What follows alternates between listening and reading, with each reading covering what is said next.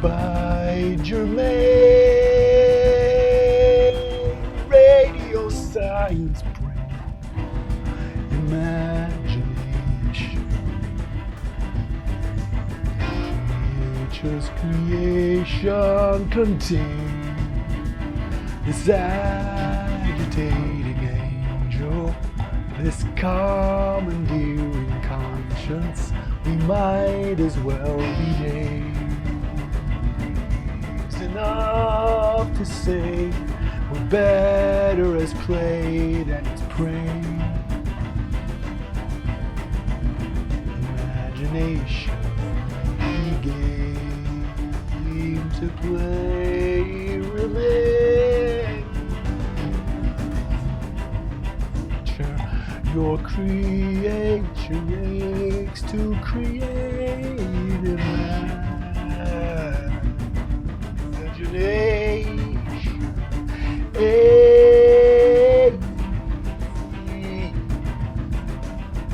imagination.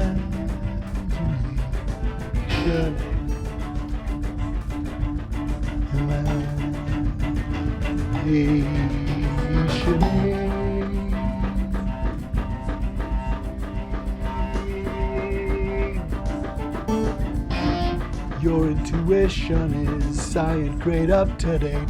You are the sentience arranged. You are a science. You can apprehend claims and rumor and innate good faith.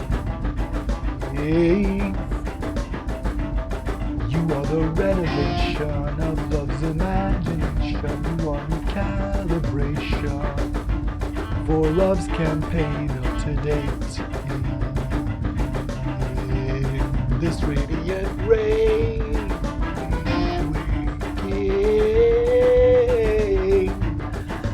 looking at the falsehood piloted by fascism.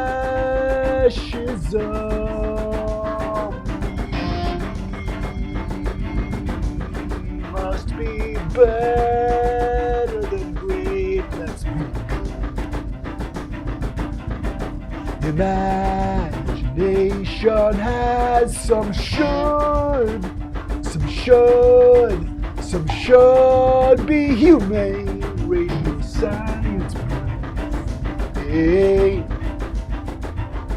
We stand against the Nazis always. Creature aim. Tolerance tolerates all but intolerance. We are humane, we always have remembrance. Never again is easy to say. Never again is easy to say. Never again is today is easy to say. How did the greatest generation get to be called greatest? Imagination may just made us. If we are ready to participate, looking for truth is truly scary sometimes, but duty must be done, or it's to be done on duty, and that's shitty. That's not humane.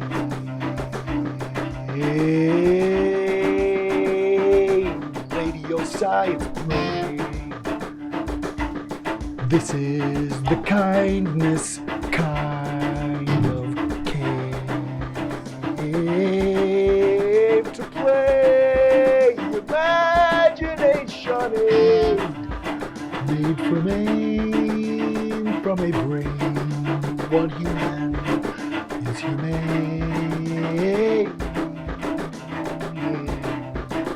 This is the mindness we contain. Radio science, imagination may begin. Intuition is worth listening to. Refrain of your mind knocking, saying, I'm listening.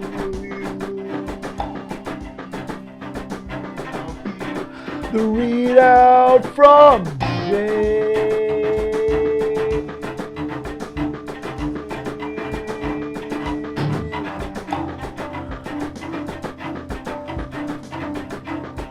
Will you hear the residents complain? Will you hear the readout from your game, from your postulation, from problems your brain's been processing since you programmed the question? Radio science brain, are you listening to your brain today? Are you listening to your mind, or are you found and find and found and found and found? Might try finding you listening to your mind. You are the renovation of love's imagination. Behind the cloud of falsehood, behind the mask and disguise, you are the renovation of love's imagination. Eyes when you like, you are the radiant kind. Renovation, make findings and client. You are the renovation of love's imagination through your mind. Imagination, wake today. Radio science, brain germane activation.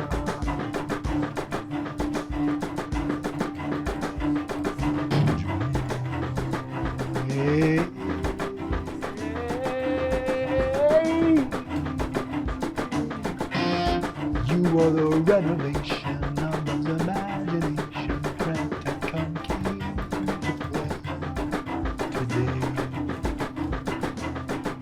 Inhalation, radio science brain. Let's activate today. We can wake wax from rain always. We can wake wax from rain. We can do it in love.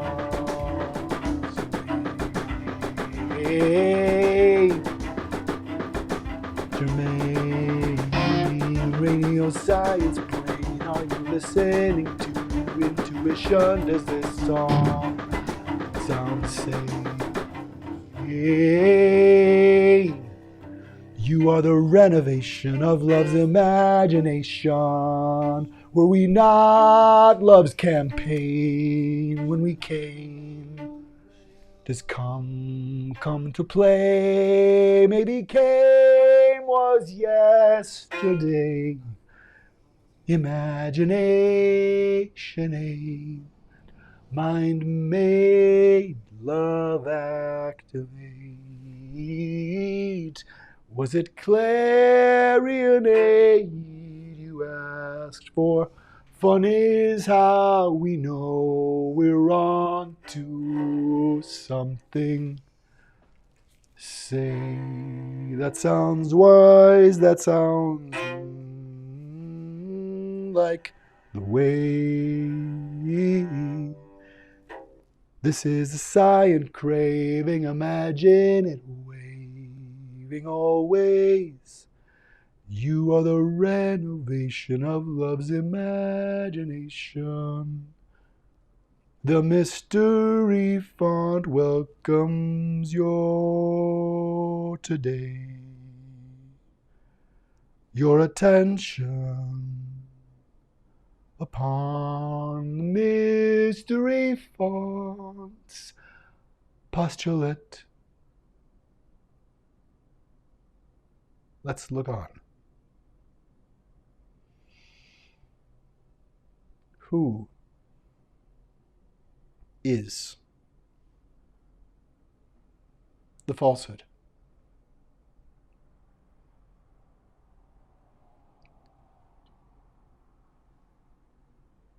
Once a politician utters a word like vermin, we know that we are dealing with the Nazi particle or someone who wants to utilize it.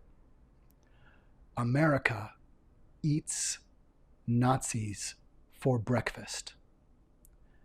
And that's also the Ku Klux Klan that democracy has an appetite for. Not for any people, because the left is not here for violence. But intolerance is a disease that needs health care, or when crime is involved, accountability. There is no tolerance for spreading white supremacy and patriarchal terrorism in America. You, Donald Trump, have woken the new Colossus. We are not done with you, but you are done. You are relieved of the abuse of your mind, that you are welcome to declare yourself a candidate. We are experiencing massive distortions in the field of reality due to the malice upon reason and fact and human family known as the falsehood.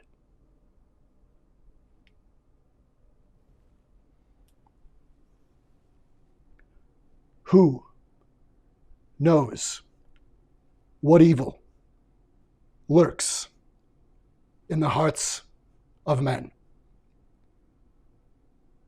Who knows what evil lurks in the hearts of men?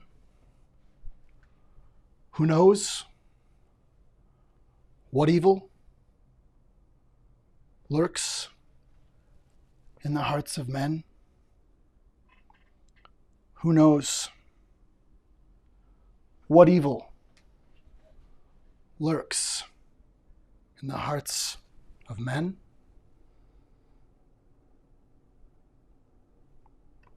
The falsehood knows. The falsehood knows. Who is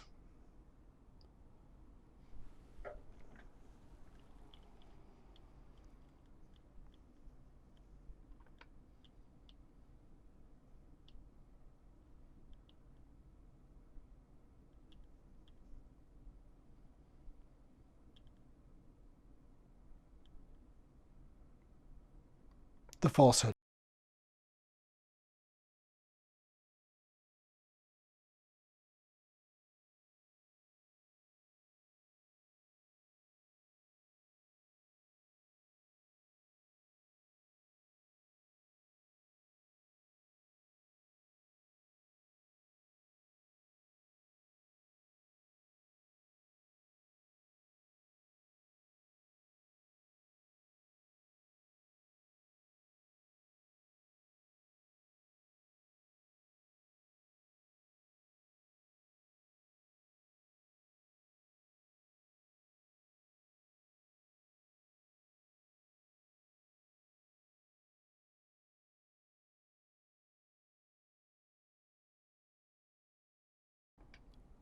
Who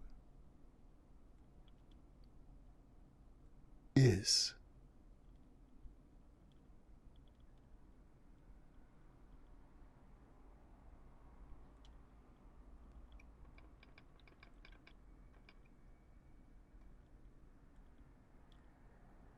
Who is?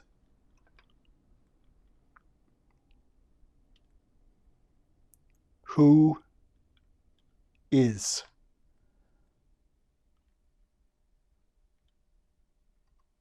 The falsehood.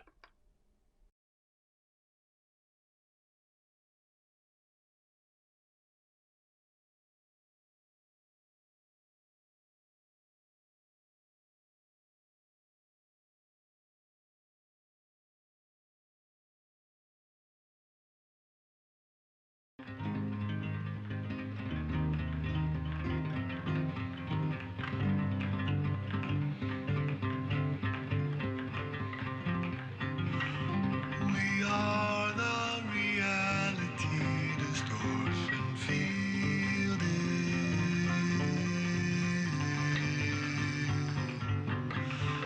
We are the reality distortion field.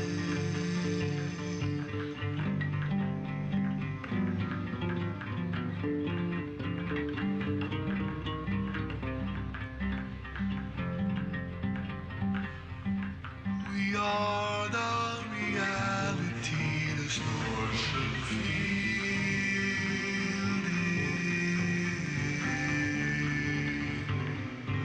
The falsehood will demonize your sensitivity.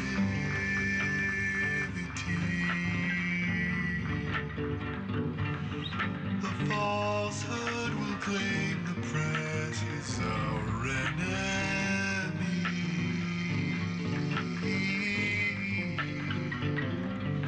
To cry fake news, then preempt remedy. Such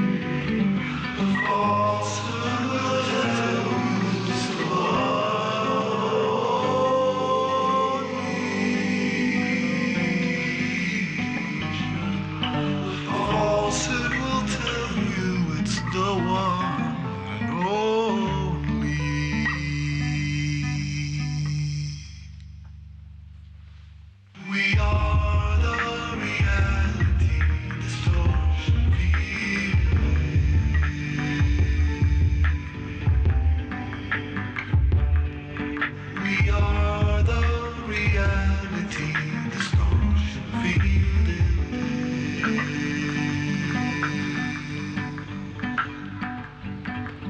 The falsehood soaked down intuition holds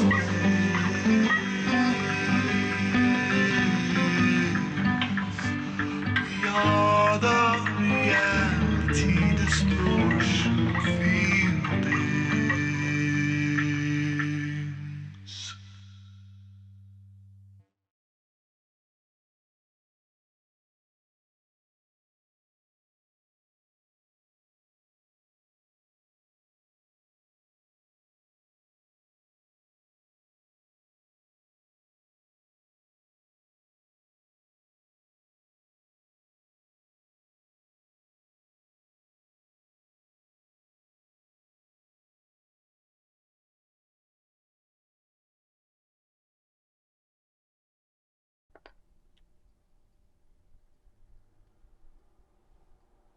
Deny, attack, reverse, victim, and offender. Deny, attack, reverse, victim, and offender.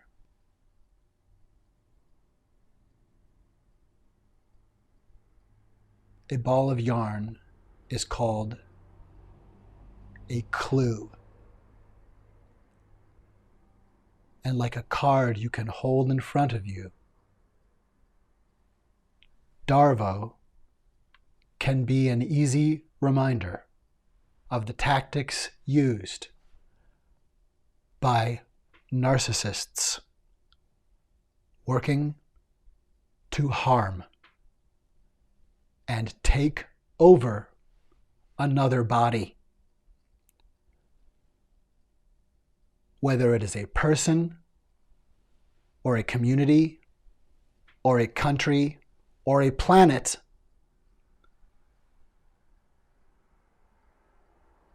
a predator grabs your pussy or grabs your penis or grabs whatever you call your genitals.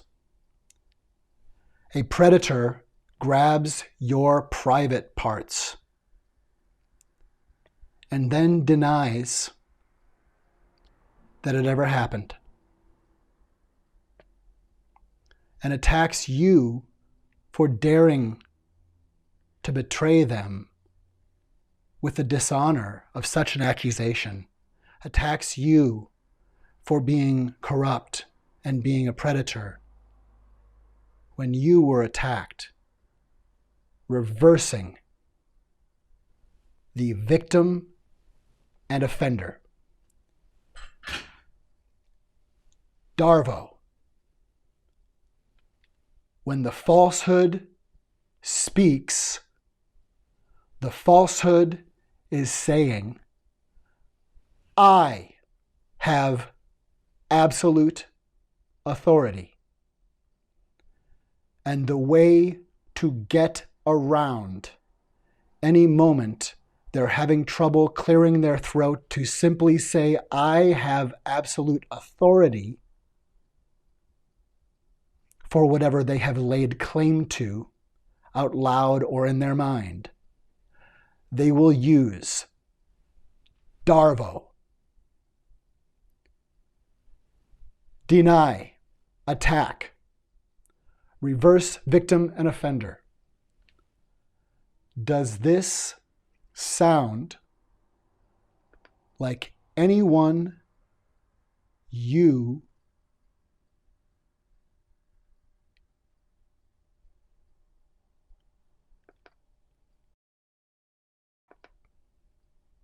can think of?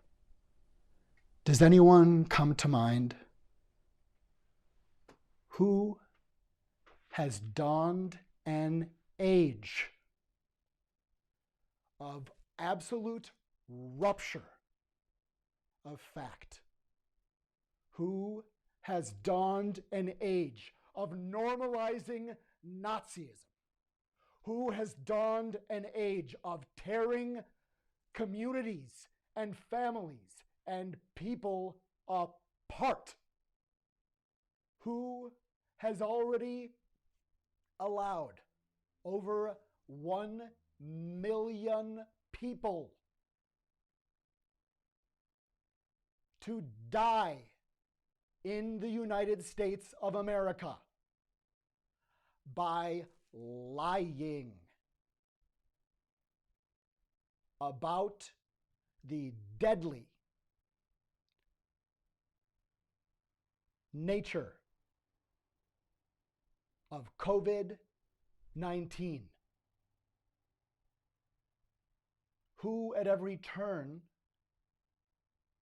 for any conflict says, oh, you're deranged to ask that. You're deranged by my name. You just hate me. Who has degraded you?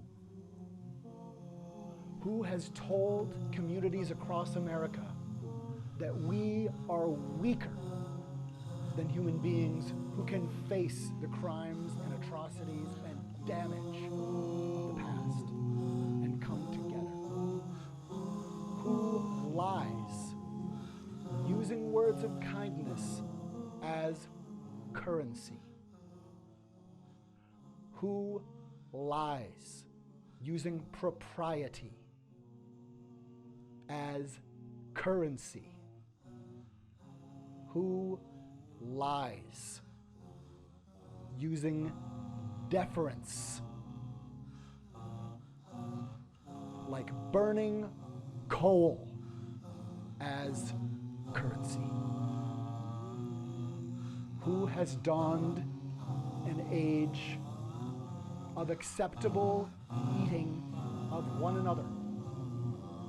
Who has donned an age of the falsehood? Who has brought a false, poisoned wool hood over America and the world?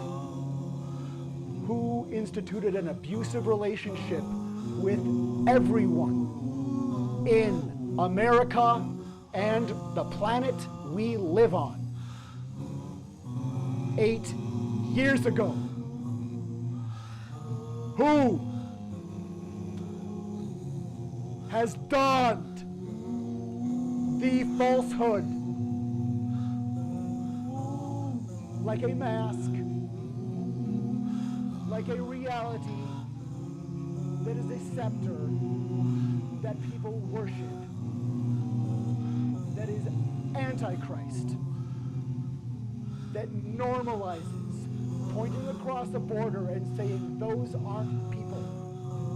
Who has called human beings vermin other than Hitler and demagogues of pure anti-human violence?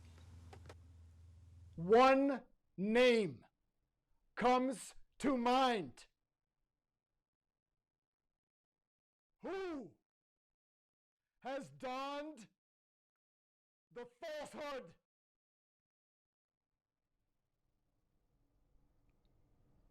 Can you think of anybody? Maybe sometime you remember a ways back, someone exploited your trust. Remember? God, that was humiliating. Especially because need is sacred. Human need is sacred. Human need is sacred.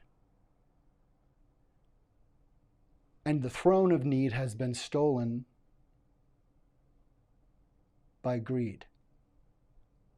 But just when we peel the veneer after a reprehensible lynching in the streets of Minneapolis in 2020,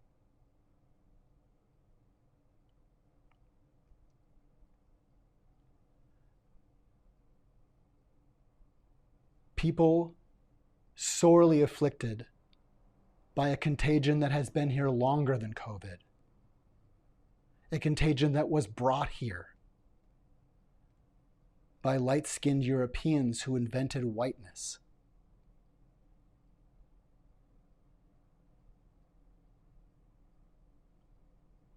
To destroy other people and use them as animals that reveal how humanity uses animals. Who has fostered a nation saying, "Was it that bad?" Who has fostered a number of people agitating against putting on a mask to save mom and dad? Who comes to mind? Maybe something feels like it's coming.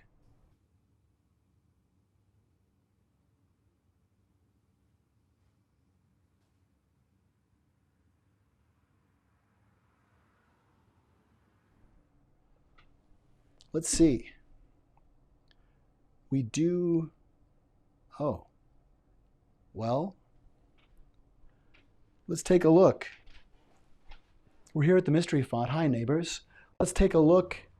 Well, we've seen that before. Ah, there is Burgles. Oh, Burgles. Burgles, you're there every day. I've come to love you, or just turn my eyes away so that I can try to forget that you have put yourself on a course against humanity. Burgles.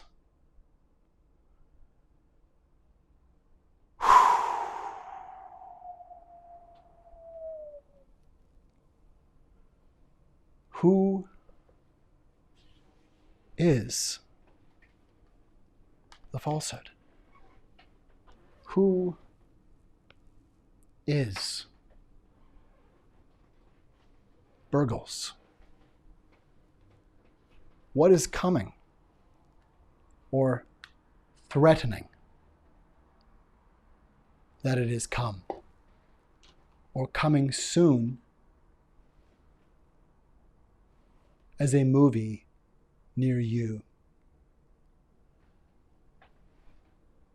That is not a movie.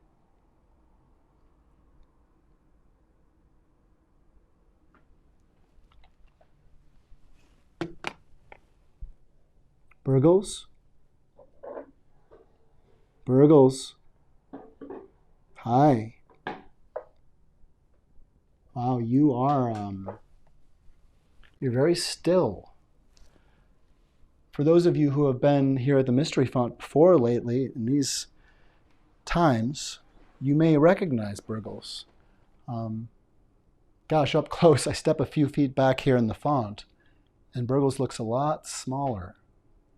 I can still feel how big Burgles is, but when I step a few feet closer, Burgles expands to the size of a small city. You know, like a big, terrifying mass of threat that may have malice or may have been directed or launched with malice, or at least is coming this way unless we stop it. And if it is listening to anyone or has executive function enough to recognize and open up the capacity for reason, maybe Burgles can hear us. Maybe, at this moment, I feel like our portal to seeing what is coming here, it's like a snapshot. It's so still, I cannot see it moving, but you can feel it, right? We do not have to stand here and be unmoved at this moment. We, in fact, I think it may be incumbent upon us to really dial in. And if we can, if we can get a response from Burgles, I wonder, just listening to Burgles' voice, if we might hear denial, attack,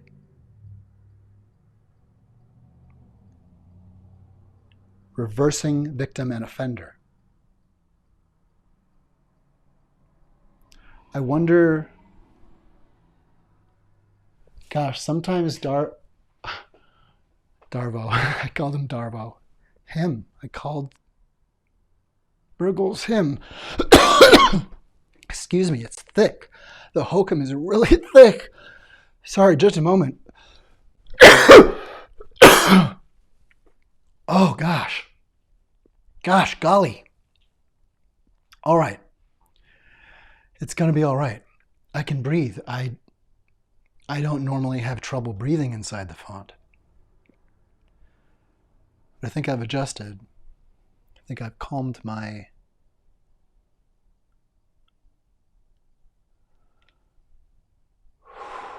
self. It's an important skill to have when someone has set themselves on a course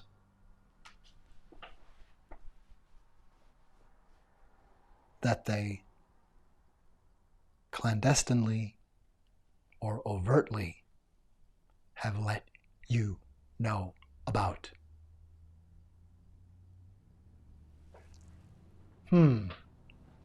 Gosh. I really don't see any twisting or over time as we've been watching. Do you? And I kind of feel like the color, the glow of this image is dissipating.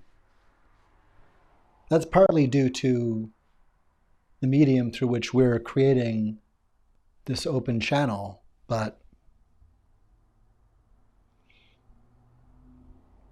from here, it looks massive, but I could also, it kind of looks like a plastic bag with garbage in it. Or with some paper. It might not be garbage, it might be the Constitution, for that matter. It just might be a person, a body, who has been called garbage and cast through a mirror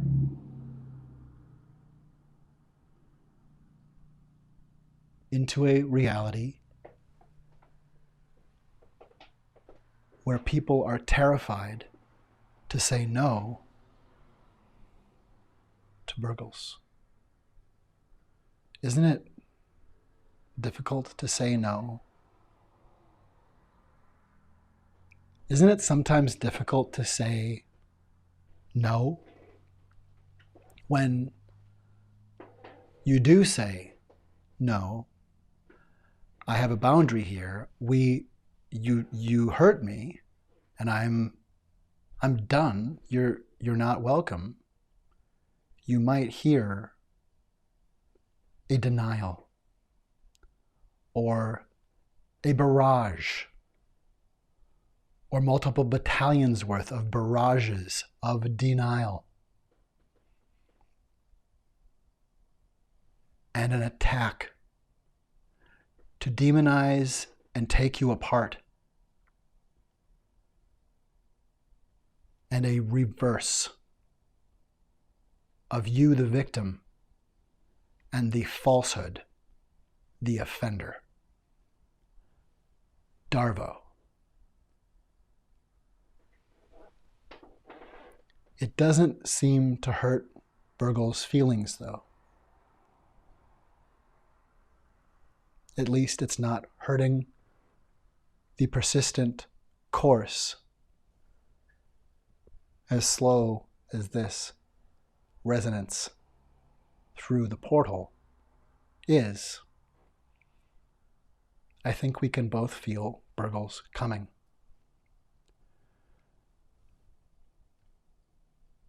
How we deal with this is what's important. And at every minute, as we see Burgle's draw nearer, as we work to affix a needless, but apparently somehow required, restraining order against the person who grabbed our private parts and attacked us and left feces and blood. Feces and blood. Feces and blood. Feces and blood. Feces and blood in the national capital.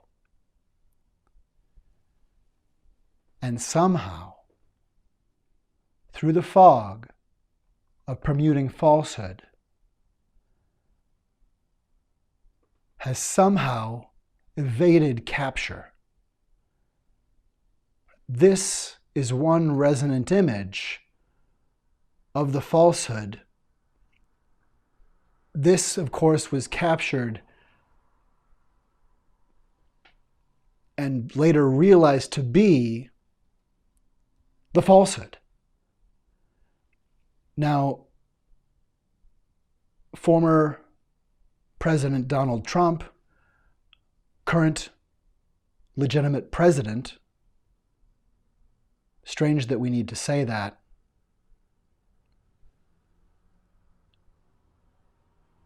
Joe Biden, and other presidents have called repeatedly for the identity of the falsehood. Who is the falsehood? This, of course, was taken after what then President Trump told us was a necessary clearing of what was a legal protest. But nonetheless, tear gas was used, or so some reported. So the Associated Press, so the world press reported, so the eyes in our heads told our brains. But after Donald Trump posed, or was reported to have posed in front of a boarded up church, holding a Bible upside down, it was in fact revealed And here we have just a glimpse of proof. It was in fact the falsehood. And in this minute, I wonder, the falsehood often shows up. It seems to have been somewhere. And gosh, I mean, golly willikers, golly, I'm just realizing, I mean, gosh. Marjorie Taylor Greene has been a victim repeatedly of the falsehood. How many times have we found audio or all kinds of footage or heard her before our very eyes and ears in person to say horrible falsehoods, but then to find, of course, it was always the pernicious falsehood. We can only hope to glimpse when the falsehood has crept in, and here it happened. Fortunately, Donald Trump escaped with his life on that day. Think of how many times the falsehood was right at the heels of Marjorie Taylor Greene. Think of how many times the falsehood has been right at the heels of Joe Biden. Think of how many times the falsehood has been at the heels of Bill Clinton. Think of how many times the falsehood has been at the throat of Elon Musk. How many billions, 44 billions of times has Elon Musk been replaced and then later emancipated from that horrible crime by simply revealing, in fact, no, I have on good authority, says Mr. Musk. It was the falsehood.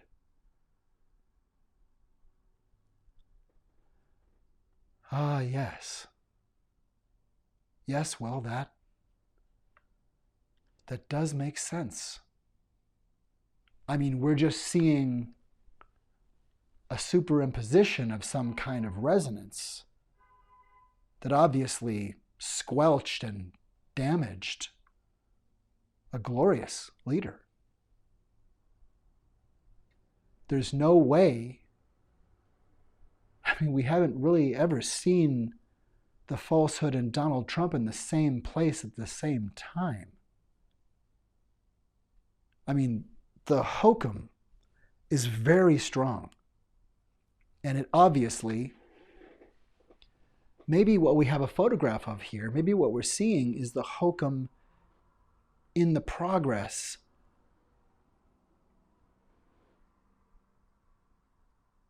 of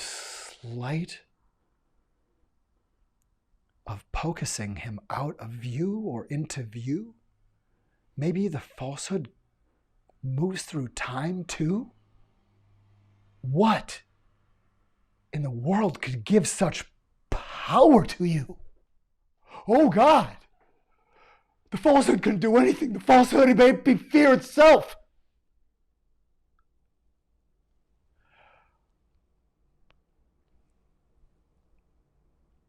Aha.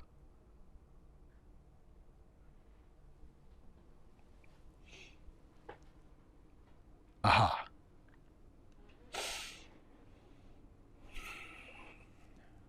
I need to breathe for a moment.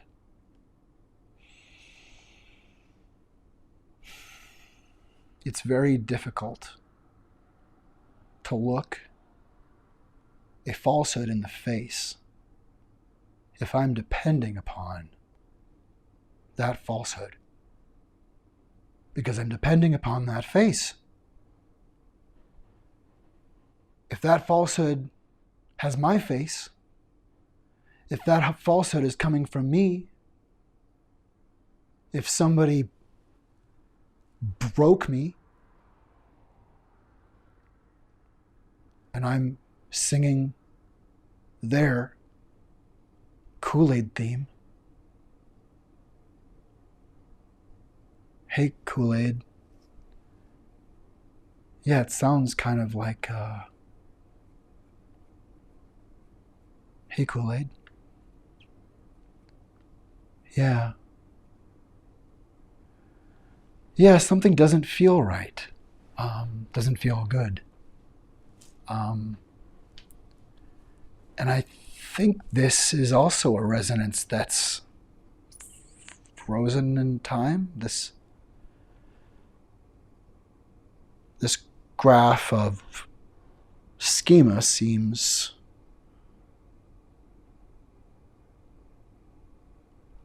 to be mostly still. Is it? And it's coming for us. Who is the falsehood? I mean, if he can disguise himself as a politician who's told us upon his very confidence, upon his very reputation, upon the deference of his office, the deference of celebrity, upon the deference of, I mean, he said to a court that he has absolute authority. And that's why he was holding on to our private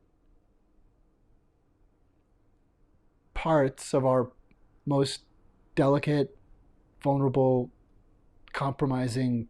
Please don't touch that. Don't take that out of that place. That's not for you. That can only be there. You can't take that. Don't take that stuff. I think something's wrong. I'm having a feeling. I'm having intuition feelings. I'm feelings, bad feelings. I'm feelings bad feelings. I'm bad feelings. Um, I, I'm feeling bad feelings. Um,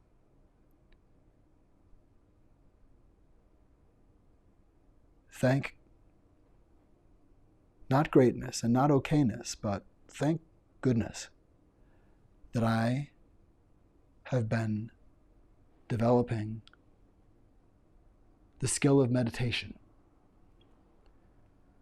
because I can see that this thing is coming and that we need to say no.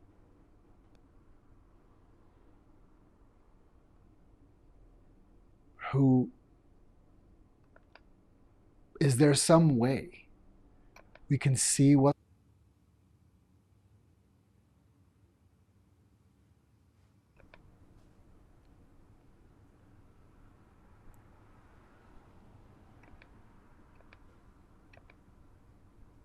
Can we? Oh, oh, Burgles? Burgles? You're not Burgles. Yeah, you're not Burgles. I think you might be Burgles. Are you Burgles? Um, okay. So if whoever is driving this gets all Darvo-y, let's keep this card handy. Do you have a copy? Maybe make a copy. Maybe write this down. It's common as a use, as a utility, as a platform for abuse. Darvo gets used to use you if you do not apprehend Darvo. Darvo will eat us. Who is the falsehood? Who is There's some... Who is that? That's strange hair behaving. I mean, I can't see the movement, but I can see it flapping there. Tie.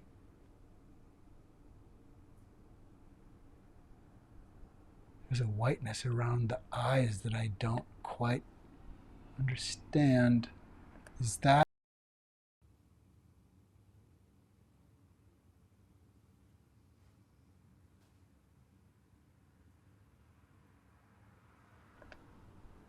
Is that... Oh God. Is that the falsehood? I don't want to look at this. I don't want to look at this. I don't want to look at this. I don't want to look at this. But this person, I think this person may have told us they're coming. I think something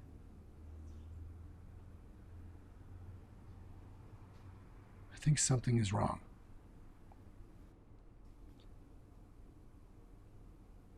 What? Is this a loop? Is this another appearance? Is that CNN coming through a portal in the mystery font? What's happening? What's happening? Okay, calm down. I'm all right. I'm still here, your host. But part of how I'm able to sustain the font is openness to intuition and the feelings that allow me to see. And empathy is how I can see. That is how the bandwidth of meaning comes into view. That is the only way it comes into view.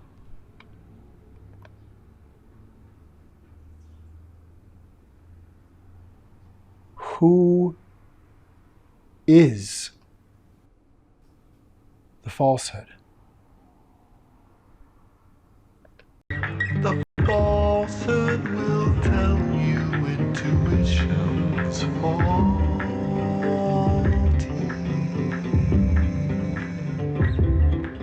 The falsehood will tell you facts aren't factual. I have been wondering about this. The I have been wondering about this. will tell you intuition's Moving around. He keeps moving around. The falsehood will tell you facts. It's almost like he doesn't want to be found. The He keeps moving falsehood around. will tell you And somehow we never drill down. We never drill down. We never drill down. There are so many falsehood will tell you facts aren't facts. Attacks on people, bringing them down. The Attacks falsehood will on tell fact. you intuition's faulty.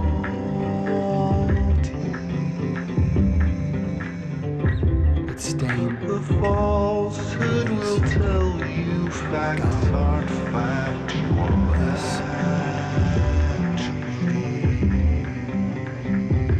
This is not The resolved. falsehood will This is not tell resolved. you intuition's faulty. Wait a second. Can I? Oh. Oh. Oh. Oh. Oh. Oh. Oh. I like this. Gosh. Wellikers. Okay. Wait, where's Steve Bannon and the commandment that there must be 15 other things trying to get in when one bad thing is trying to come in? Send 17 bad things, send 27 million of them. Get as much terrorism across as you can. How did I stop this? You see, my loves, my kindnesses, my kind. We can all find quiet with our mind and ask if we realize we have submitted to another mind that is stopping us from asking a question. And we are being drawn to the next thing. And we are scrolling and trusting based on confidence.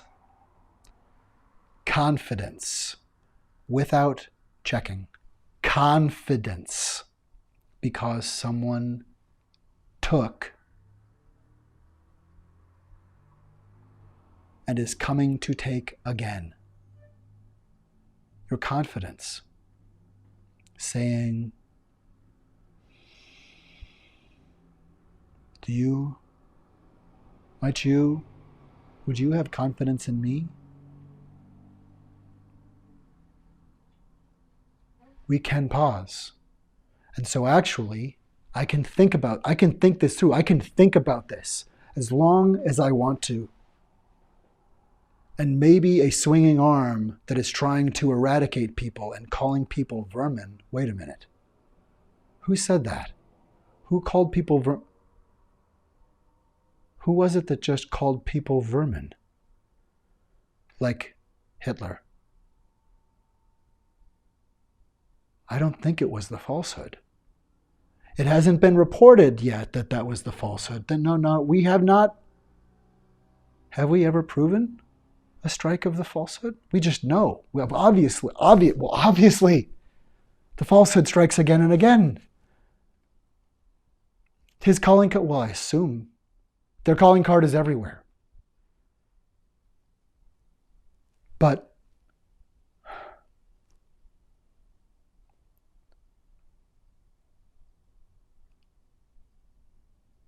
Donald Trump used the word vermin about human beings.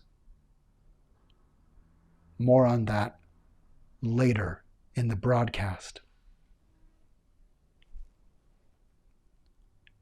Incompetence. Well, how about COVID? If someone was told on January 28th,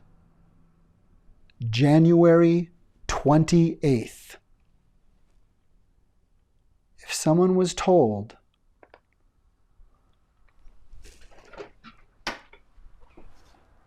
on January 28th, 2020,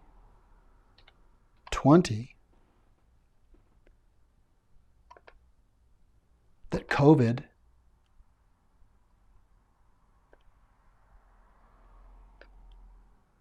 was deadly and that COVID was coming and that COVID would be the biggest security threat to face the president on January 28th, 2020. I mean, wait a minute. That does cause some gas to erupt here. January 28th, 2020. That's a long time. That's a long time. That's pivotal time. That's time in which we may have extinguished or stopped COVID from coming to America all together. New Zealand simply took care, as if there was care to spare. And virtually no one perished. Interesting that. And on January 28th, 2020, the president at the time, that would have been Donald Trump. On January 28th, 2020, Donald Trump was told, this will be the most grave security threat and challenge of your presidency,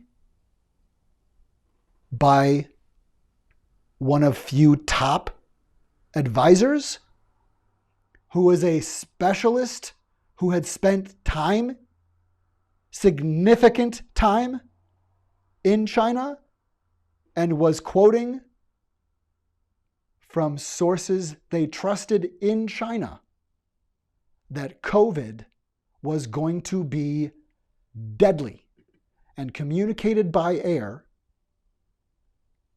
worse than the flu by a massive measure. Donald Trump was told on January 28th, 2020, and he proceeded to tell Robert Woodward much later, many days later, many days later, that he liked to play it down, and of course was telling people to go outside and be together and that it would just vanish. That he told Robert Woodward that it was deadly, that it traveled through the air, and so it was more dangerous. It was more dangerous also than the flu, that it was deadly and it was bad stuff. And at the same time was telling people it wasn't a problem and was under control. And his only defense, strange that that wasn't drilled down on, but that seems an epidemic, a lack of taking through enough executive function the time to focus on drilling down on a seeming falsehood. That there might be something amiss with the person who has asked for and sworn an oath to hold and broken the watch.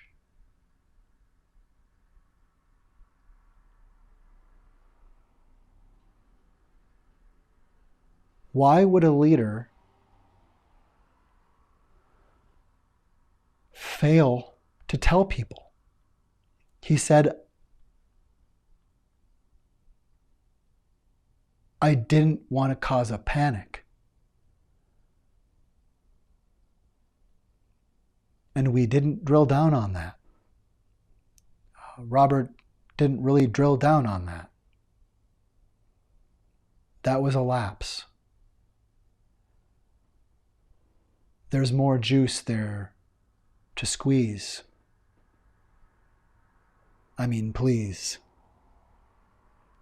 Because when you are the one with the watch, like the general watch that you hold for everyone, when you're the one standing on the wall or in charge of those standing on the wall who report to you as the one holding the watch, the one sitting over and presiding, the one who asked, make me the one presiding over everything as the chief executive officer. We took that offer, sadly. He said, make me president. What does it mean to preside? To preside means to be in charge. And so, if he didn't realize, after being warned on January 28th, that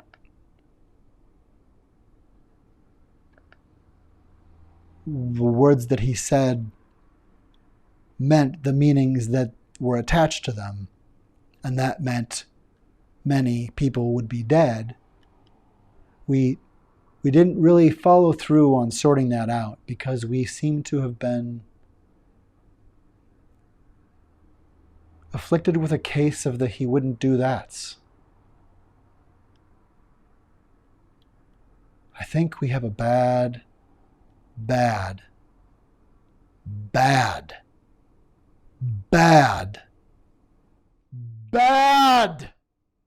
case.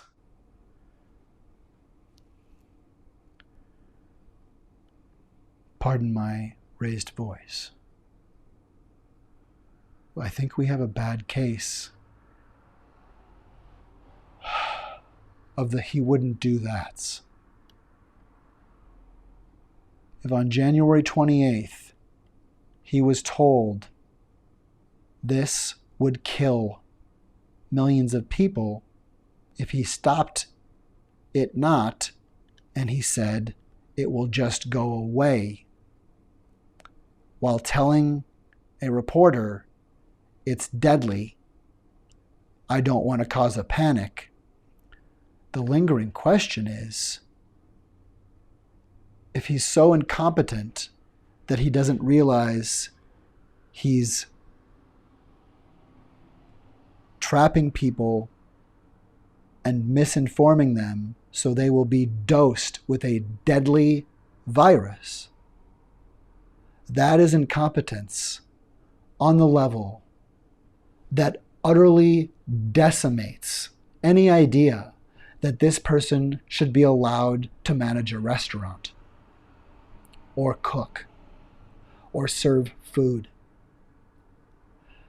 This is decimating incompetence, so blistering and so stupefied as to its need or reason to be in the role it is in.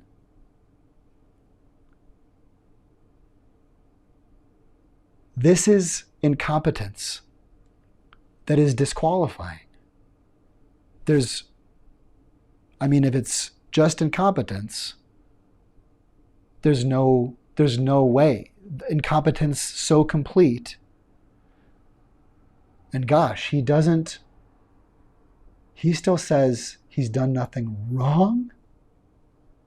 Wow. Golly, that's a big one. That's a big leap. Holy wow. What?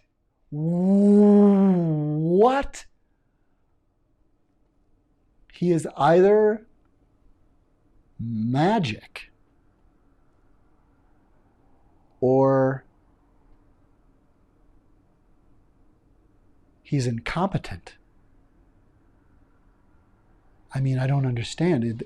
If this is just incompetence, okay, but wait. Gosh, golly, good gee willikers, this is big news. Holy Katzenbergs. Holy cats. So, okay.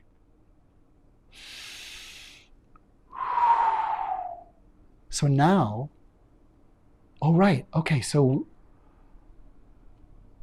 oh that's right, we've paused here, and we can, okay, so we can move from here, and we can look elsewhere. We're looking at incompetence, okay, and we're going to move from incompetence, and the verdict, here, in the case of COVID, for instance, if he was so incompetent as to think that he should not tell people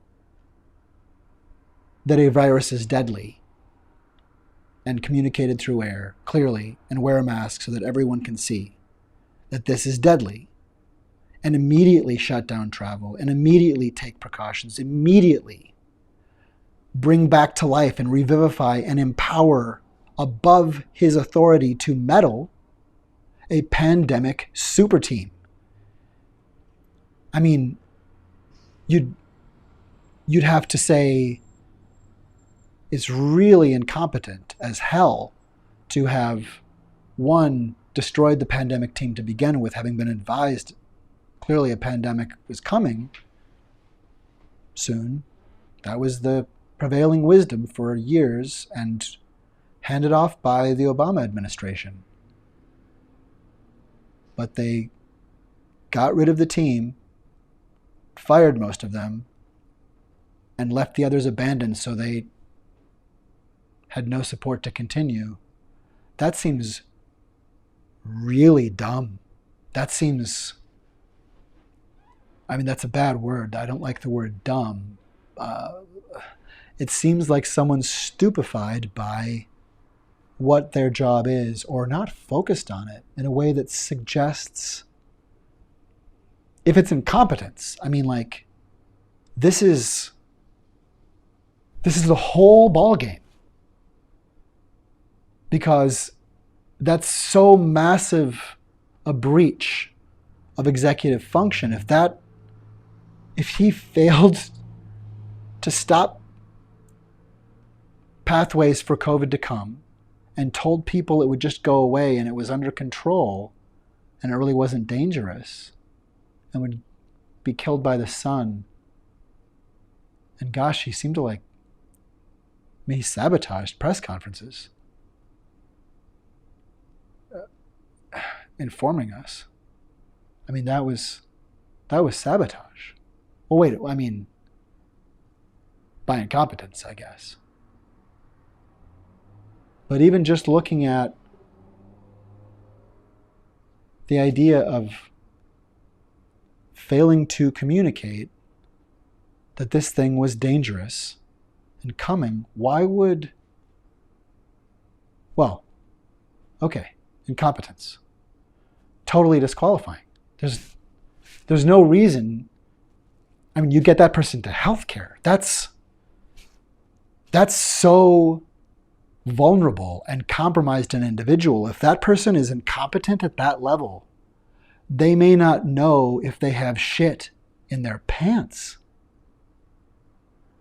That's not a bad thing. Sometimes people don't know. Sometimes I might not know. Things happen. Stuff gets shaken up. But golly, that's really incompetent.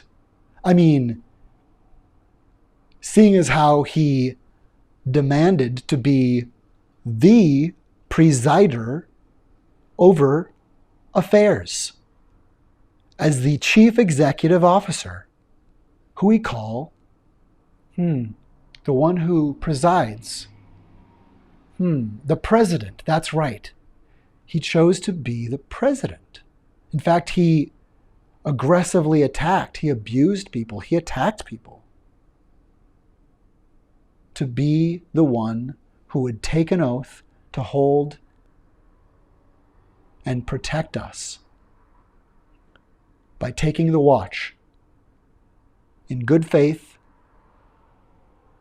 And he kept saying, put America first. Now that's weird because that's a Ku Klux Klan reference. That's a very, and frankly, Make America Great Again is also a Ku Klux Klan reference, very clearly. Those are blatant dog whistles. Those are dog whistles. Gosh, if he is that incompetent, oh wow, golly, what, gee willikers, that is really grossly, dangerously, like bones will be crushed, incompetent. Holy cow! He might think mayonnaise is poop. He might think a calculator is soup. He might think a car is the future. Oh gosh. Wow. That isn't swell. That's a swelling catastrophe. That's wow. Wee golly gee. What? Holy cats. All right. That's really big. Okay. How? That's right. We're still paused here at incompetence. Okay. That's helpful. Wow, look at this. We've really come a long way. Holy cow. If this, oh my gosh, the more I think about, like if he's, oh my God, just looking in one place and somehow magically generating a field of safety, being aware that I'm safe, I'm physically safe enough here in the mystery font, as every American should be, to think and to intuit, to feel, to know what we're knowing, to be our being awake enough that we can take care of ourselves and know I need sleep when I need sleep, and trust the people who are with us, or trust the door and the keys we keep, or trust the people who let us sleep with the sheep and let us, our child, in a manger keep.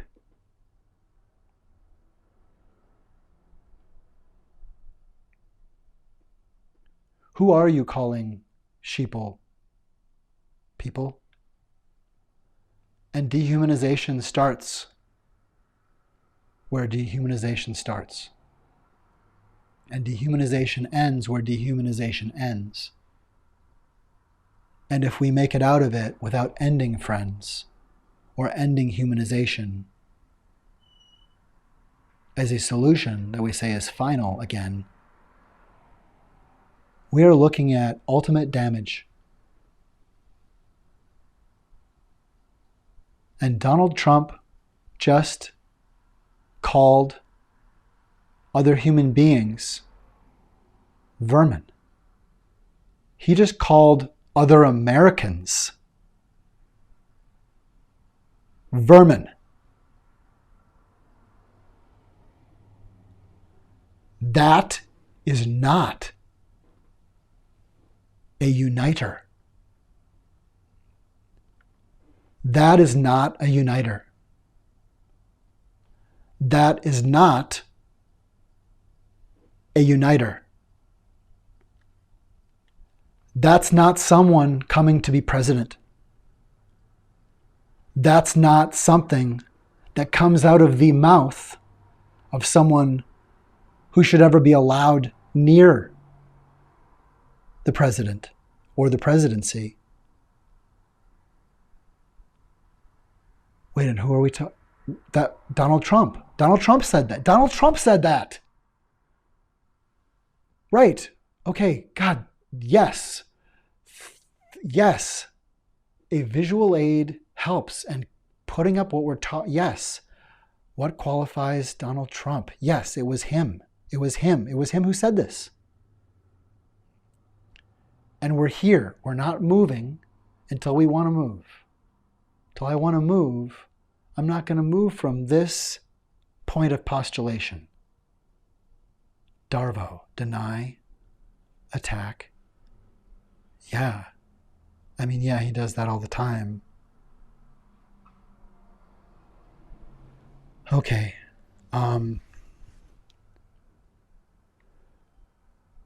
Maybe we can look at reverse victim and offender more. I think we obviously, I mean, that's what we're looking at, really, in a way. We need to, I mean, if he's incompetent at this level, it's completely disqualifying. There's no reason to entertain the possibility that he would ever be allowed to run for office ever again on earth. It's the most massive betrayal of the duty of a union that binds people together who do not necessarily agree about everything, but are a nation. That's a cancer particle. That's totalitarian harm. Well, no, but incompetence. Right, we're here in incompetence. Right, we're in incompetence. to be so incompetent that you cause something and to not know? Does he not, or did he forget? Because he apologized it and said it was terrible, and then he said it wasn't. And he said it wasn't an insurrection? And he's coming back again? So he declared running in contravention of the 14th Amendment of the United States Constitution and has said, actually, a number of times that he thinks we should get rid of the Constitution. If that is all said because he's incompetent, I mean, there could be other reasons that those would seem to be disqualifying. Okay, incompetence. If it's like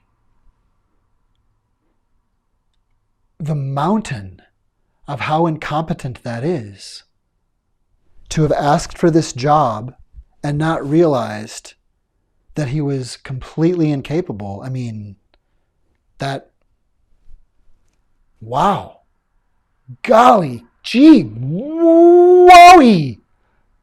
Gee, that's big. Wow.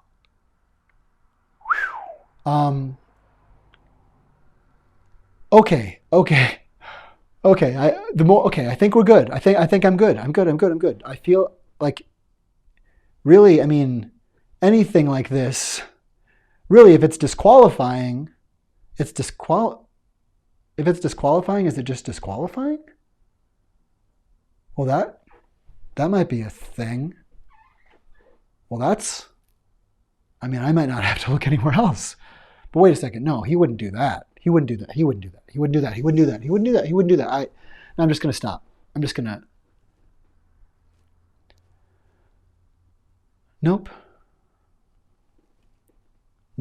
I don't want to look at this. But I'm going to look at this. I am not a coward. I'm not submissive to any man or woman telling me, don't ask me if that's a lie. Don't ask me if I'm the guy. Don't ask me if I'm wearing a hood that is a lie.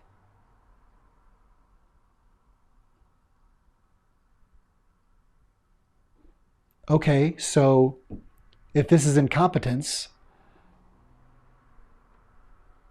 he's done. There's no way. There's no way he will ever hold a job again.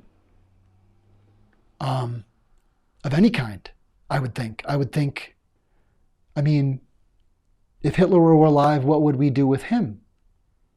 That's really big. But no, it's incompetence. God, it's hard to keep track of. It's hard to hold in my mind. How could you be that? Okay. All right, we haven't moved. We're in incompetence. If Donald Trump allowed, I blurred into talking about, there's so many things. Okay. But we were talking about COVID, for instance. If he let that through and didn't tell us when he knew, just because he was incompetent, it's totally disqualifying, just on that one massive thing alone. Okay. And we can come back. We can come back. I can come back at any time and look at this. Well, if we're still alive, if we're still here. So I'm going to now,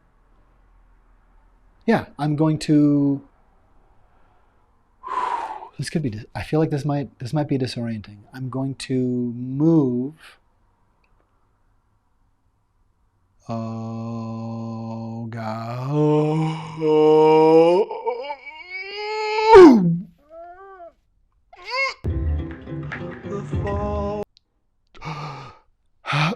Oh, gosh. Oh, boy, this does not feel good. God, okay. Oh. Oh my God. Oh my God. Oh my God. Oh my God. Okay. Why am I saying God? Why am I saying God? I think it's just it's so big. Okay. So, well, yeah, if in terms of COVID, if January 28th as one point of reference, as one thing to drill down on, uh, that's really bad. There's nothing. What possible redeeming? What is good about not telling people? That's a trap. That's a trap. That's intentionally dosing millions of Americans. That's intentionally dosing anyone in America. And leaving people in detention centers and everyone utterly defenseless and under attack. That's a chemical attack. That's a biological attack. I mean, he had the watch. We gave him the watch. We gave him the watch. And he said, I didn't want to cause a panic? God, I'm so glad that oh God, yes. There's such incredible value. There's such incredible value in the ability to calm my mind,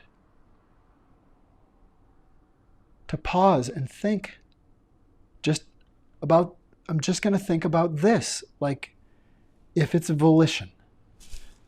Volition means intent.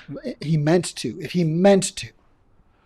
Volition, it's not incompetence. Incompetence it's a mistake. It's just, we're at volition. We're all the way at volition. We are totally, completely looking at volition because it is safe. As terrible an answer as that is, that means he had us over a barrel. If he meant to do it, he had us over a barrel and he meant to kill as many people as possible. I mean, you wouldn't do that if you weren't creating a purge, because this isn't incompetence, this is an intent. If you intentionally say, it's safe, it's just going to go away. We only have 1 or 2 cases. It's not a problem. It's under control. Go celebrate Easter together. I mean, oh God. Okay. So I'm going to look now. I'm going to look at something now. I'm going to look at something now. This isn't fun. He said something. He said something.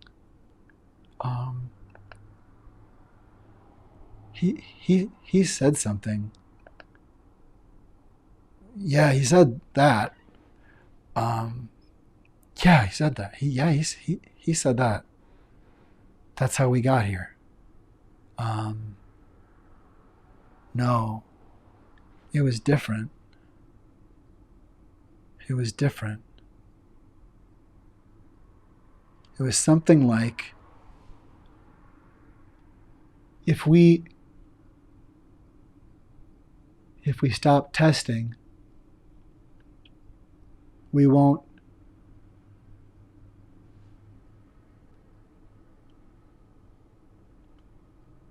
have any more cases, or very few.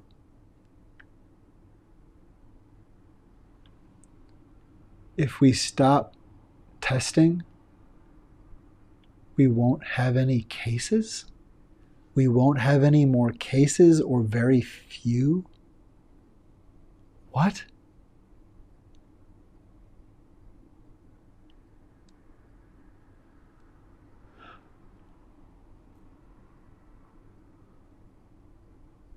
Okay. Well, this is not fun. We're safe here. I'm safe here. I'm safe here right now. I'm going to keep going. So,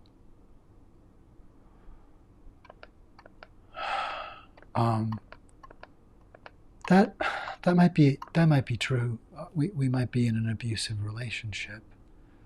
I mean, if this is the eventuality, we're all in an abusive relationship. We're all in an abusive relationship with the falsehood. And if the falsehood has been donned by Donald Trump,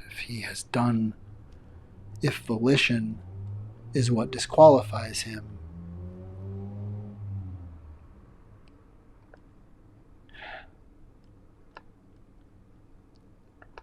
if we stop testing, there won't be any more cases, or very few. What? What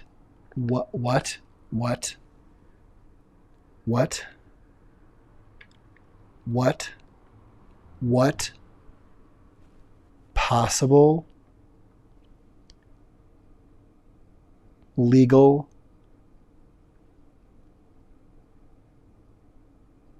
and non-nefarious reason would there be for him to say that? I mean, let's look at it. Does he mean, okay, well, wait, we're out of incompetence. I guess we could look at it over there. But while we're here, this is where we're looking. And there's no reason to fear fear itself. There is no reason to fear fear itself, because it's just fear itself.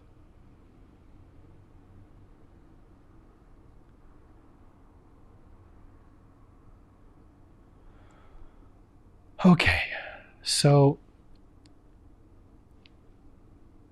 if he's saying that if we stop testing, there won't be any more cases, is he saying, well, no, let's see, how about, let's slow this down. Okay. Gosh, we can do anything. The mind can do anything. The mind can do anything. We can think about this. We can just look. Okay. If we stop testing, he's saying there won't be any more cases. So does he, and it's volition. There's intent. So is he saying he doesn't understand that there will continue to be cases of a deadly outbreak of a virus? Or is he intentionally saying that to scare us with the idea that he is incompetent potentially, with volition to terrify and confuse, and break down our executive function? Or is he saying, he's just attacking science? There won't be any more cases?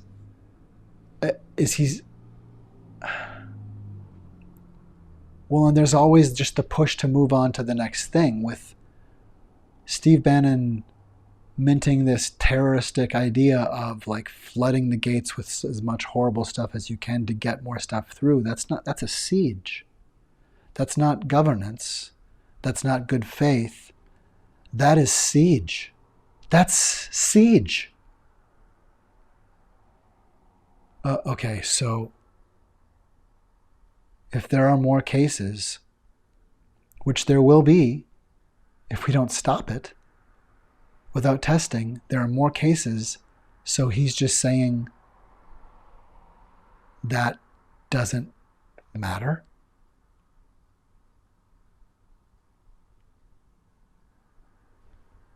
He's just saying that doesn't matter?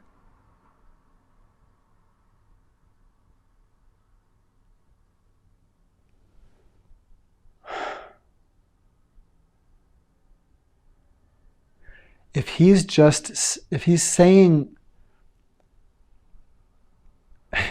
that it doesn't matter if people don't die if he changes how we measure it, like change the value of it, or say now those people are 3/5 of a person or something, or that's a different it would be a lot like claiming a different value on a property to make more money in one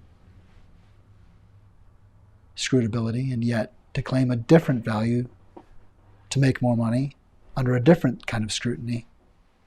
It's, volition, meaning to do it, intent, like doing it on purpose. And again, and that's, so with COVID, the thing is, this isn't anybody, because to do it as president, to do this kind of damage, this is sabotage. This calls into question his allegiance, whether he is just psychotically and narcissistically simply a dark triad personality who is out of control or doesn't care to be. Volition to kill, 1.2 million people or so. How many people have died in America from COVID? It's not a joke. He's already killed over 1 million people with intent. That is intentional. That's where we are. We're looking at volition. We've paused to actually sit with this, to sit with one thing and not get distracted. If on January 28th, he was told this is going to be the biggest security threat and challenge of your presidency, and he meant to keep that from people, and he did weird, sabotaging, destructive stuff to our ability to disseminate information or understand what the science was as science was evolving, to challenge and get in the way of Fauci. If Fauci was at fault or making mistakes, that kind of interference and messing with our ability and confusing everything made it incredibly hard to know what was what in any case. If he meant to do all of that with volition, that is treason. That's treason. That's targeting people. That is intentionally letting death attack Americans. That's an attack. God, that's an attack. That's an attack.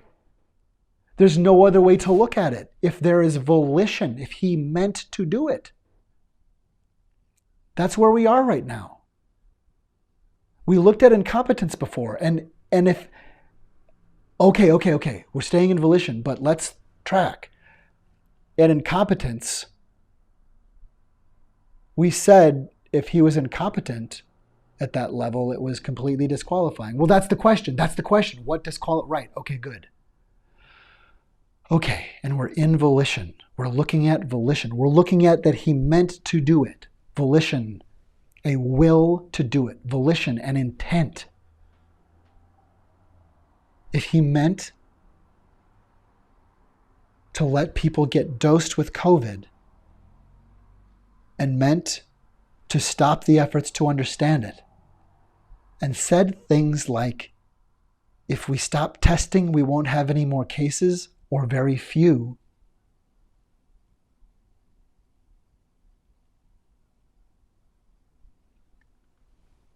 That's serial killing.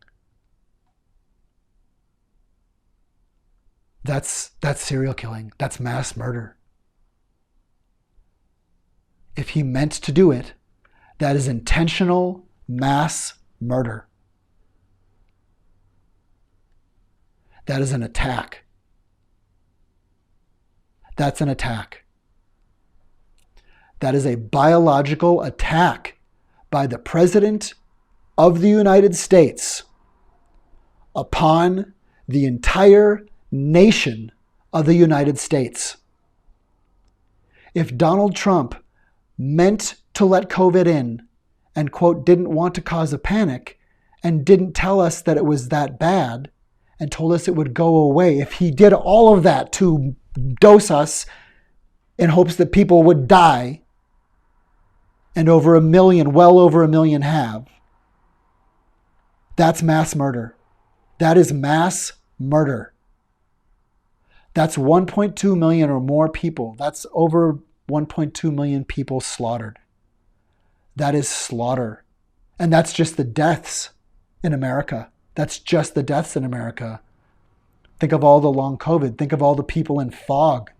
Not just fog from falsehood, but fog from COVID, from long COVID.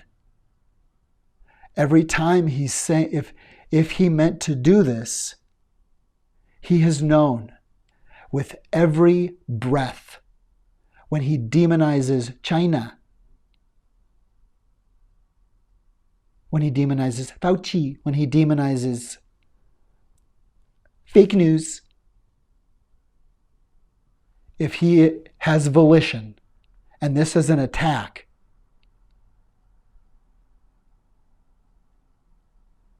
and he has called the press the enemy of the people. He has called the press the enemy of the people.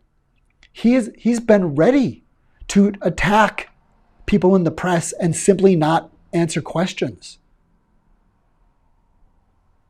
If we stop testing, we won't have any more cases. Okay, so he's saying if there's intent there, he's either threatening people that he doesn't care if they'll ever die. He is gaslighting about that. He is attacking science. He is attacking intuition. He is attacking fact. And he's attacking the truth. That is a falsehood placed upon the entire country. We didn't know, and he knew. He knew it was going to kill us. And he let it through. That's what we're looking at here. Because it happened. I mean, we're over 1 million. We're up to 1.2 or more. We're over 1.2 million deaths in America alone from COVID and all of the other harm. We're just talking about COVID now, really, right? Just to look at this question. I mean, he was in charge. He demanded and ran, and it seems maybe did nefarious things. I guess I'm not looking at that right now. I want to focus in on just, well, I guess the idea is that he took the job under false pretenses. I mean, I don't think he was corrupted in a brief stint and suddenly became. I mean, this is the idea. I suppose we're looking at the volition around COVID, but it seems strange to think that he would have been corrupted since his election in 2016. I think we're looking at volition, which means that he had intent to do harm, that he had intent for people to die, that he had intent for Americans to be confused and left unawares Because people who are informed can plan. And when we need to, when we're informed, we can plan quick. Some of us are ready. If you just say, hey, something's coming. And he didn't. He told us it wasn't a problem. With volition, we're looking at volition. God, this is ugly. God, this is absolute ugliness. Okay. Because that means that all of his supporters were attacked by him. Even the people who he's called people to violence. He's called Americans vermin. He's told us that genocide wasn't so bad. He's told us that slavery wasn't so bad.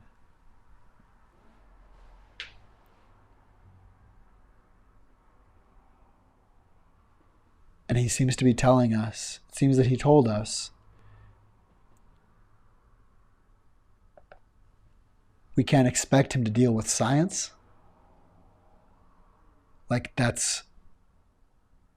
Science goes all the way to all of existence. Science isn't just how you get to Mars. Science is basic empirical knowledge. That goes all the way to how I know whether there's water splashing on me or not. We perceive the world. It's reality. And facts are facts. And with volition, if Donald Trump was told, and he was, on January 28th, if not before, but certainly on January 28th, it has been reported reliably that Donald Trump was informed COVID was deadly, spread by breath, more deadly than the flu by a significant amount, and would be the gravest security threat of his presidency. And with volition, he used it as a weapon of confusion and dismemberment of America and mass murder.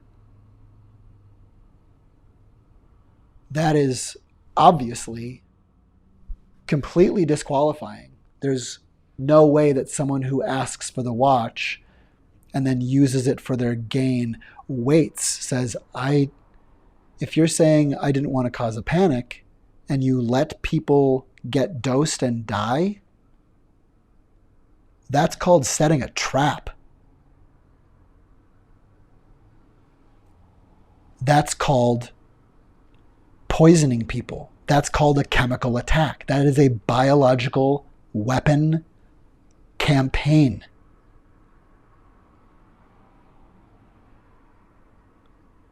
Wherever it came from, a lab or wherever, Donald Trump was made aware of it and he utilized it. That's not just disqualifying, that's millions of human rights crimes. That is an atrocity against hundreds of millions of people in America and really the entire planet. As a leader of any community, to do that is like being an exponent of Typhoid Mary. That is, it could be volition because he's just a lunatic of criminal malice and terrible violence, a maniac, a monster of humanity, just an aberration like full Jeffrey Dahmer. That would be that, I suppose. Or maybe it's just absolute power and domination, in which case, yeah, it seems pretty Dahmer to me. Gosh, and if he actually believes, he could believe that taking over America under white supremacist patriarchal terrorism is good for humanity or good for America, whereas he says that it's consistent with Jesus Christ. he might believe that and then have volition to do that horrible barrage of siege and crime for 8 years. That's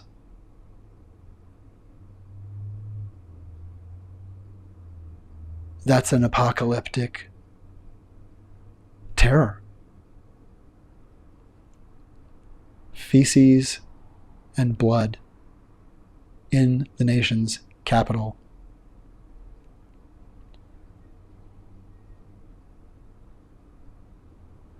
And he did nothing wrong.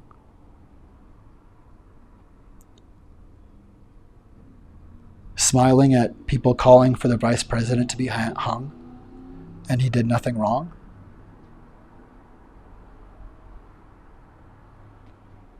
He didn't mean to cause a panic and told people there wasn't a reason to have fear.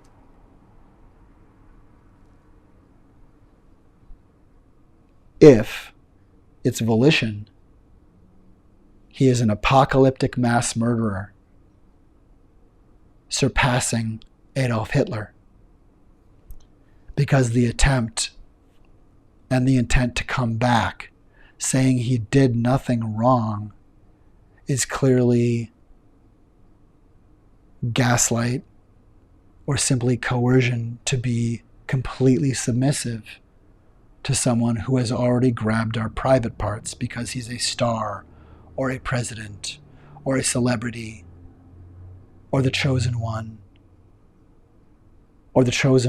or he just has absolute authority and he had already declassified our penises and our genitals and our pussies and our delicate parts and our vulnerable places that are ours. What qualifies Donald Trump? I mean, if it's volition, obviously, the question is what disqualifies, and if it's volition, it definitely does disqualify. It completely disqualifies him probably from being in society in any normal way. He probably will have to be confined or under guard for the rest of his life.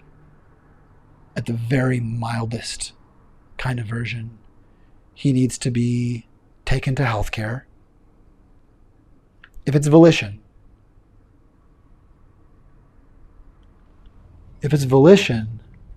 we have made this monster. If it's volition, we've been watching this happen. If it is volition, then we know what is happening because we're not idiots. If it's volition, then we are all in a terroristic, abusive relationship with the disgraced former president of the United States. If it's volition, his addled and confused and completely reality distorted idea that he can simply announce he's running for president in 2024 in direct contravention of the 14th Amendment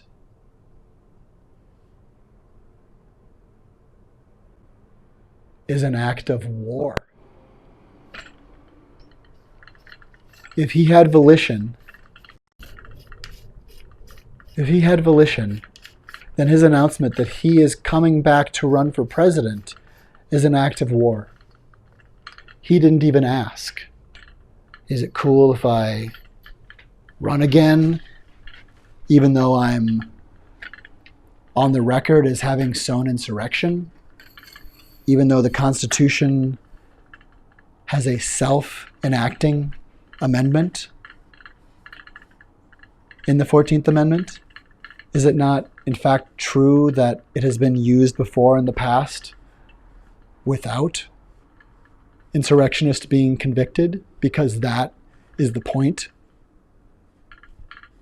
The The 14th Amendment, that third section, is there to prevent people who have bad faith, who have volition to do harm to the United States. It is entirely about preventing those people from being able to sow such harm. On what planet would any American citizen ever willingly give away America based on confidence that someone is not sowing a terrible lie, someone who has been known to lie?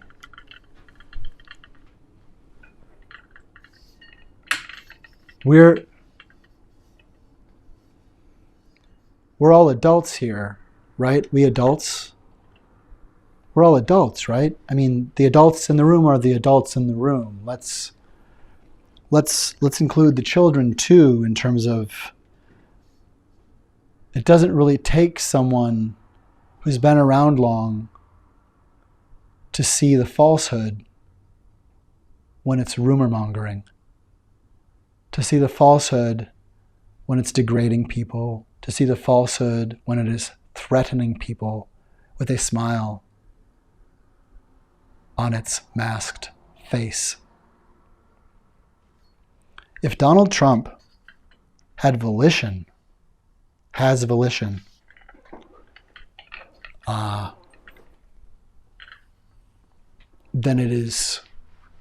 what we're looking at is someone who has been at large for years while committing the worst crimes during the last 8 years. If he intended to do what was done, if it wasn't incompetence, if it was volition, he's a mass murderer who needs to be,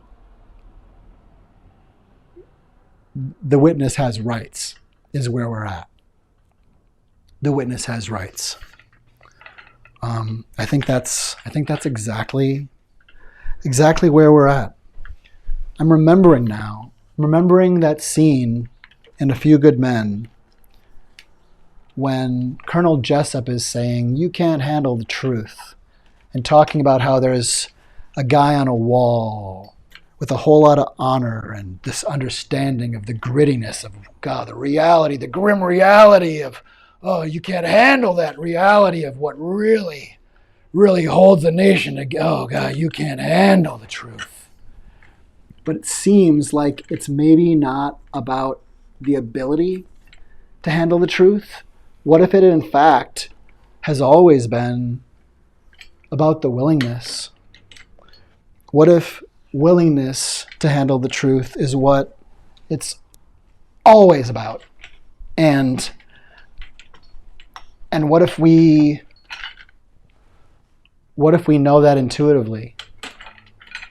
What if we know intuitively that there's somewhat of a fairy tale to say, and in fact that Colonel Jessup is found guilty, or seemingly so, he has impugned himself in this moment.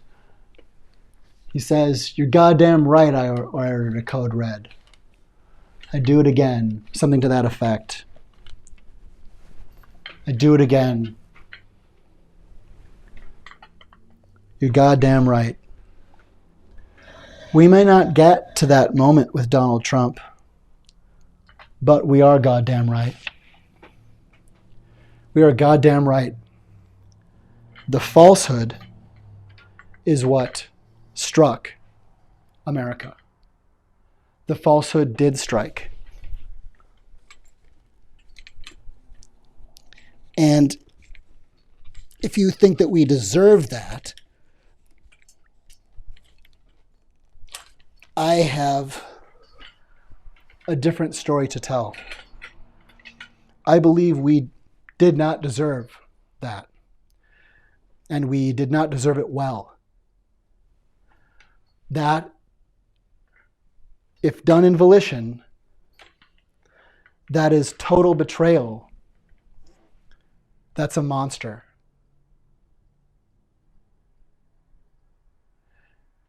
And it is a willingness to handle the truth with gloves that pervert and twist. That is a perversion to which we have to say no. If Donald Trump meant to do this, if this happened, if he let this happen out of volition, if he meant to do this, so wait a second, okay. If he meant to do this,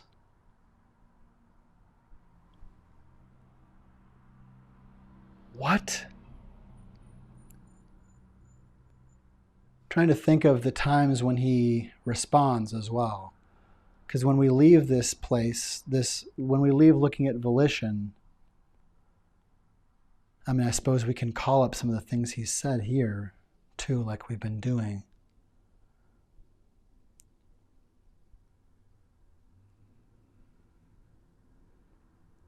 Deny, attack, reverse victim and offender. You know, they're not coming after me, they're coming after you sounds a lot like a reverse of victim and offender to me. I definitely feel like I see a reversal of victim and offender right there, no problem. That's the ball game on that one. That is abject reversal of victim and offender. Like, next. Or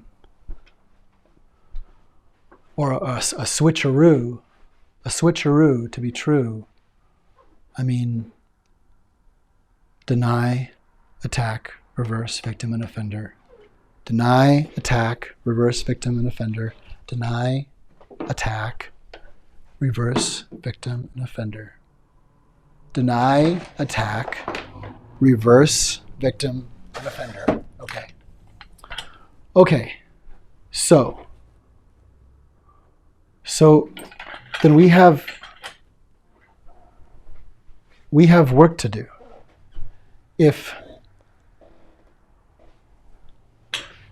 So we can leave this spot here. We can leave this place. I'm going to leave this place now. So, what do we got? If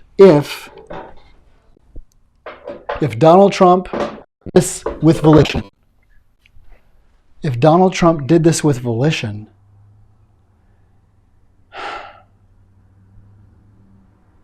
oh boy. Wow. Oh gosh, okay. This is just, it's disorienting to even think about moving now again. Like, there's so much. Okay. Because really, I mean, there is a spectrum. There's a whole spectrum between we're at volition.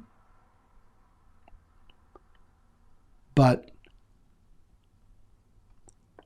what if we're moving between, there's volition and there's competent, like anywhere in between. There's not a place in between incompetence and volition that's really any good. I mean, if he's just very incompetent, but also intentionally harming, murdering people, that actually kind of sounds about right. I mean,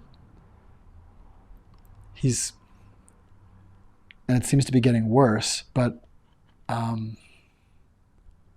mean, if there's any volition, there's volition. If you have volition, if you meant to do it, you meant to do it.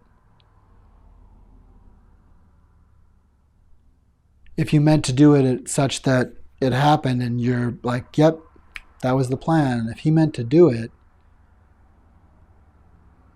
it doesn't really matter how incompetent. And I guess if he was that incompetent, it doesn't really matter if there's volition. And so to add any amount of volition to incompetence is totally damning. Wow, gee, golly, willikers again. Oh my gosh. Okay, because we're here. Gosh, we can just pause. Okay, I can take it. Let's turn this back. Movement. The falsehood will tell you intuition's Okay. The falsehood will tell you facts are So if Donald Trump is anywhere between incompetence, which is totally disqualifying, and volition, which is totally, either one, just looking at COVID alone, it's game over. There's no way he can ever run for anything again, ever. And if there's volition, he has to be helped for his vulnerability, but he has to be held accountable. Volition means he meant to murder and has succeeded in murdering over 1 million people by dosing us with COVID through intent. Anywhere between incompetence and volition, full culpability, any and every particle of his that is attached to this is corrupted either by complete ineffectiveness and morbid stupidity, or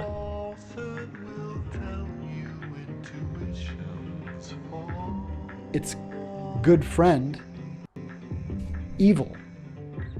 If evil exists, it would act like Donald has been acting.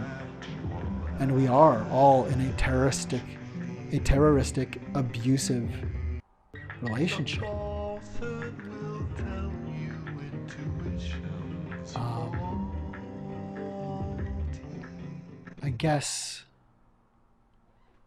I guess the news is that we're now coming to check in. Let's check in on Burgles. Burgles, are you oh yeah. Burgles is still there. I mean, I guess I'm not sure.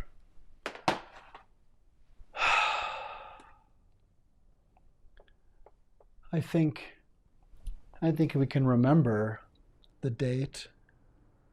There you go, Burgles. Hi. Gosh, you are still there.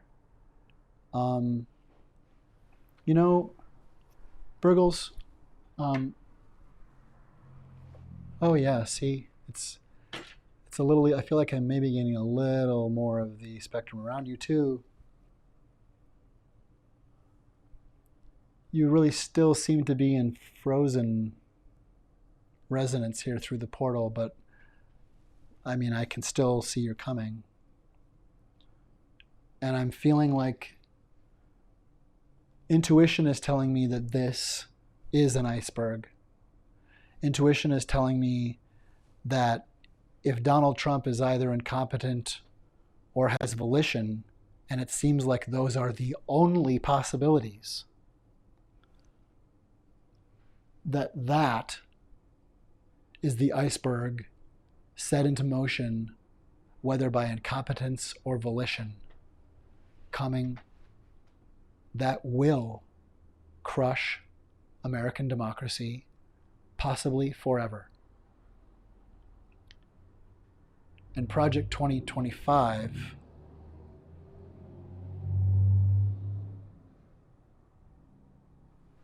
well, golly,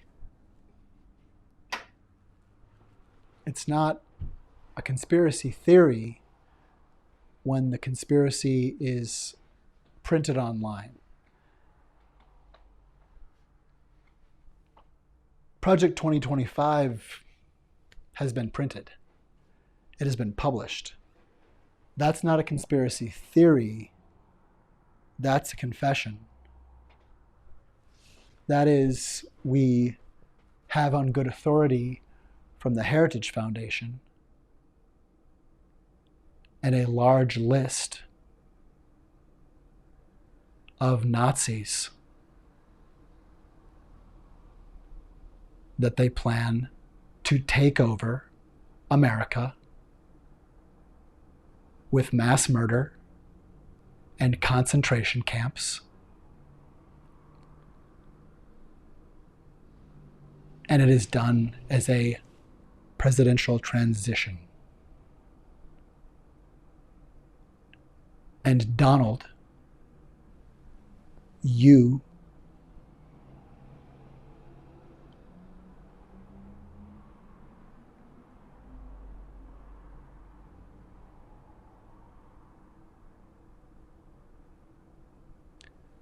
have just called human family vermin.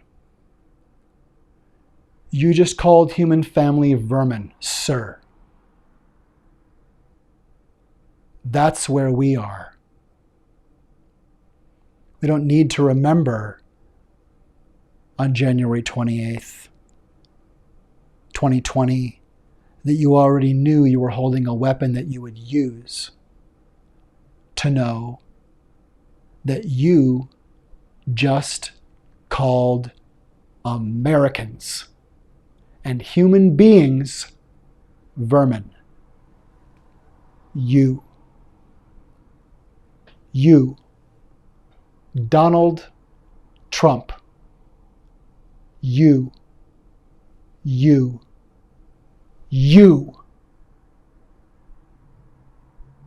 have been seen in the vicinity of the falsehood again and again and again.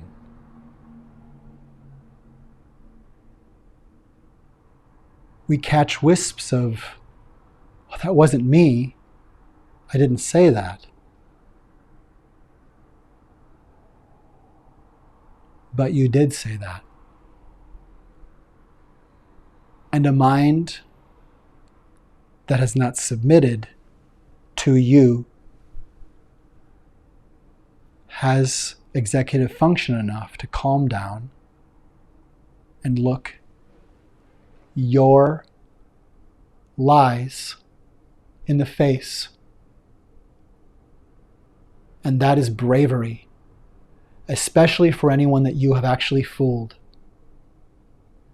It is incredible American heroism, bravery. It is heroism for anyone that you have hoodwinked to see through that falsehood. You, Donald Trump. Good, the sound is still going. Good. We're broadcasting. You, Donald Trump, are guilty of mass murder. You have already killed over 1 million people in America because you were told on January 28th, 2020, that it would kill us. And you held that for your profit. How is that a positive version of America First? How is that stewardship? How is that presiding? How is that not an attack? I don't know how that would be anything but an attack.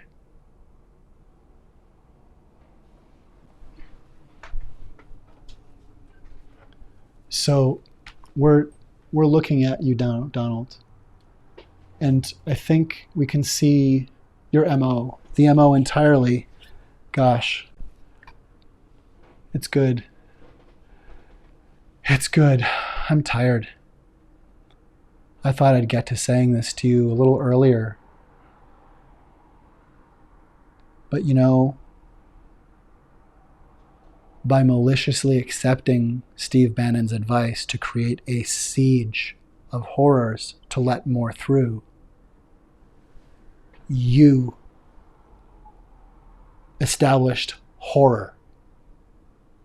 You laid a fog of permuting falsehood and created a breach that Carrie Lake and Marjorie Taylor Greene and Ron DeSantis and George Santos and many other pernicious Ku Klux Klan pals have been playing in and opening wider and, frankly, terrorizing America and the world with. And you, Donald Trump, did it. You pooped in the soup, Donald.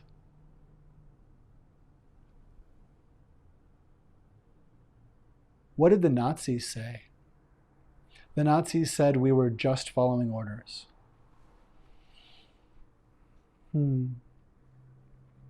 Yeah, that's interesting.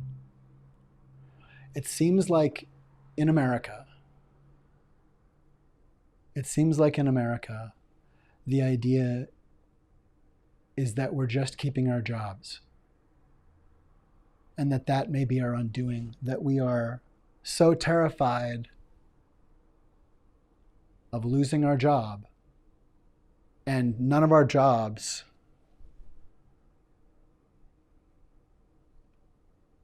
this isn't a time to be vain, Tim.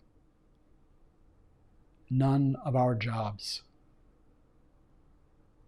really do well at incentivizing us rocking the boat when we should do that to protect community and peoples, the human family, and our country.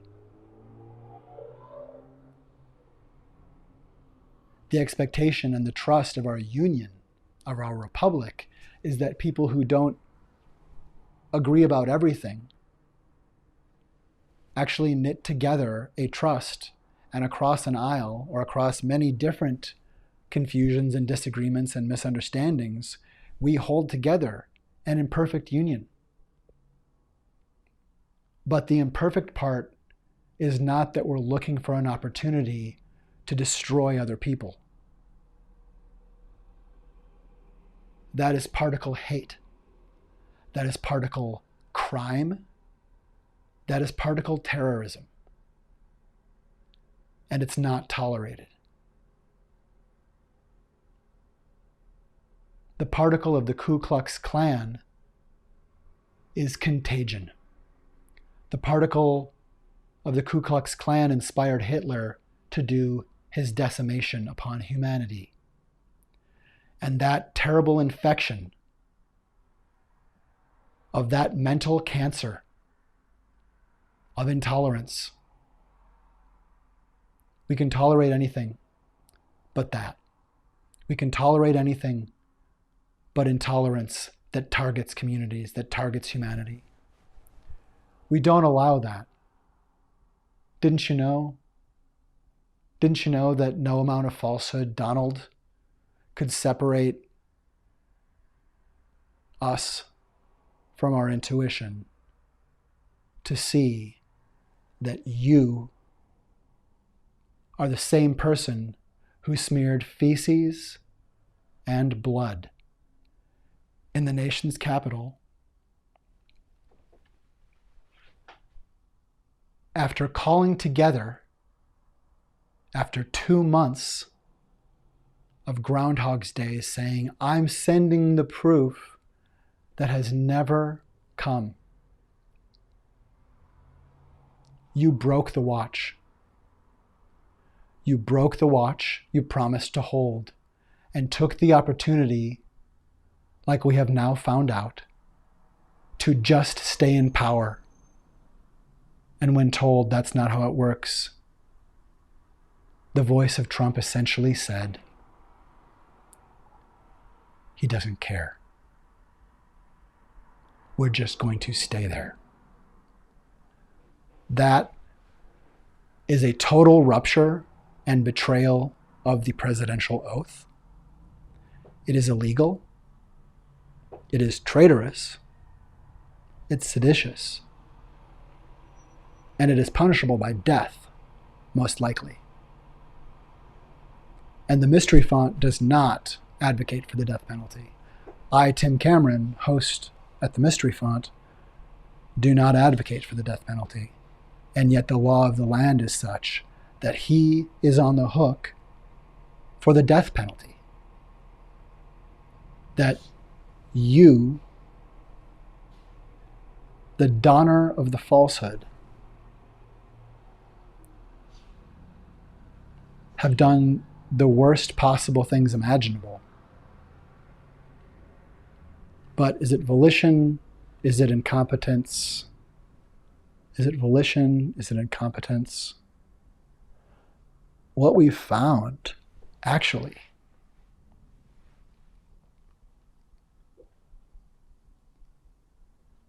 is that anywhere on that spectrum, you're disqualified. It doesn't really matter if you are in any place or another, or maybe in 2 or 3, on the spectrum of I meant to do it or I didn't understand what was happening. There's no way on earth you will ever run for office again. Only the fog of falsehood and a story you have theatrically held that you're doing a good job and nothing was done wrong while over 1 million people were killed. And while you sowed insurrection in front of the nation, screaming fire in the amphitheater of democracy into the gathered thousands of angry people that you and Tucker Carlson and Rupert Murdoch and Marjorie Taylor Greene and Carrie Lake and other fog of falsehood contributors have puked into humanity's breakfast for 8 years. You are a catastrophe. And if we needed to know that Project 2025 is a threat that is existential to millions of Americans and likely the entire habitat, and certainly American democracy, if we didn't already understand from seeing a printed confession at Project 2025 by the Heritage Foundation, with multiple corporations proudly listing their collusion and conspiracy to create a Nazi dictatorship in America, then we have you, Donald Trump, calling your opposition in America vermin and saying they will be exterminated and wiped out. Saying we, Americans, who oppose your terrorism, your obvious and provable falsehoods, and your havoc. We say no. That's where we are. You have told us that you want to beat Hitler. We're not going to let you win anymore, boy. We are no longer permitting you to distress us with an idea that you are telling us the truth. You have never spoken in good faith with the American people. Not once. Never. Only a dark triad personality who does not want to operate in good faith with humanity would behave as you, Donald Trump, behave. And calling Americans vermin is where we say, you are done. You're done. It is all over now. The music is playing you off. And I, Tim Cameron, an American citizen, am just one person who told you, Donald Trump, that you will not quote Hitler again with impunity. So, hi, Donald. You're going to live long and prosper in that way, to see accountability. You have donned the falsehood. You've donned an era of literally accepting self-harm, of accepting falsehood as a fog that we cannot stop. That is submission. You have intentionally worked to coerce and take over human beings' lives.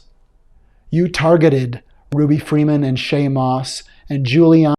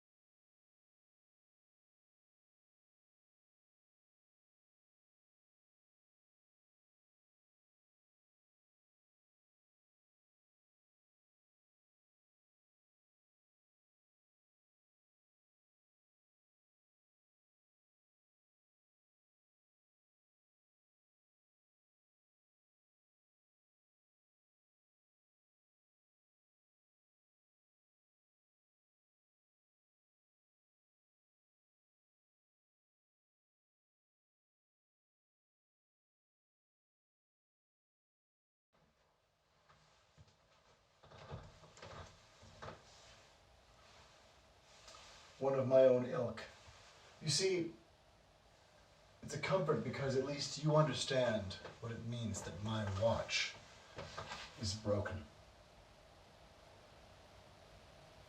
At least I have the confidence that I'm with another professional, decent person.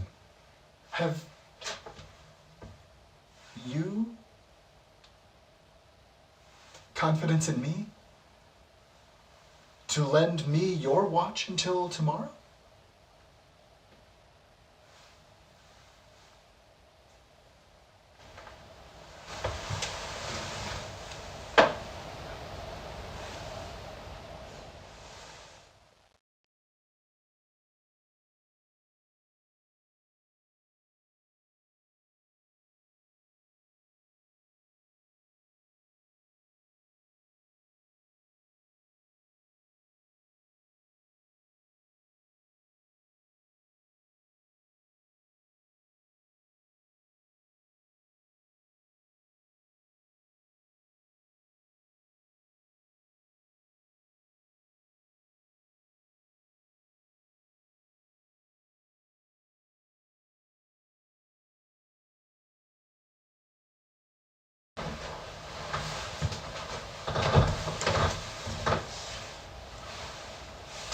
One of my own ilk.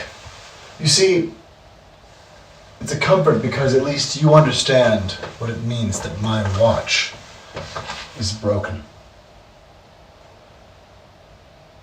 At least I have the confidence that I'm with another professional, decent person. Have you confidence in me to lend me your watch until tomorrow? How did I not see that coming? How did I not see that coming? Wow.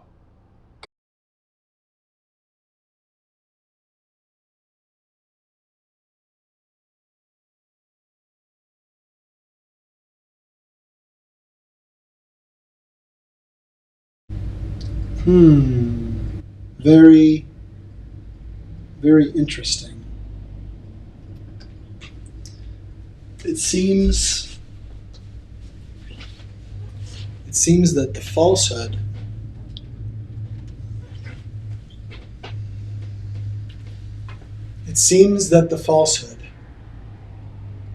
Mr. Trump, has been following you very closely.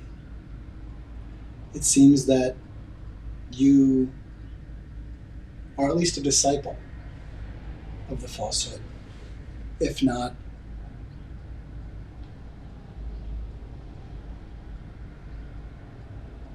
shall we call you Don? Shall we call you the one who donned the falsehood? Shall we call you the one who is trying to coerce submission to allow you to grab control? Is it not true that you are coercing us to submit, likely before the election? Because calling people vermin, as you have done, it is a weapon, and you've used the weapon, sir.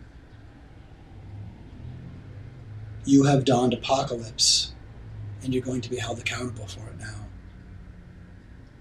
As promised, punity is coming. It was already coming. I mean, there are consummate professionals. There are heroes who are actually holding you accountable for someone to be able to speak into the mouth of a dark triad predator who made it into the White House with a reality distortion field so strong that millions of people are hoodwinked. You are maybe the most profound confidence artist in history. And that's really swelled up, but it's not swell. It's hell. You have donned hell, and you know that well. You've donned hell on earth, Don.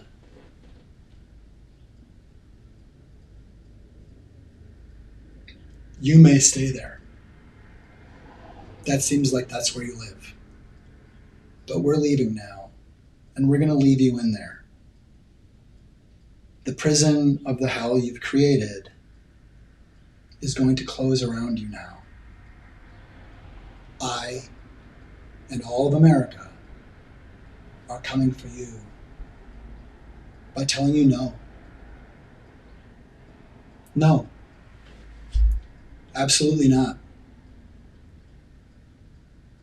Do you see how incredibly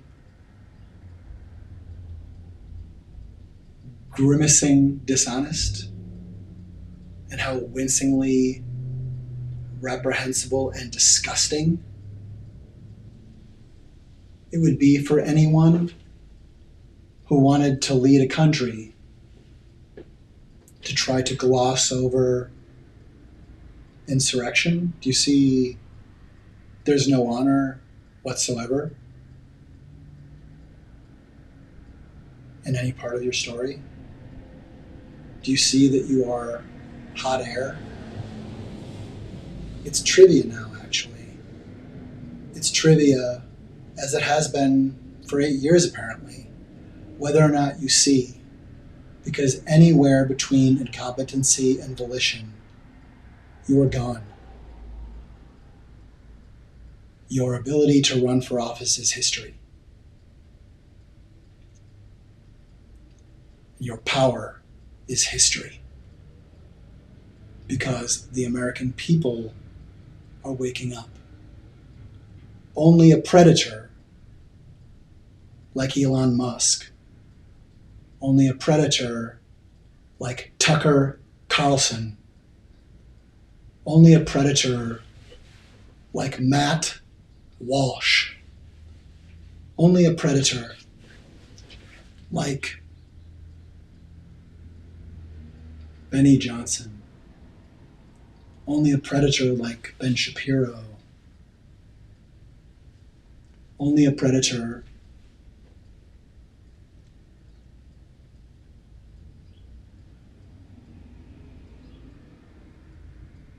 would say, don't wake up. Don't be awake. Don't be awake enough to be aware of justice issues. Don't be awake so that you can see that it's really scary that we're putting asbestos back into things because it's cancerous. It's a carcinogen. Don't be awake enough to have executive function. Be terrorized and lose all capacity of reason. Be terrorized and listen to Marjorie Taylor Greene screaming that every day is 1776 and completely lose executive function. You and Marjorie and Carrie Lake and Ron DeSantis and other terrorists like you are telling Americans to lose their minds. Because when we are triggered, we lose executive function. It's kind of funny, right? Because that's losing the watch. If I don't have executive function now, I don't have the watch for myself. And I voted against you.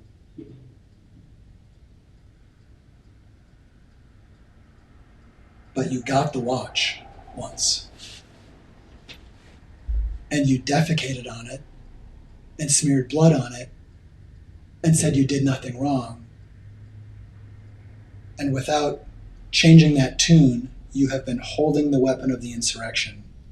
Because it's certainly free speech to say anything, I suppose. But that ends where it's striking somebody. And you drew people to Washington with a promise of massive fraud. And the only massive fraud, right-wing projector, was the falsehood. There is ample evidence all over the place of your fraud in 2020. How is it? It must be a really, really crappy president who couldn't, in 2 or 3 months, apprehend one scrap of evidence. If there was massive fraud other than by you, I mean, you, Donald Trump, are the only one. I'm just trying to be specific. It's typically rude to point, like I'm pointing now at you, Donald. As I point at you, I'm aware that this is rude. But the safety is off because we are identifying the falsehood. You are the falsehood.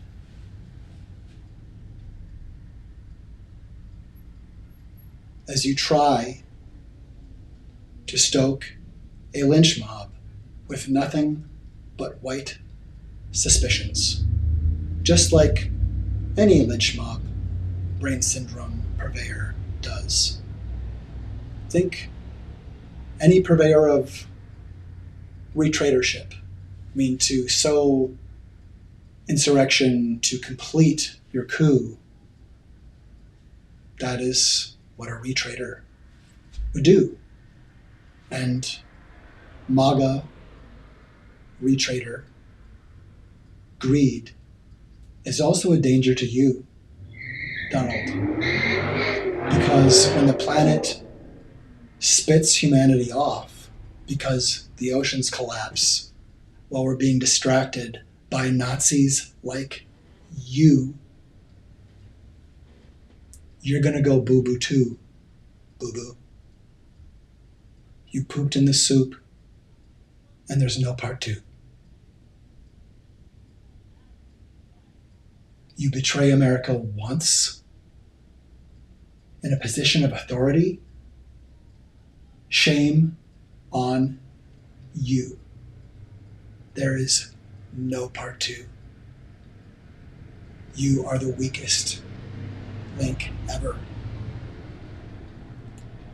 So weak. So weak. You realize how weak a link that is? There's no weaker link. There's been no weaker president. You gave America up. You gave it up to yourself, to corporations. You gave it up to white supremacy, or tried to. But you gave America away from America. That's what you tried to do anyway.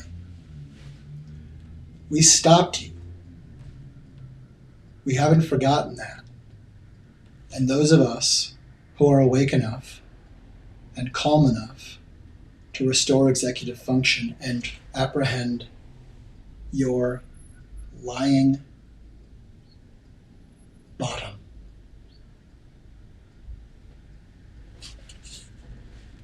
Your little rump.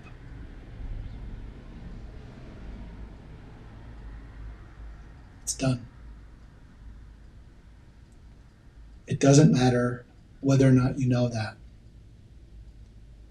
It doesn't matter whether or not you hear this message from me at the Mystery Font 42 in Minneapolis, where one of your minions strangled someone with his knee for almost 10 minutes in one of the most horrific lynchings on planet Earth ever.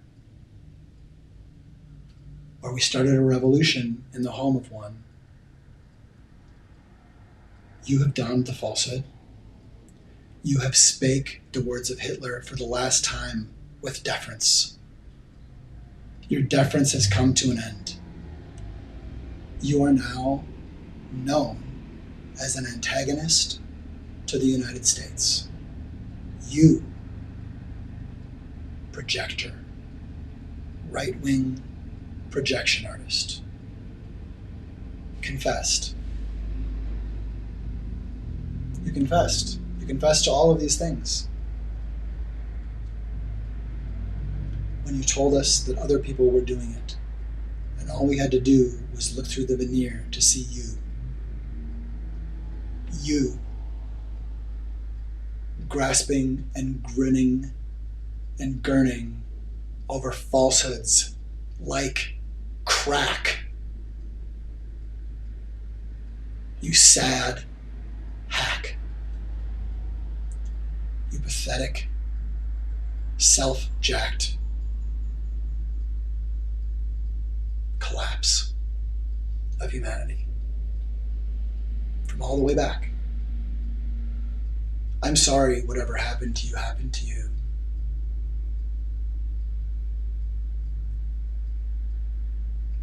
And you truly are. You truly must be living in incredible pain. But that is not an excuse for trying to beat Hitler at abuse. You're done. You're dismissed. You are not allowed to run. If you try to harm people, we will destroy you. America will stop you. You don't get to harm people. We're here in peace.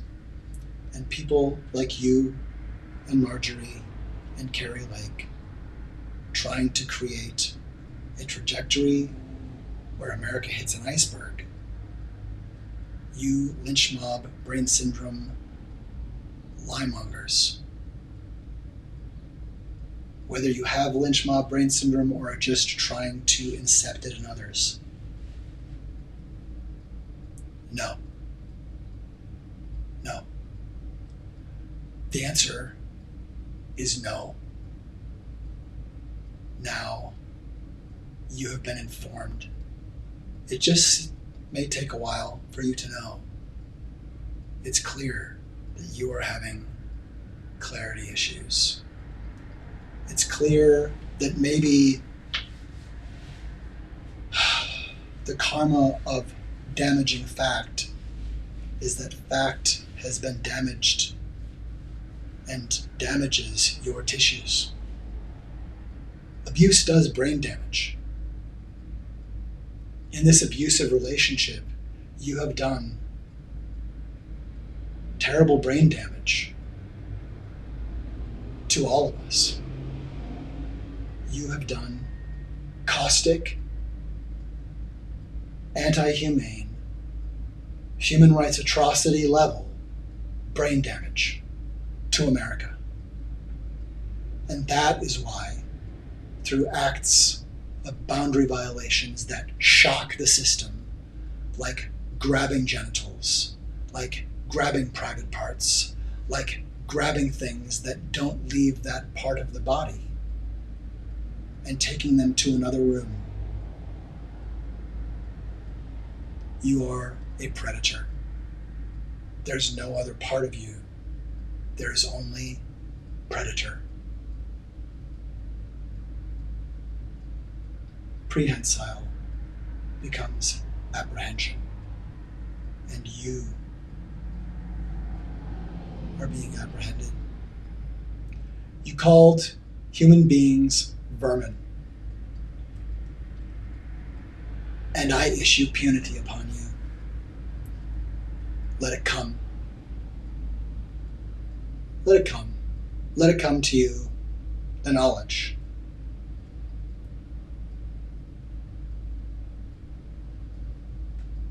Oh yeah, there it goes. Oh, there we go. I don't know, I can feel Darvo swelling up. I can feel all of the things you're thinking to say right now, Donnie. Dongelina. Don Tolmezzo. Don Tanamera.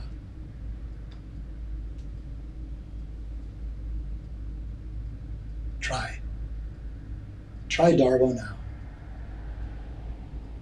We're going to be holding the card in front of you and following along with the song of the bouncing lack of balls.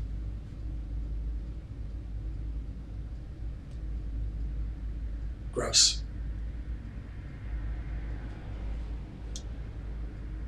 Almost so disgusting and apocalyptic that it's too much for us to take. Almost too much. But we are better than great. America has always been better than great.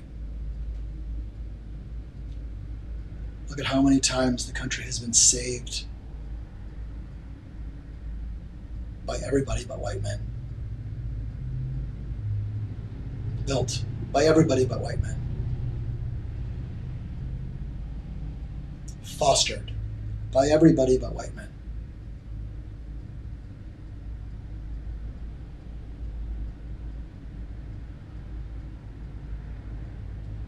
You're not the only donor of the falsehood, Dungenald, but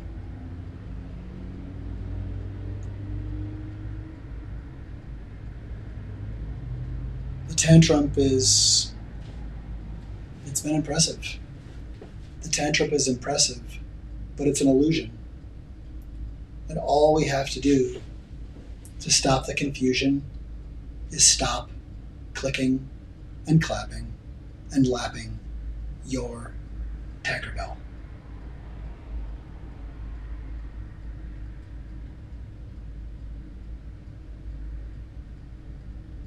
We don't have to be part of your party anymore, little boy.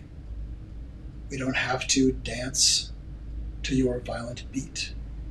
We don't have to see your hands move together and apart and clap a clap before you to prevent our need to retreat. We don't have to turn our minds away because the reality of you is Satan's white heat. Because we are recovering our executive function. We are becoming woke. Even while a predator like you tries to tell us that we should not be woke. Even while a predator like you tells us that they are like Jesus and they're the chosen one, and cultivates an idea that you're a second coming. In fact, let's spell it plainly. Jesus didn't look like you, boy. Jesus preached loving one's neighbor. Love your neighbor. Love your neighbor. This wasn't a soundbite.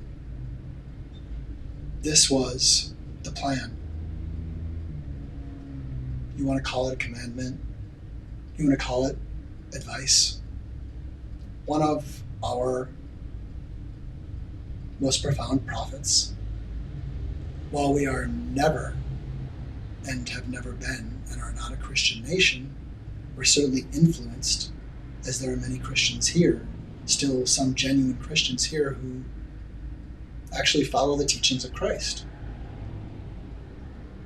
That's how we're able to see that you, Donald, are an antichrist.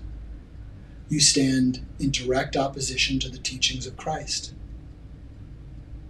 And it is through the stretching to take in and believe completely nonsensical fantasies, like that a man behaving like Satan is actually Jesus come again, or that people are drinking baby's blood with no evidence, or that if we stop testing for COVID, people will stop dying.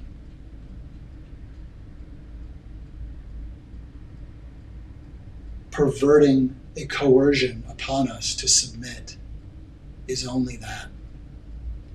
It's malice, it's terrorism, and it is a war that you instituted upon America. So you're done. This has been an interesting conversation. At you. And the hit is direct. Congratulations. You are done. Good job. Good job, Donald. Good job. Good one. You're done. Calling people vermin. You're done. We will not accept Nazis taking over this country. We will not accept Nazis sowing damage and mass murder and concentration camps in America. We will not take you sowing that damage anywhere on earth. Your collapse is come. Welcome. Welcome to the end. Welcome to the end of Donald Trump's power. It's pretty cool. You made it here to see it, at least. You made it this far. You made it to the end of your illusion. Now comes the ride you asked for.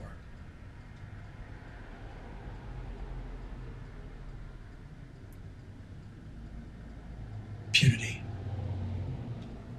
Punity. Punity, baby. Puny. Puny, baby. Punity.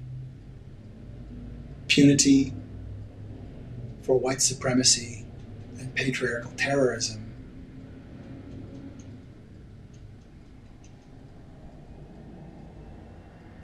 Punity. I tell you, no!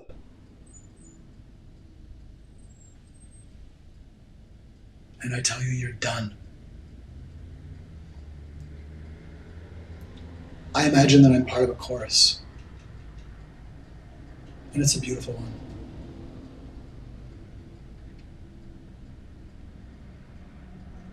And it's an individual one, about individual one.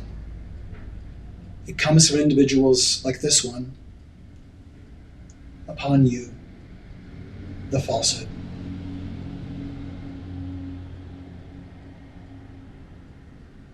Shame on you. How dare you?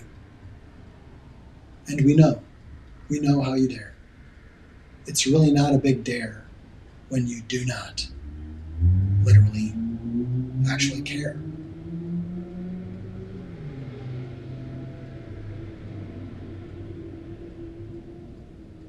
Goodbye. Falsehood.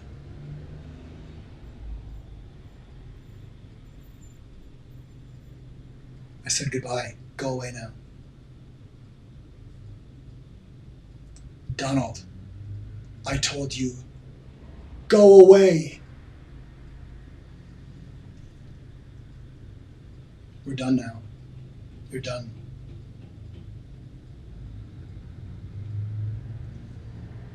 Oh, I'll have more to say. I'll have more to say. That's it. You're done. Bye.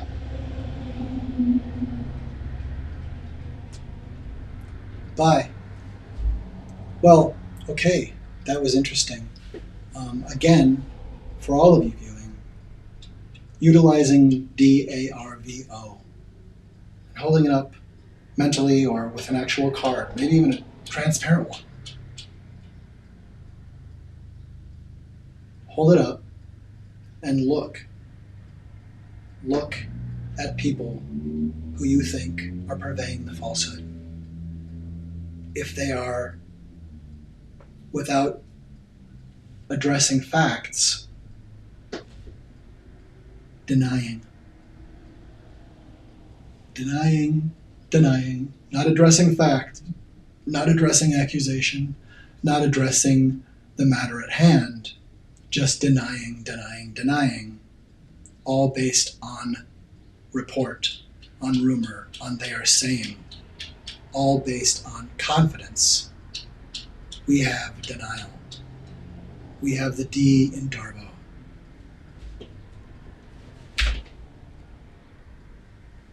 We have someone conducting Darvo. And then we see attack. Do you see attack? Is he calling someone names? Has he moved on from whataboutisms to simply excoriating another human being and threatening their life with the power of an office he held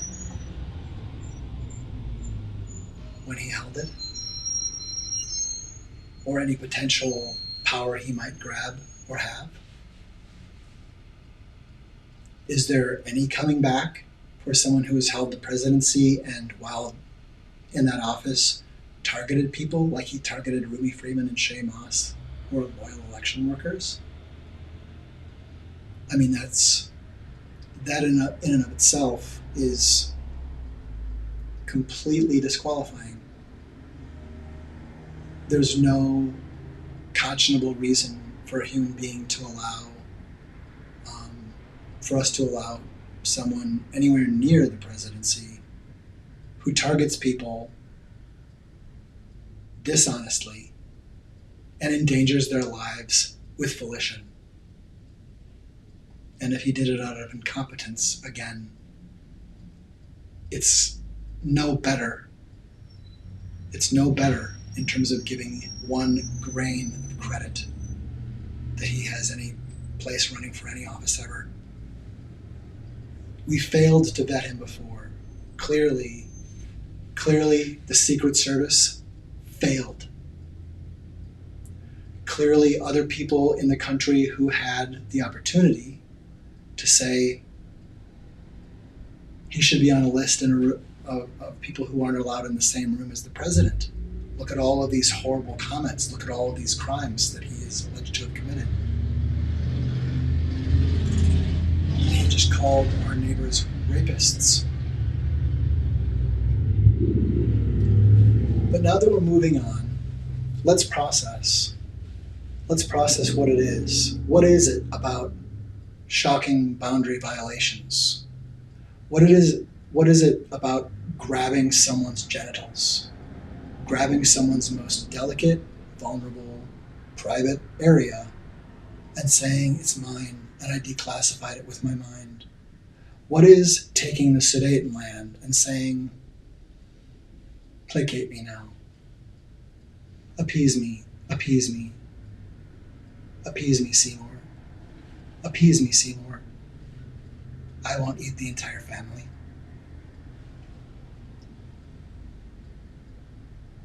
This is a big shop of horrors. How do we get here? That's right. Shocking boundary violations. Who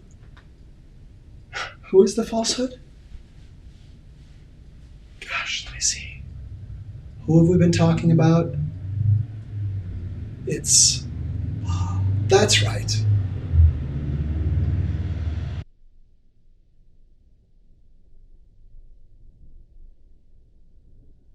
You are in an abusive relationship.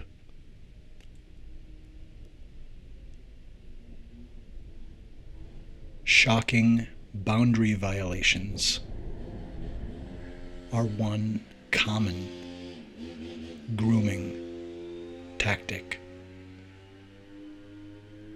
of a narcissist or dark triad personality.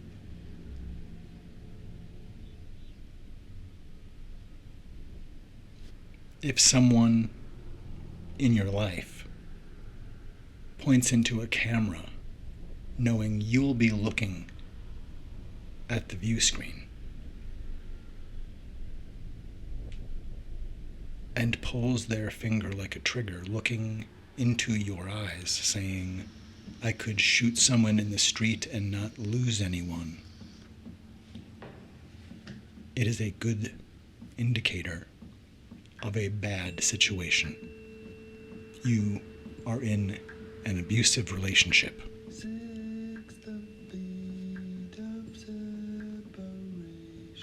Who has leveraged and climbed upon a fog of falsehood. Who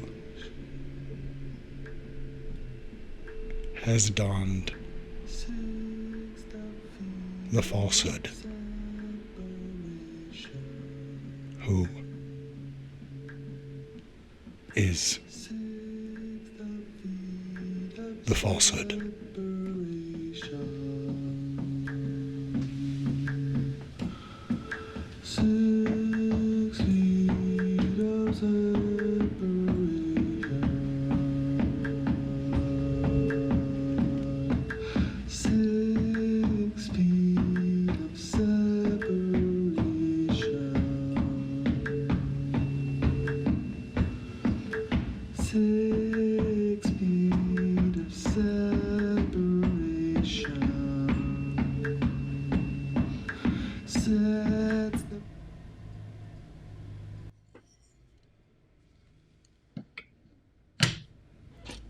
So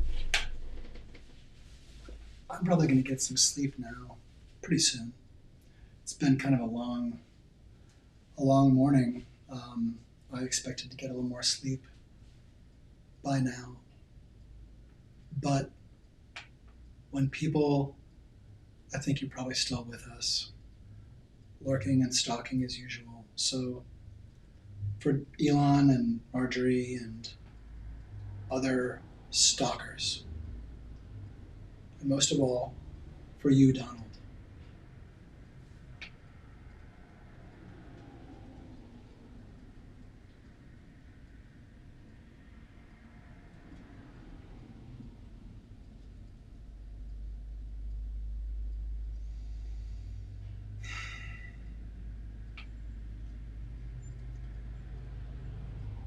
we will be utilizing this tool. You're pretty adept. You use hokum very well. You use hokum with a kind of mastery. But that horror is something that we can read. We can feel the hokum around us. We can read and see the fog of permuting falsehood and recognize hokum when it is changing and breaking and alternativing fact. We are woke enough to wake more. Your crime has woken the new Colossus. We're not going back to sleep. Just try. Just try it. Just try Project 2025, because we're already denying it.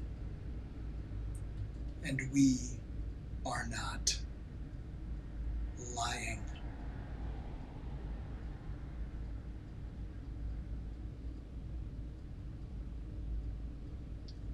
Boy.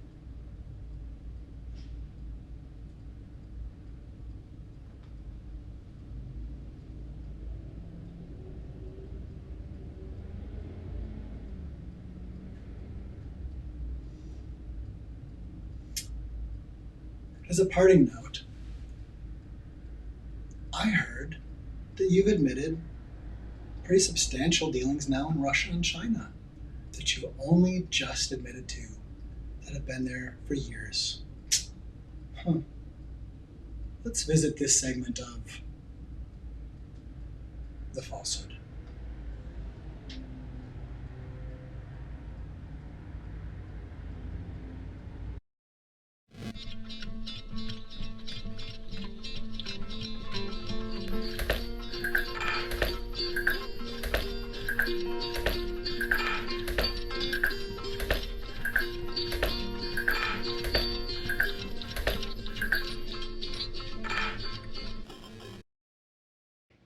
good relationship with Russia is a good thing, not a bad thing. You've said you have no investments in Russia, but do you owe any money to Russian individuals and institutions? No.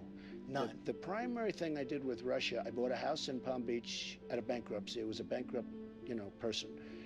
I bought it from the banks. I bought it for about $40 million.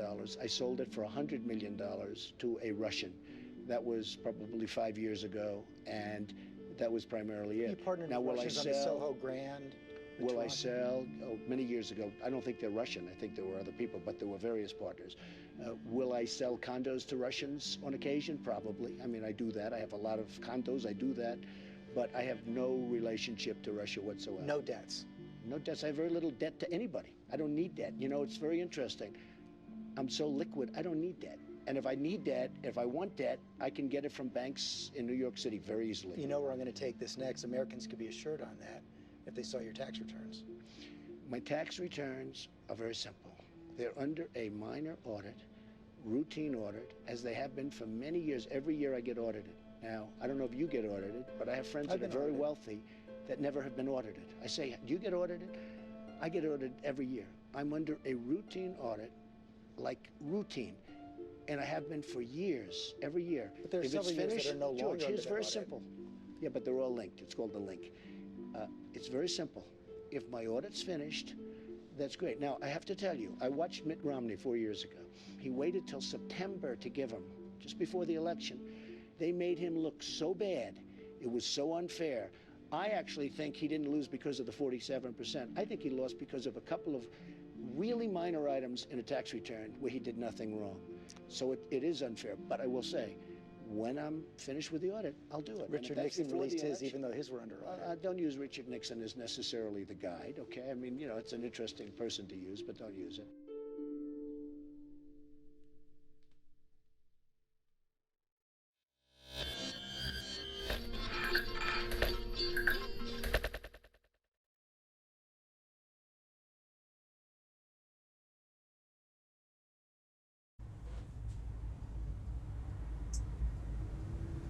It's fascinating. It's fascinating that you think that with people understanding that you knew on January 28th, you were going to kill us with a biological attack. That you were going to kill as many as you could. That's the kind of person who would call human beings vermin and threaten to kill them.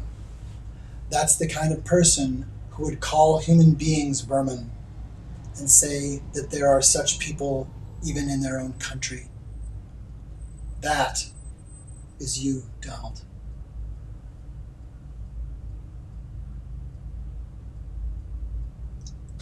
This abomination, it's plain. Prepare for punity, boy.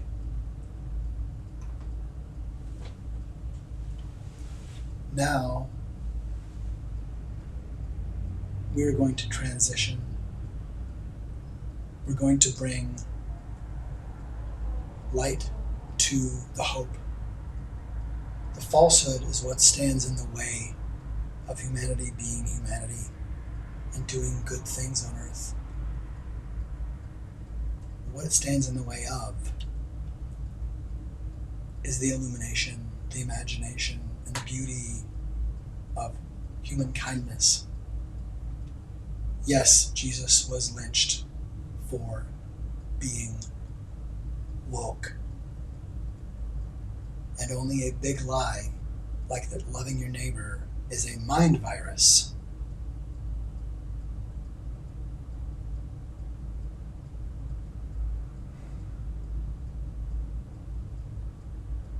only something on that level, if apprehended as it is now,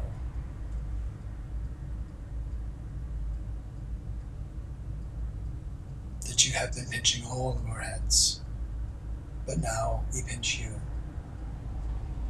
We pinch you, and your falsehood is real. Your falsehood the falseness of you is true.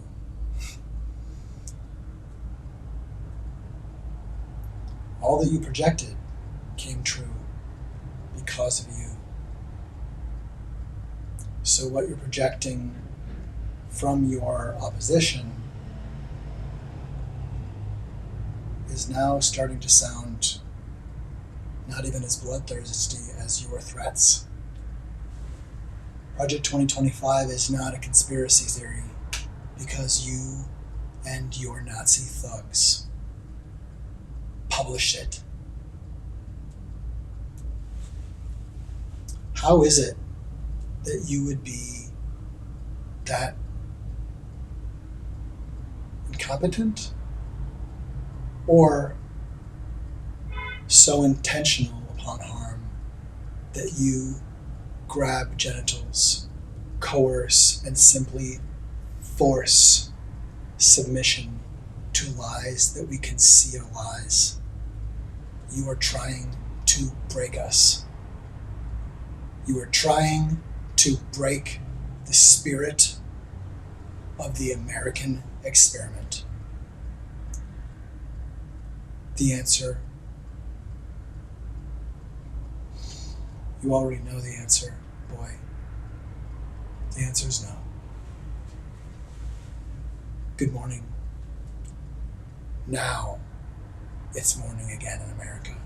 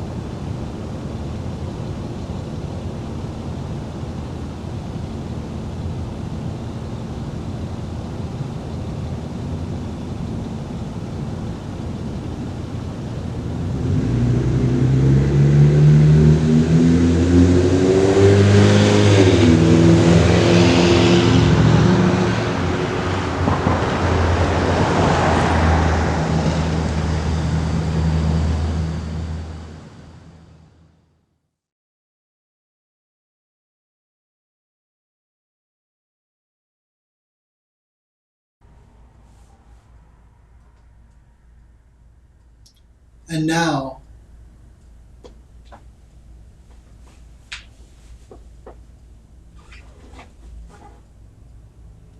one more look at the falsehood before we cleanse the palate with radio science brain. Who is the falsehood? And what has the falsehood done? What has happened to us?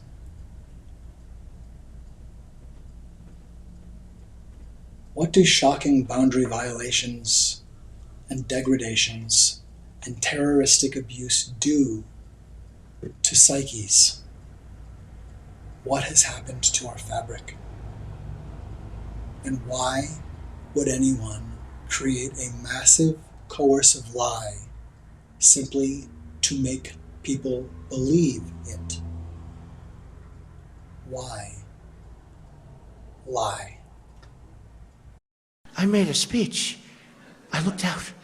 The field it looked like 1.5 million people. They showed a field where there were practically nobody standing there.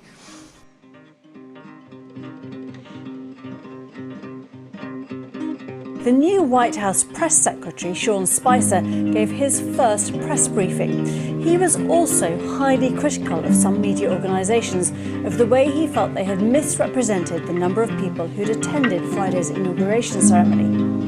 No one had numbers because the National Park Service, which controls the National Mall, does not put any out.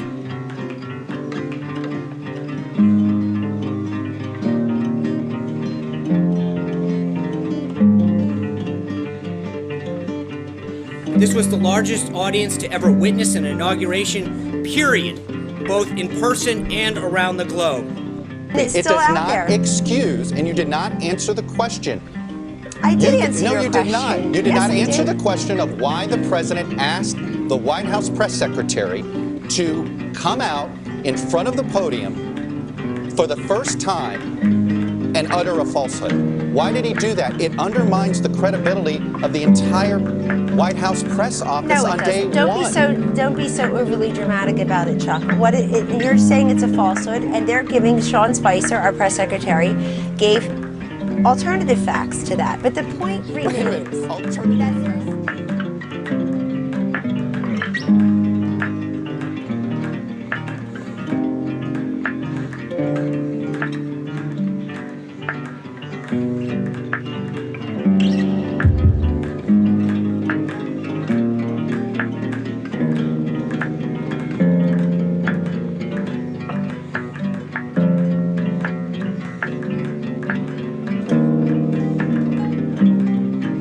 This was the largest ever.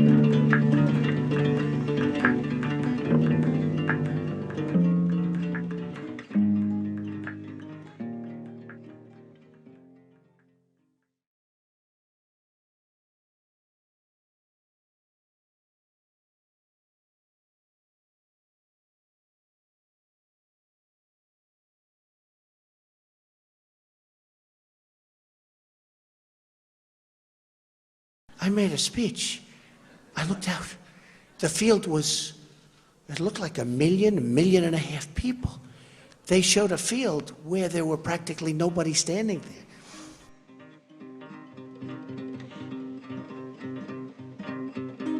The new White House press secretary, Sean Spicer, gave his first press briefing. He was also highly critical of some media organisations of the way he felt they had misrepresented the number of people who'd attended Friday's inauguration ceremony.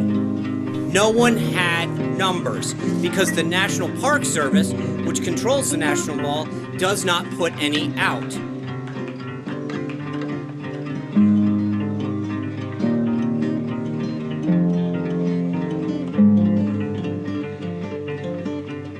This was the largest audience to ever witness an inauguration, period, both in person and around the globe. It's It still does out not there. excuse, and you did not answer the question. I did answer No, your you question. did. You did Yes, not I answer did. the question of why the president asked the White House press secretary to come out in front of the podium for the first time and utter a falsehood. Why did he do that? It undermines the credibility of the entire White House press office No, it on day doesn't. one. Don't be so overly dramatic about it, Chuck.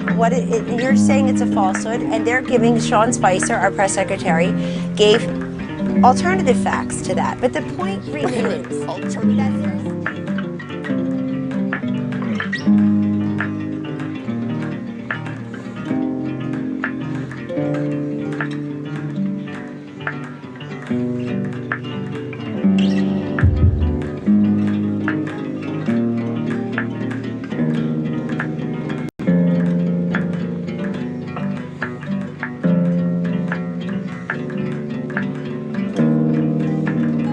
This was the largest ever.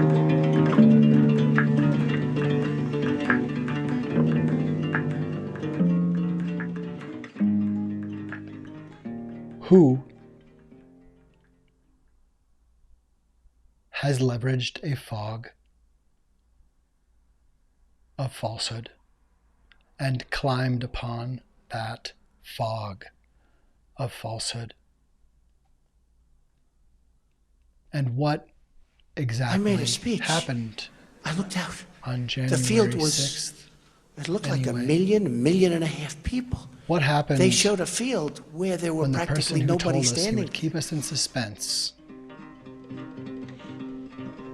and used his first press conference? The new White House press secretary, to Sean dispel Spicer, gave his the first truth press briefing. and create He was massive also falsehood. highly critical of some media organisations of the way he felt the they had simple misrepresented purpose the of number of coercing people who'd people attended Friday's to believe inauguration ceremony. Any lie No one had was. numbers because the National Park Service, which What? controls the National Mall, does not put any out. Does that person then do on January 6th? Let's take This was the largest audience to ever witness an inauguration, period, both in person and around the globe. It's It still does out not there. excuse, and you did not answer the question. Let's take a look.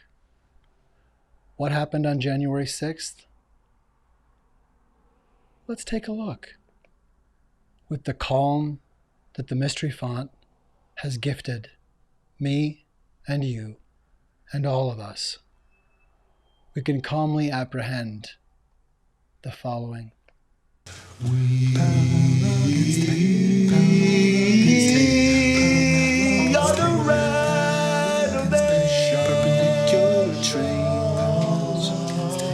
Parallel against pain. Imagination. Parallel against tape.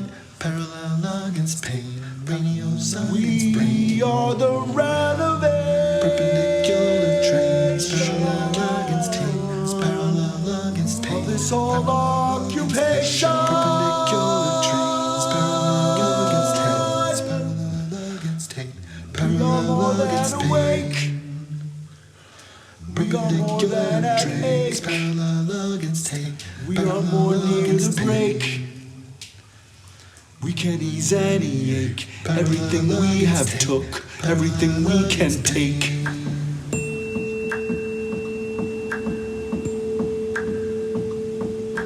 Six the feet of separation.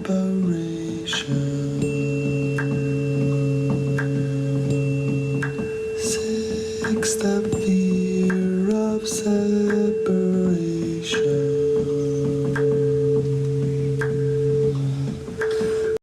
We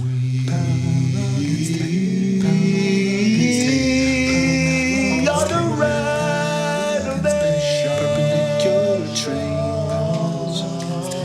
Parallel against pain. Imagination. Parallel against tape. Parallel against pain. Radio science brain. We are the renovation. Perpendicular trains. Parallel against tape. Parallel against pain. Of this whole occupation. Perpendicular trains. Parallel against tape. Parallel against tape. Parallel against pain.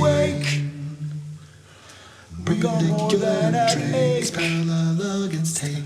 We are more near the break. We can ease any ache. Everything we have took, everything we can take.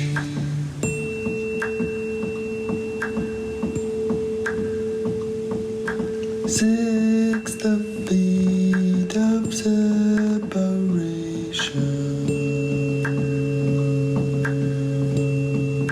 Six the fear of separation.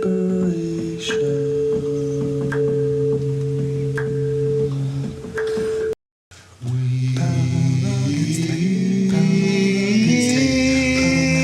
are the renovation. Perpendicular trains.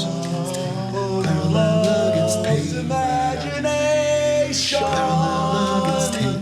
Parallel against pain. Radio science brain. We are the renovation. Perpendicular trains. Parallel against tape. Parallel against pain. Of this whole occupation. Perpendicular trains. Parallel against tape. Parallel against tape. Parallel against pain.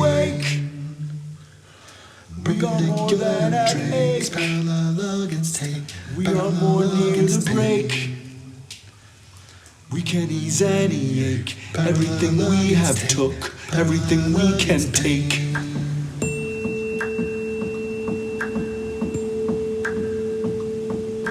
Six the feet of separation.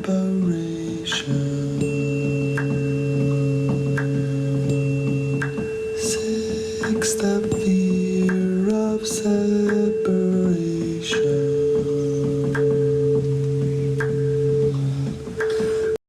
We are the renovation. Perpendicular trains. Parallel against pain. Imagination. Parallel against tape. Parallel against pain. Radio science brain. We are the renovation. Perpendicular trains.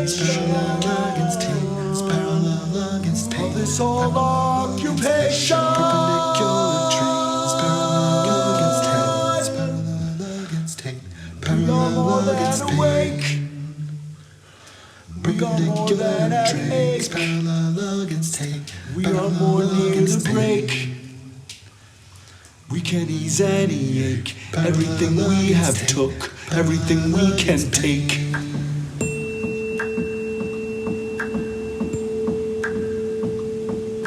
Six the feet of separation.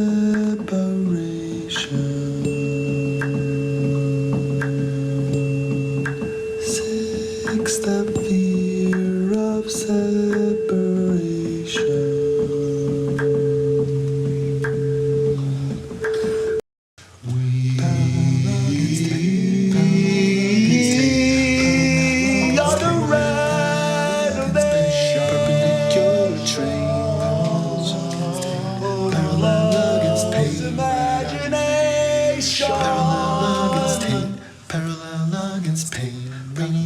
We are the relevant. Perpendicular trains, parallel against tape, parallel against tape. Of this whole occupation. Perpendicular trains, parallel against tape, parallel against tape, parallel against tape. Perpendicular trains, parallel against tape. We are more near the break. We can ease any ache. Everything we have took, everything we can take.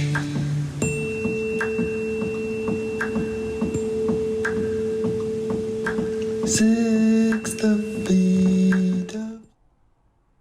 Welcome back. Of course, you've always been here. We've just been here. Oh, there you are, Burgles. We were just talking about you. This is the Mystery Font. And now is a pretty decent time for a little something called Radio Science Brain. Good morning, everyone. Thanks for being with. And thanks for taking the time to listen so methodically and carefully and in such goodwill and good faith, Donald. And I understand that you may not understand what I'm talking about. I understand that you probably don't have the capacity of reason. I understand that you have allowed yourself to be a monster. And I'm sorry to apprehend that, but you've been apprehended as the falsehood.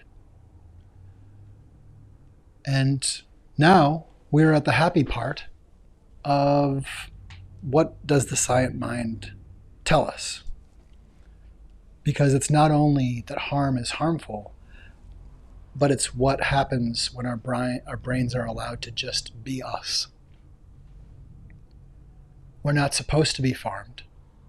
We're not supposed to be betrayed so that instead of making progress at the American dream, we would have it be greed stealing needs thrown right in front of the eyes of humanity.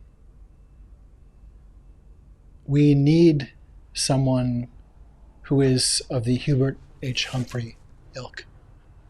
We don't need someone echoing Hitler only because he wants to beat the record. It's time to apprehend you, Donald.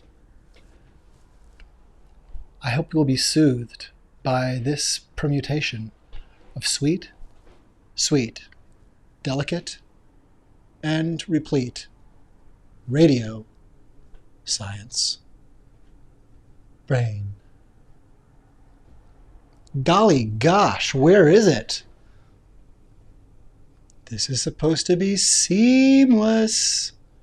This is supposed to be perfect.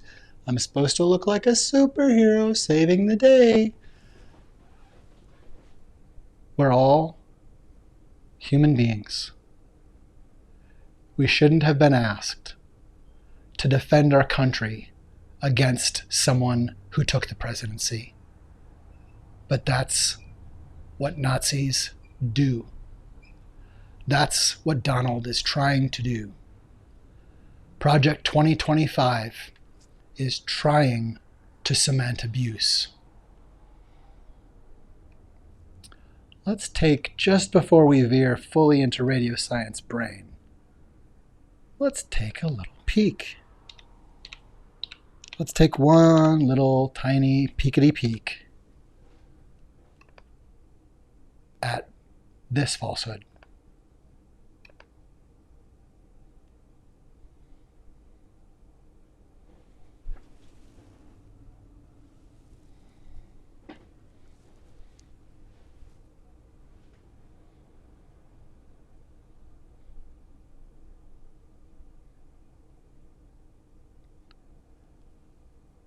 How is it that what would be a completely insane conspiracy theory has actually simply been published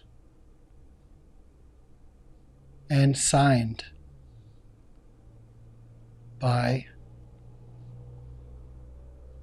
multiple people seemingly withstanding in society?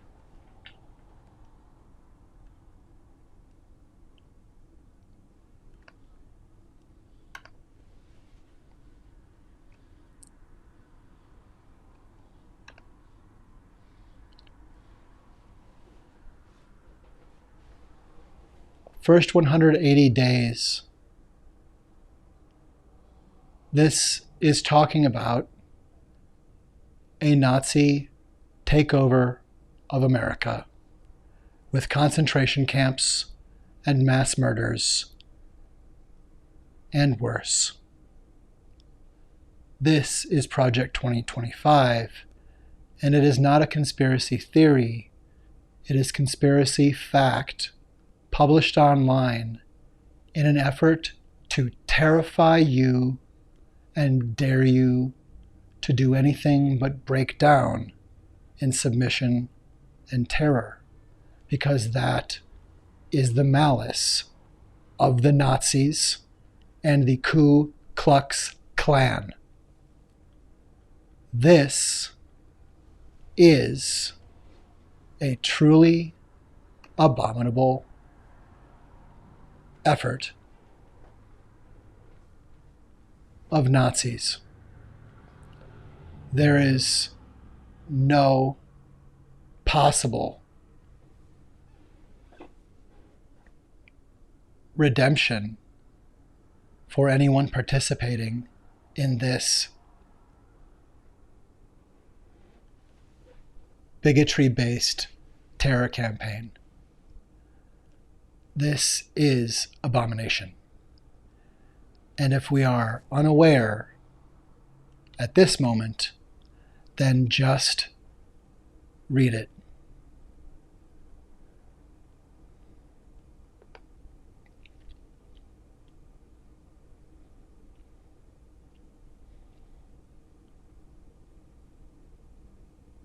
So here we have a government document of supporting positions of 2020. We have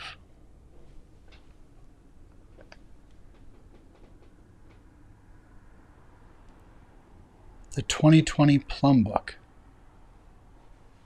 to learn more about positions in the executive branch. All right. Here we go. The effort of a massive coalition of conservative organizations. A coalition would be a collusion. This is a board of over 80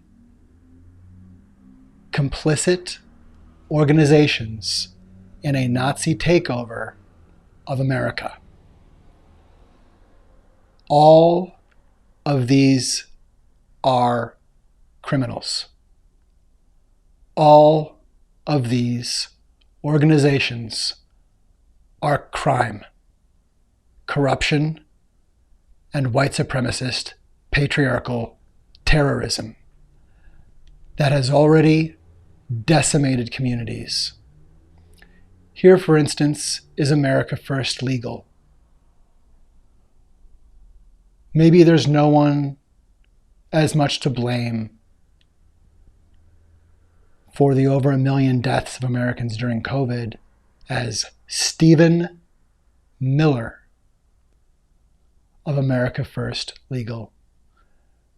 How swelling that festering pus ball at America First Legal it is to have taken a Ku Klux Klan name.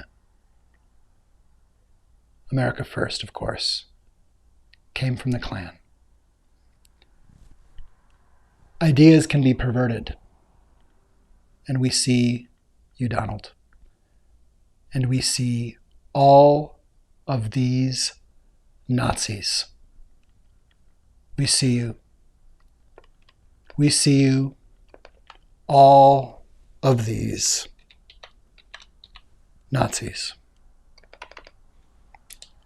All of these.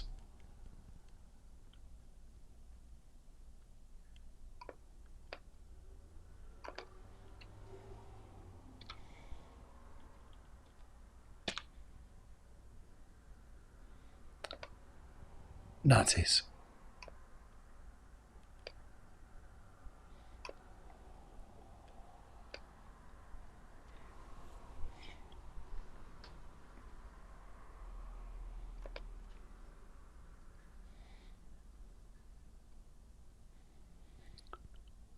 All of these, all of these are Nazis. All of these organizations are supporting the Nazis. All of these organizations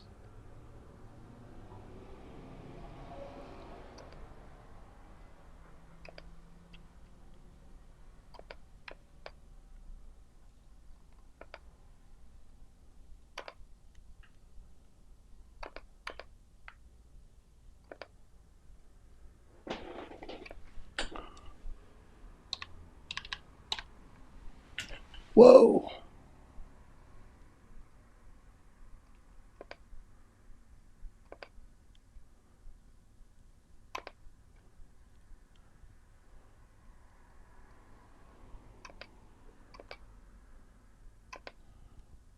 Okay, where are you? Where are you, buddy? There we go. Now where are you? Oh my goodness. How do we do here? Somehow, now I don't understand what's happening. Where did you go?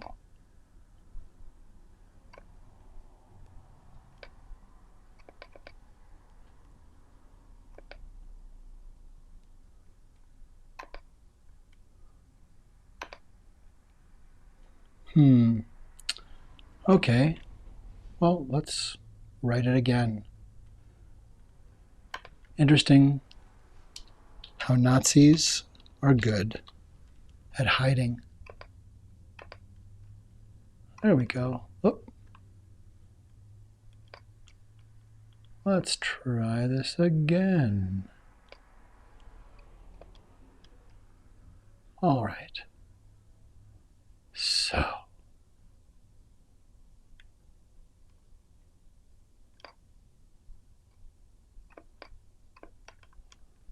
There we go. All right. Okay. So, wow, that's pretty big. I mean, it's that big. Okay. Here we are. So, now, the advisory board. Let's get a good look at these Nazis.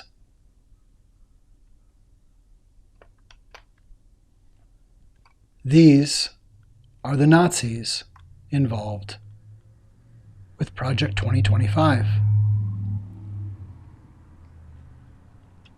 Wow, that was quick. Let's slow it down just a weensy bit. Oh gosh, that's better. 1792 exchange. American Accountability Foundation. AAP log. Alabama Policy Institute.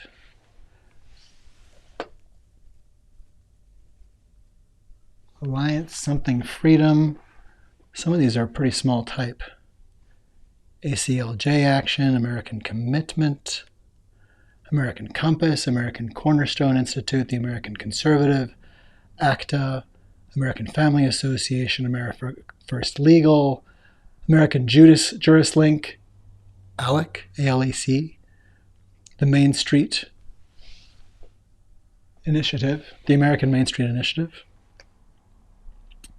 American Moment, American Principles Project. I mean, a lot of nice combinations of words, but certainly used against humanity.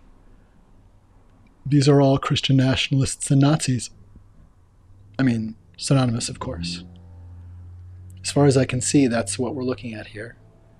We have a page of over 80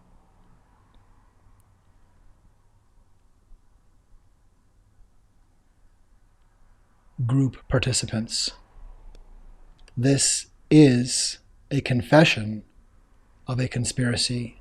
This is a plan published by all of these Nazis. They are Nazis. They are Nazis at the Heritage Foundation, at the MacArthur Society of West Point graduates, at the Hillsdale College. They are Nazis. Holy cats. All of these places are corrupted with white supremacy. Well, there's one that's no surprise. There is a Ku Klux Klan front and center violence engine there in Mobs for Liberty. There may be no worse terrorists in America than those cancerous minds. I mean, just taken over by malice to try to bring the Handmaid's Tale into being. There's really nothing more evil. They're just other varieties of equal atrocity. There he is, Turning Point USA.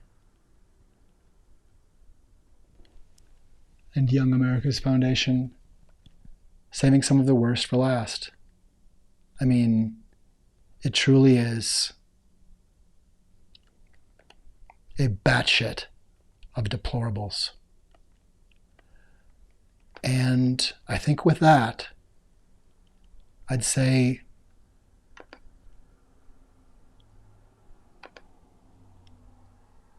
look into this for yourself. Read about it. Get to know about enough to know about these Nazis.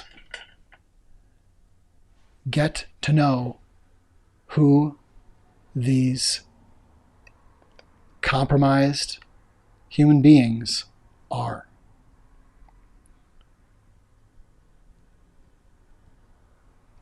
While Senator Tuberville is preparing a massive vacancy that is currently a massive drain and incapacity of readiness that already threatens us. But this Nazi, Tuberville, and all of these Nazis and Nazi collaborators. Here's one, Eric Titsai.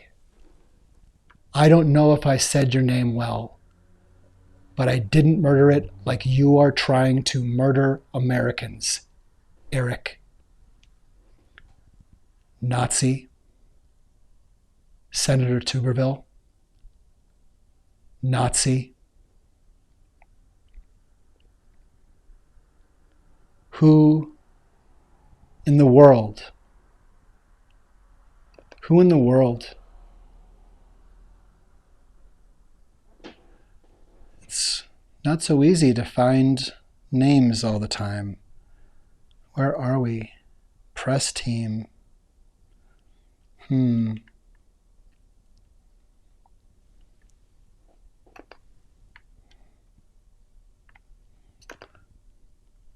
Here we are. Here is a page of white supremacist, patriarchal terrorists. This is at heritage.org. This is where you can find the identities of multiple Nazis and Nazi collaborators participating in the end of American democracy, mass murder, and atrocities no one has ever thought to imagine. How many times has Trump told us about everything under the sun? No one really knows how big it's actually it's really bigger than you. He is trying to outdo Hitler. And here is part of his bloodthirsty Ku Klux Klan clutch. Here are those asking humanity to be dusts. Here are a gaggle of Nazis. Here are a gaggle of Nazis. Here are Nazis. These are Nazis. We are looking at the Nazis. It is time to hold the falsehood accountable. And these are Nazis. The confession is this website and this website. This is a terrorism playbook signed and printed with the plan to coerce you that you can't stop it. And the only thing that will allow it to win is if we fail in our belief. The only thing that will allow this insane 180-day playbook of mass murder and a decimation, a total end of American democracy,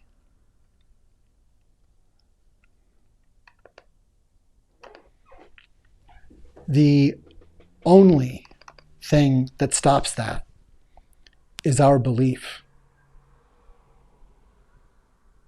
that it is not right for us to submit, not right for us to submit to anyone. It doesn't matter what party they're in, to anyone who calls humans vermin, to anyone who doesn't apologize when 1.2 million people die on their watch because of their awful or intentional and mass murdersome choices. He is either incompetent or holds volition the intent of harm, and either one or anywhere between is the end. It is off. It is off. Goodbye. Goodbye, Donald.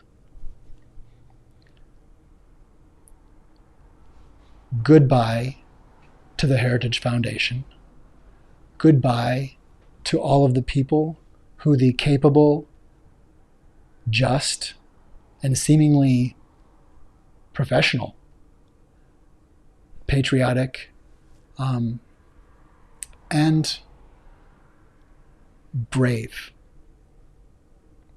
prosecutors and judges now administrating actual legal recourse. But it actually has to come also from all of us. We need to hold you accountable, Donnie. We need to tell you no. All of us need to say no to the Nazis. Donald. How dare you say that human beings are vermin? How dare you say that Americans are vermin? Because you believe you have already made us submit. But we are going to pull people out of your contagion. Your bubble of distorted reality and submission to a hell of lies and degraded expectations and degraded humanity is far more permeable. Lies are real. That's their only defense.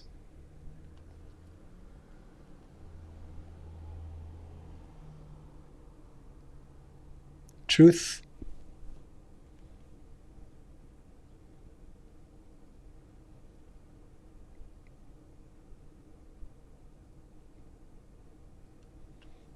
is it real? Or is it even better than that?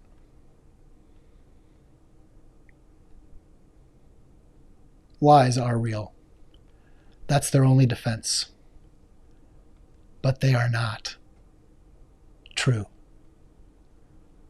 An alternative fact is not a different kind of fact. It is a falsehood. Period. I love you.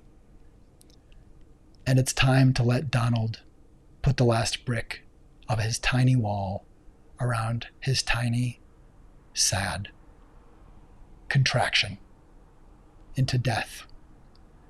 We don't need to go there with him. We can aid him in his mortal pain and in the obvious crumbling of his mind that is happening.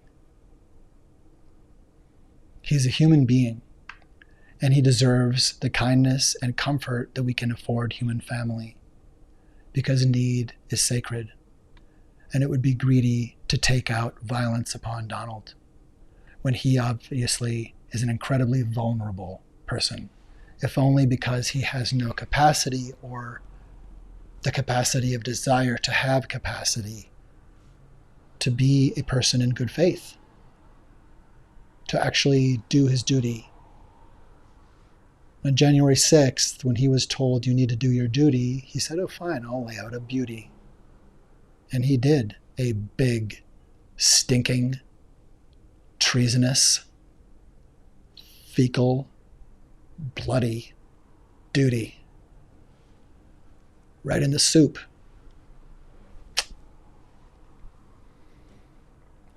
It's on the record. And we don't want a sequel.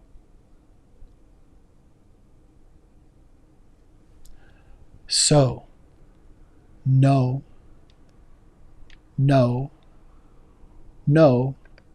to Donald Trump and these Nazis. No. It doesn't really matter, Donald, if you've understood this. You probably don't have the capacity. You probably don't have the capacity to take this in. But that's okay. By the time you realize that this had a meaning that was destined for you, you'll understand that America placed something else in the path of burgles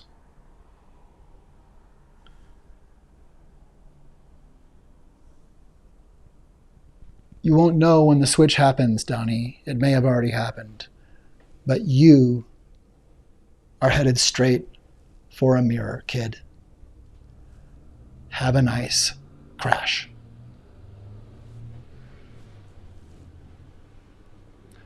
We are the reality distortion fielding. We can perceive the falsehood by looking for rumor without fact, by looking for shrieking pearl clutchers saying that white suspicions are stone-carved fact. MAGA retrader greed has a lynch mob posse, but the falsehood is becoming more and more perceptible. Thanks to the resiliency of human family, thanks to things like meditation and places of tranquility and healing and intuition, like the Mystery Font 42.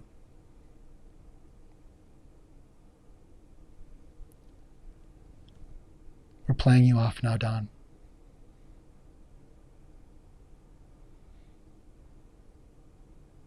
You can wear the falsehood as long as you like, but it's kind of going to become cosplay, because once you're neutralized,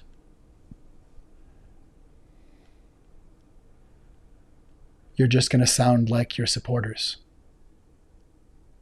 Empty, husks, betrayed by a dark triad engine of hatred.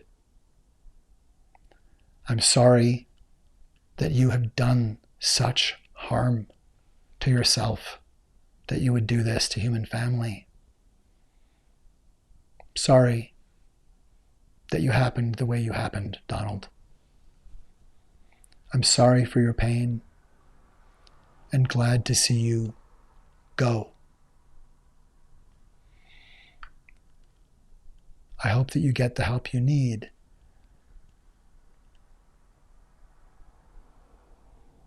Not even you should suffer the effects of greed.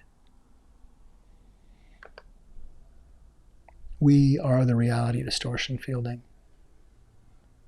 We will be back in just a little bit after one more playing of the theme of the falsehood. This is essentially the theme of the mystery font, that we are the reality distortion fielding as humanity, myself, the font, that every theater, every artist, every person carries a reality distortion field, and certainly a place of creativity, a theater, a soundstage, a concert hall. We enter into stories with a willing suspension of disbelief.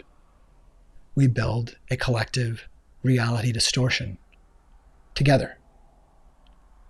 I guess that's collective. But we build it together, and we are pilots safely of indulging in distortions that help us meditate upon and inspect and celebrate the human experiment. Part of the problem, and part of what's making it easier to see the falsehood, Donald, to see you. Thanks for still being with us. You've really been here for the whole I can't believe you've been here for the whole broadcast. But I guess I would too. If I were being taken apart, I would find people who were doing it, because I would just not know how not to, maybe. That's what I imagine.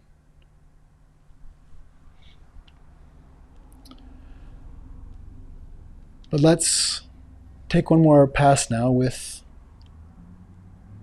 the theme from the falsehood, reality distortion fielding.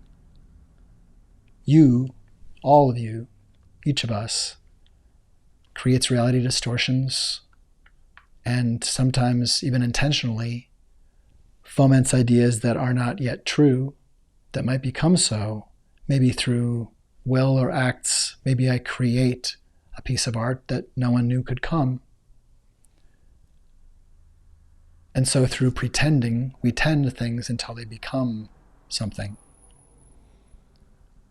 But the false pretense doesn't become anything but denser and worse torpor of fact itself. It is a festering weapon and a seeping wound, each and every falsehood. And maybe white lies just aren't small. Maybe that's not going to be a thing for centuries. Maybe we have an entire American apartheid to process.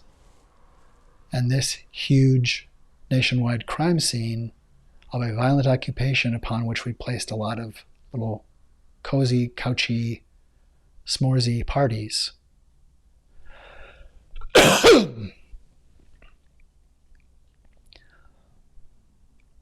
that we can now cough some of the hokum from our throat as we become aware again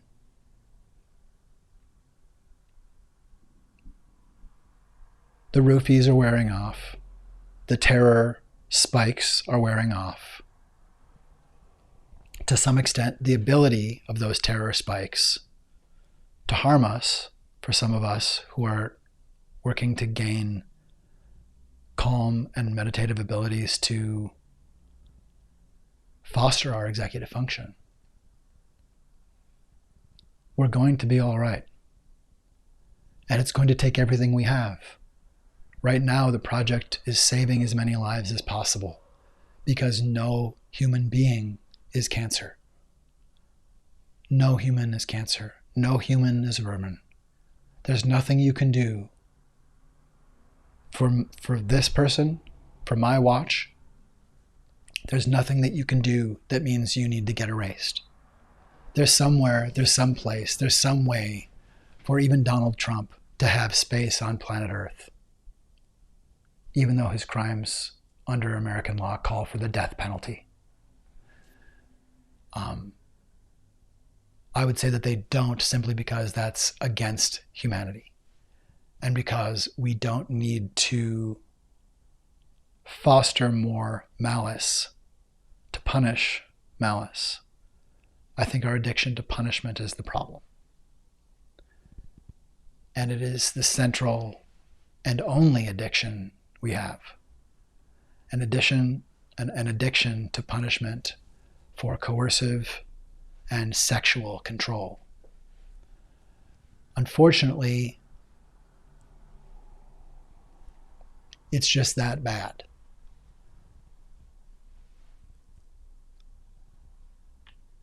If you look at who keeps getting arrested, it's not really typically people on the left who are abusing kids, who are attacking. We see officers of the law and pastors, and mostly white men, who are predators caught assaulting children and defenseless people. Fact.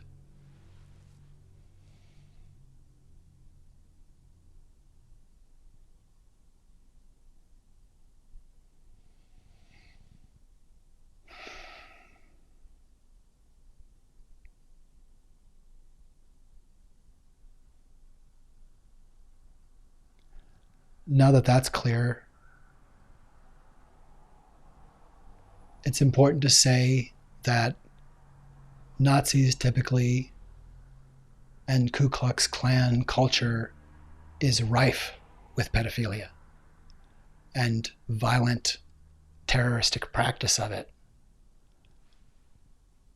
That's why the same people that don't want kids to talk about racism and learn about racism and enslavement and genocide don't want kids to be taught about sex, don't want kids to be given basic literacy around sexual education so that they can be safe from predators. Okay, boomer, I'd say okay, groomer, and I'd spell it with 3 Ks. OKKK groomer. That's what we're looking at.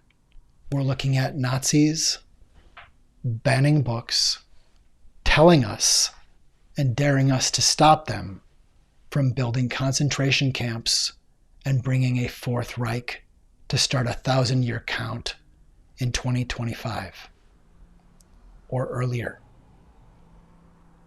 There is only one way to say no, and it involves articulating no to people that we're afraid of. It involves saying no when it might cost us our job. It involves saying no even when it isn't specifically written in to our job description or the Constitution of the United States that you, by your name in this 1 second, need to act in this way. Who ever would think it's consistent with the Constitution to allow it to be vanquished? In actuality, it's illegal to create a vote that would end up with a Nazi in power, someone who has now told us they're a Nazi. Donald Trump has rung the hell's hell bell, and it's time to smell the smell before the smell is made fact, olfactory, by new olfactory horrors. We don't want that here. We never wanted it anywhere. It's time to confront American apartheid. Now. Donald, you're done. There's not a twist coming, except that there is constriction upon your ability to move, because punity has come. Who is the falsehood? How does that song go? We are the reality distortion fielding.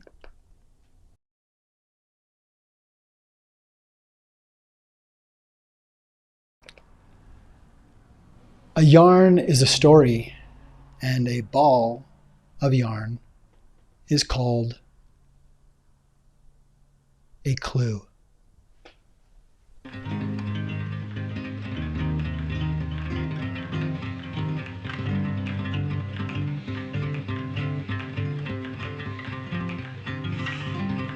are the reality distortion fielding.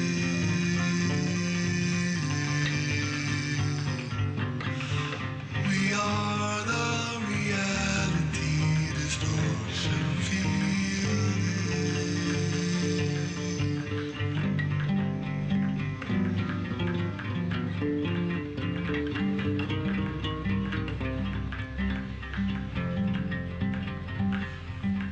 We are the reality distortion fielding.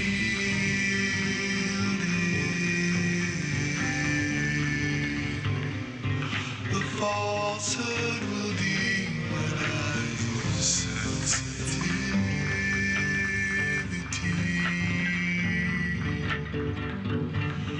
The falsehood will claim the press is our enemy.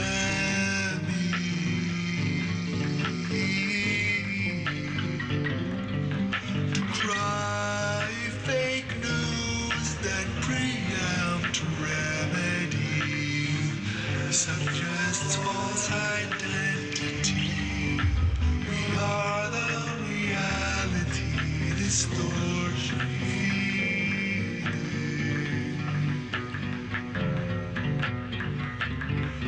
We are the reality distortion fielding.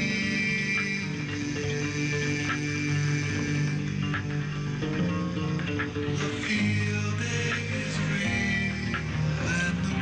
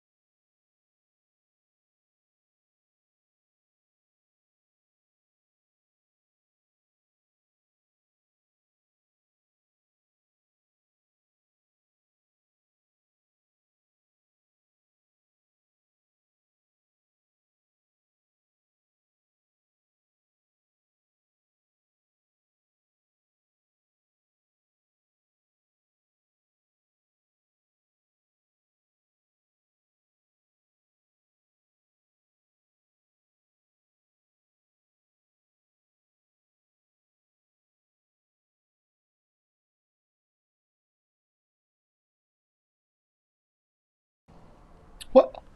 You're still here? But you... Nope.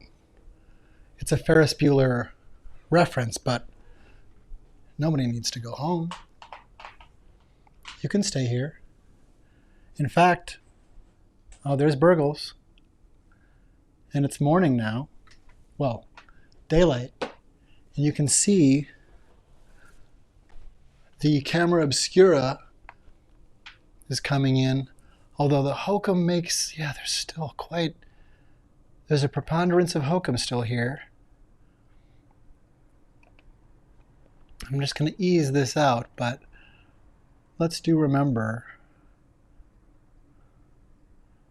Okay, I think we can, yeah, the hokum is departing quite willingly, it seems. Well, occupying the space the hokum tends to occupy here. And interestingly enough, there we see some movement in the trees and vehicles and the cross shape of a telephone line pole. And there you are, Burgles. Oh, so charming. You're looking pretty pissed. And let's let your resonance just ring this moment. And we can see around you as well, potentially, other features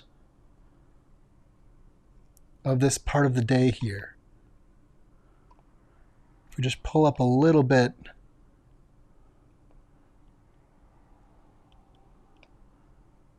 of luminosity, it's going to be a little grainy, but we can see here at the mystery font.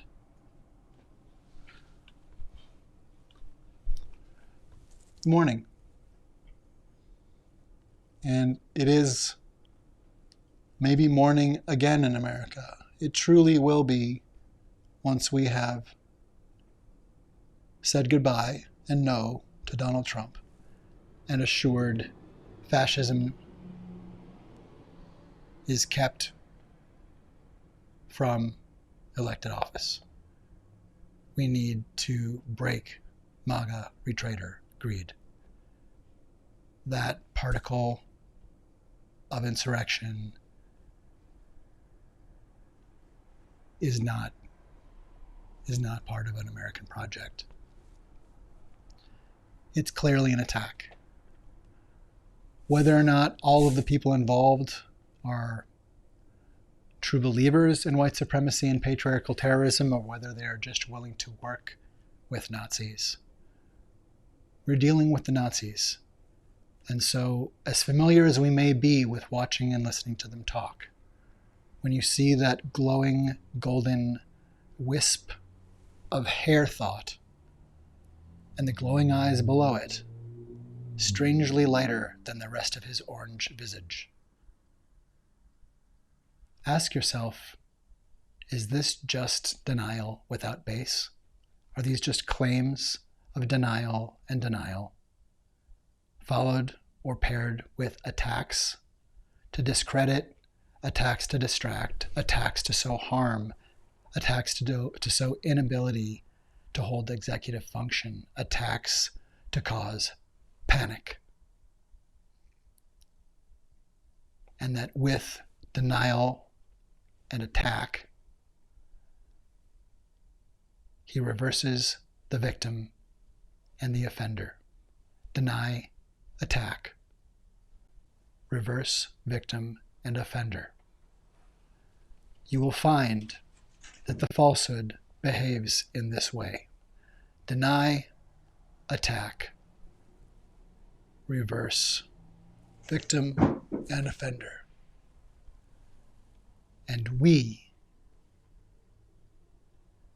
are the reality distortion.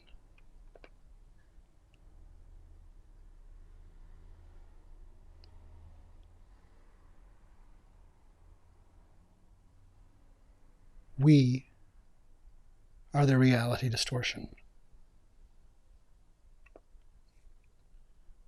We are the reality distortion fielding. Remember Darvo, and remember to hold it in front of you like part of the readout that you can see, where you can check the readout that tells you how many spoons you have, where you can check the readout that tells you you really need to use the bathroom soon, where you can check the readout that tells you to listen to yourself, where you can check the readout that tells you to dial into kindness, where you check the readout that is you, talking to you about how you, with your consent and personal sovereignty, decide you need to calibrate for self-regulation and self-care. Your consent is sacred and it matters. You matter. And being aware of deny, attack, and reversing the victim and the offender, the pattern of Darvo as used by narcissists and predators, such as dark triad personalities like Donald J. Trump. This is a tool that will save our lives if we apply it well. We are the reality distortion fielding, and Darvo can make sure we remain well. Being aware of Darvo can make sure that we remain aware and well.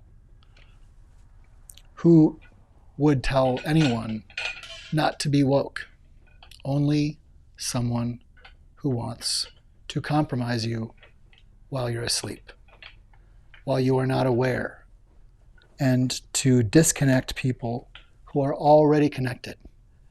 That's just not what a uniter does. So we've made it to the morning, and you'll see just a subtle bit of play of the camera obscura here. And kind of like it happens every time, it's different every time. It is something known as radio science brain.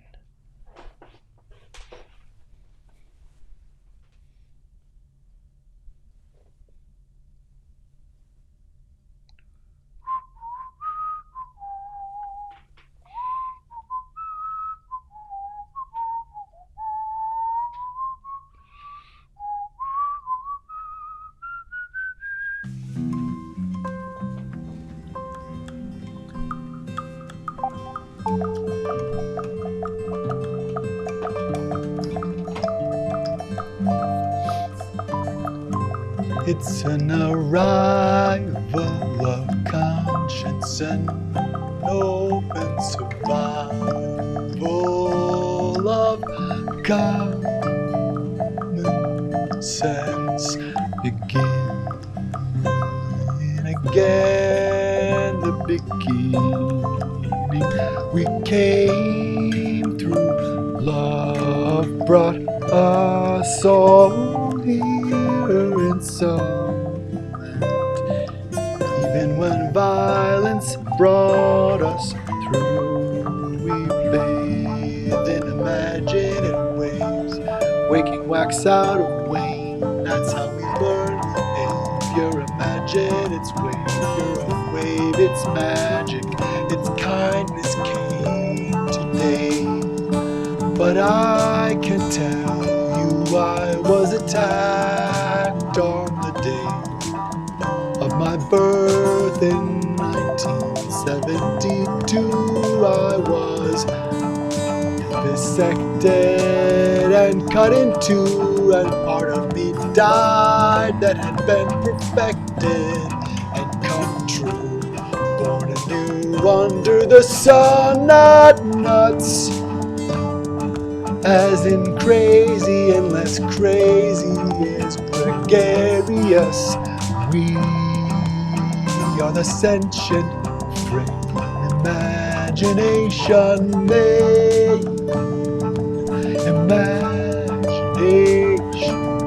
maybe game to play, imagination aid the mind. It's contagious, aid containing radio science parade. I made this parade. I dropped the phone but picked it up again. Somehow something changed in the song. I can't hear it now for some reason. Oh, what happened? Imagination, maybe. Oh, I don't know where the sound went to. I can't hear it then.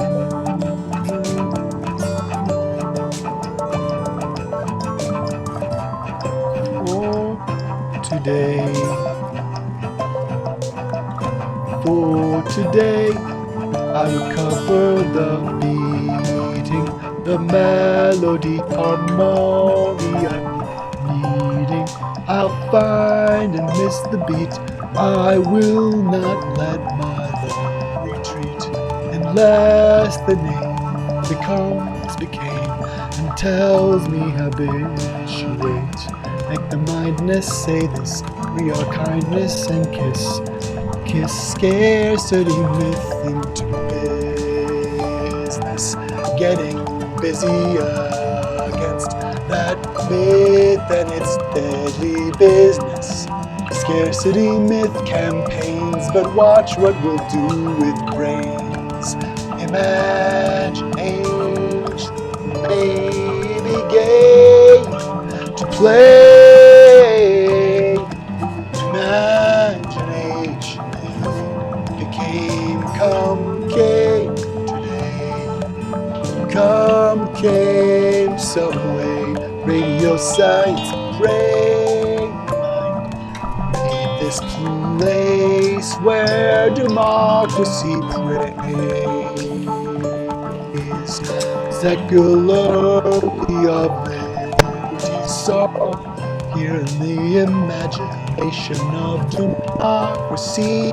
We can stay free to be every harmonious part of this obvious,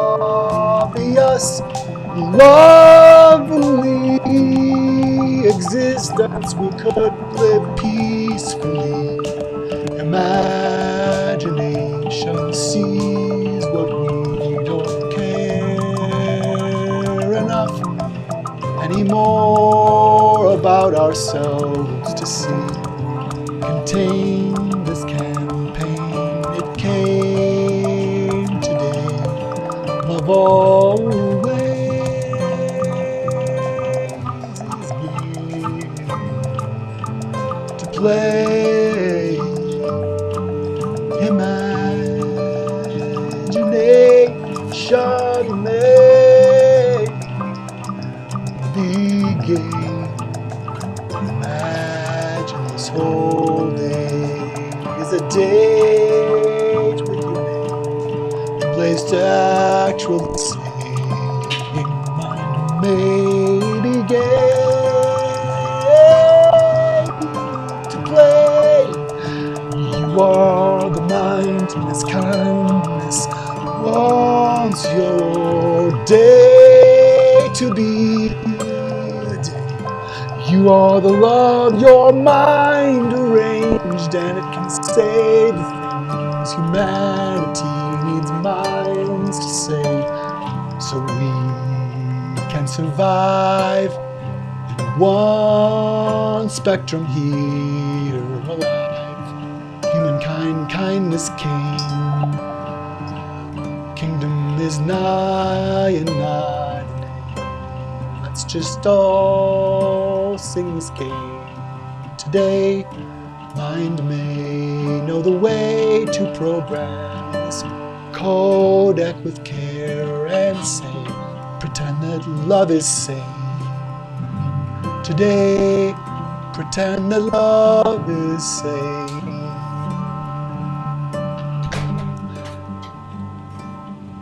Radio Science Brain.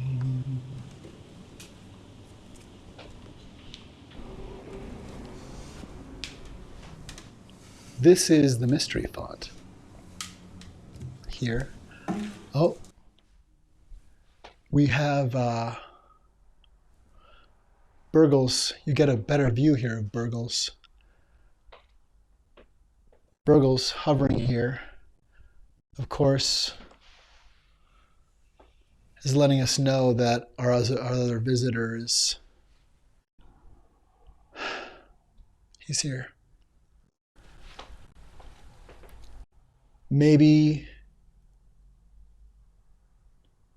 you've been here the whole time, I guess, huh, Don?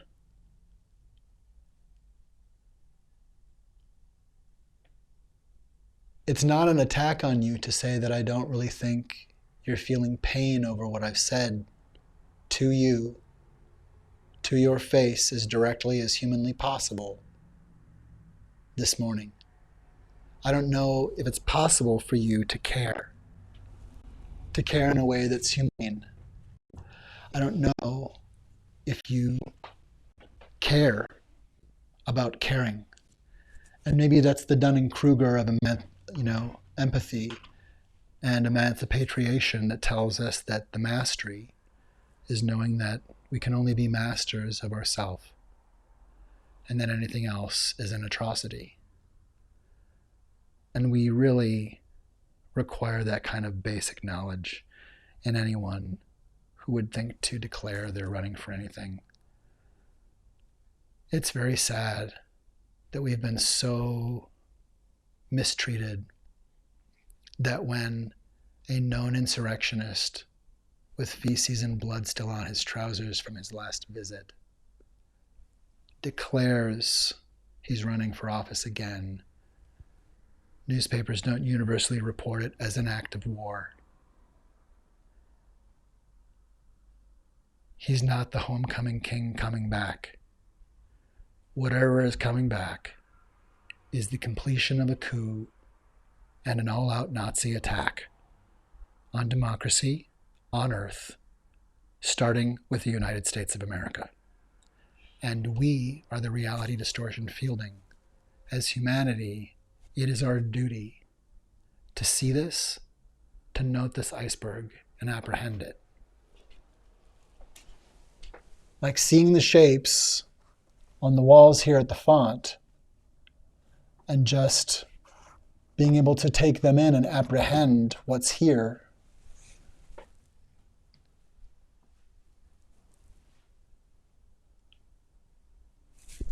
Let's see what will come.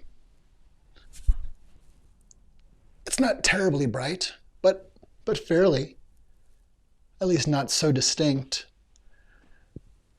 But stretching out with our feelings allows perception to beckon, allows us tapping in to intuition, listening to our own sense of calibration, remembering, as in taking things that maybe even feel dismembered from us and bringing those parts of our membership into remembering. We are reality distortion fielding.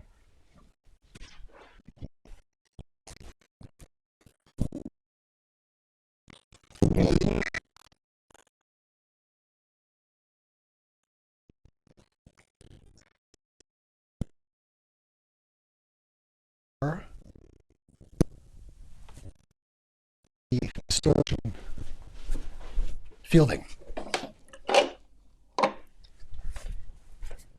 Fielding and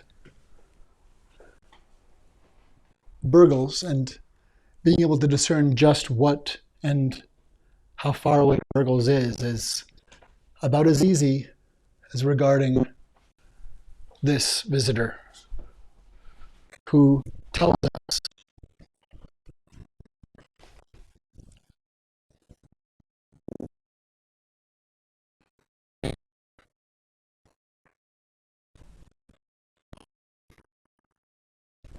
the answer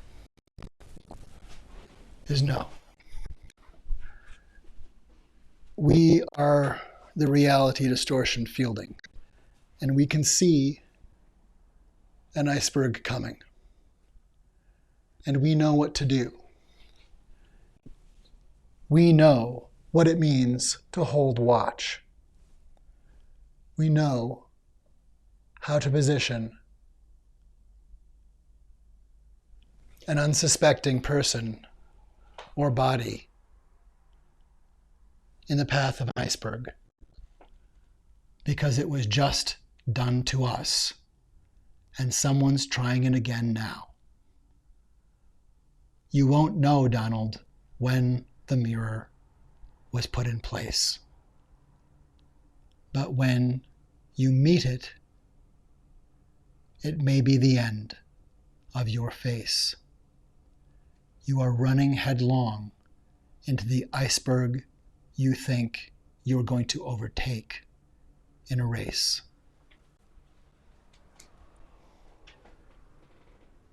We are the reality distortion fielding, and we do not ever have to yield to any predator. We are a kindness come. And I think that's worth letting people know. I think it's worth being really clear that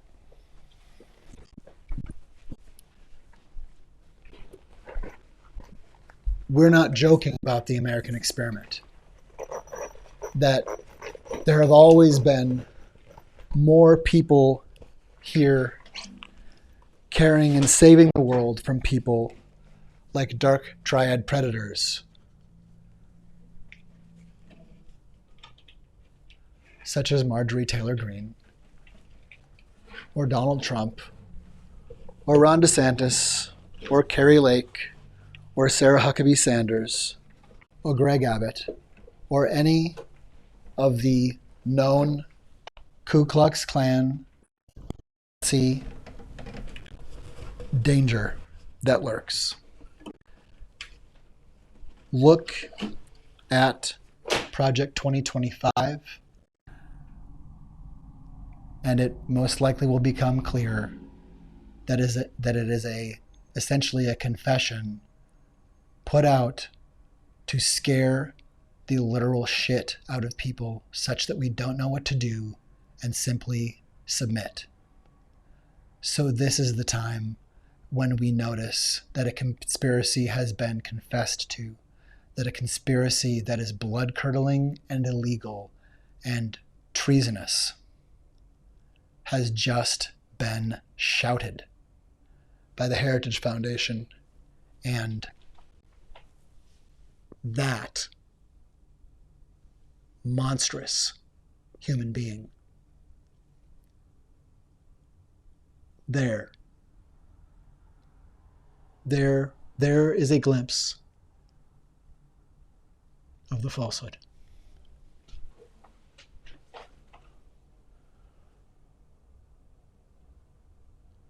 How do you do it, Burgles? How often is he there? Seriously. That's like despair. How long? Good God. Good God. Do you ever leave? How long must you menace us? Honestly, how long must you menace us? How long must you menace us? Oh, that's right. I told him no. You really do doubt the new Colossus.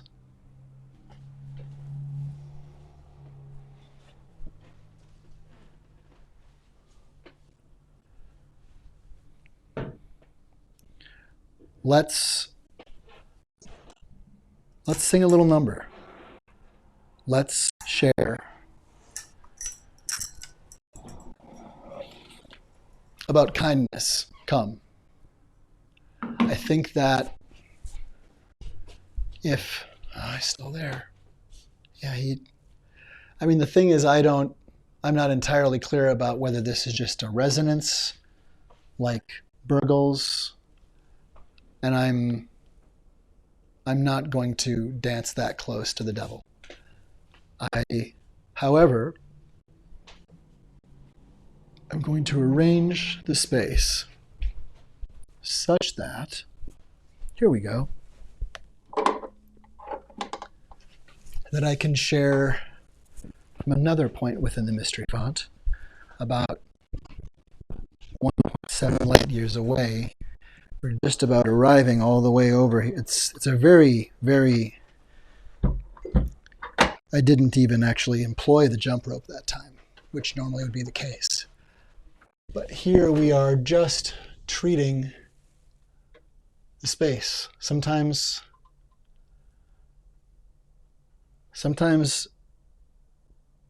it's always about allowing the conditions almost here to emerge that foster what we want to bring.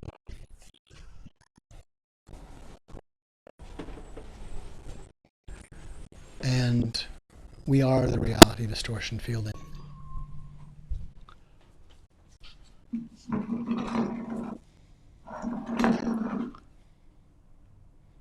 I'm going to do that. I think I will feel all right about that.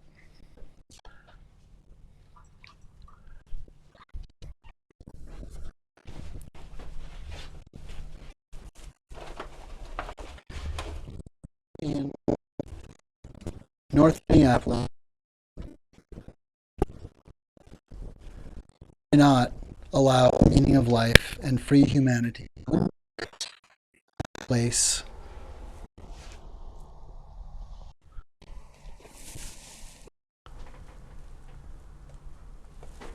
dedicated to emancipation? Why not open our hearts? Why not open our hearts? Why would we ever argue for keeping our hearts closed? Maria Konnikova, she lets us know that it's really important, all important, to foster trust. That it's not true that you can't cheat an honest human being. That in fact, it is trust that is cannibalized by a confidence artist. And that clearly, while it is scary, we must foster trust, even though it means being open in ways that puts us in some peril sometimes. But that's being alive together, and we get better at perceiving the falsehood without persecuting need. What in the world would prevent us from bringing kindness to humankind? We are kindness come. And I have illuminated this enough that the stars come for you.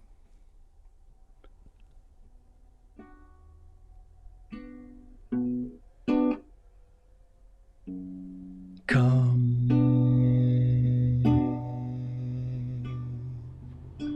be one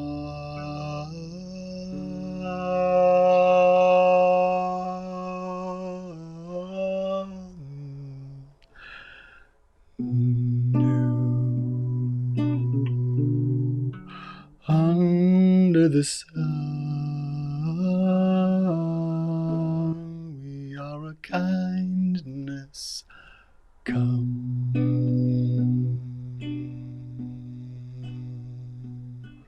be one with us,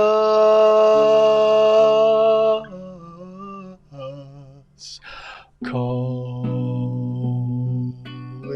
new Colossus. We are a kindness, come. We are a kindness, come.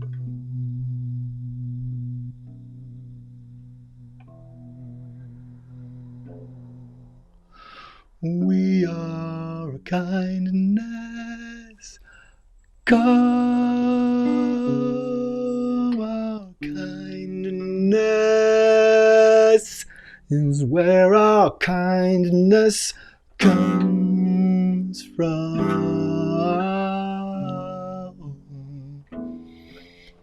Please remember you are one human with every symptom. You are a kindness, come.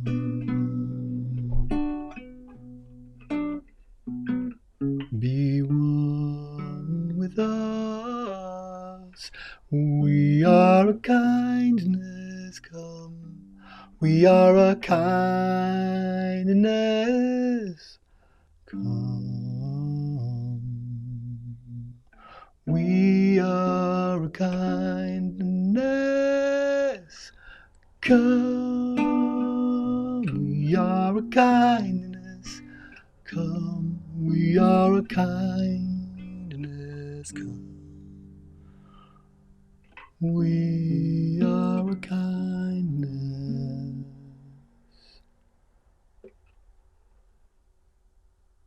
Your kindness is where your kindness comes from.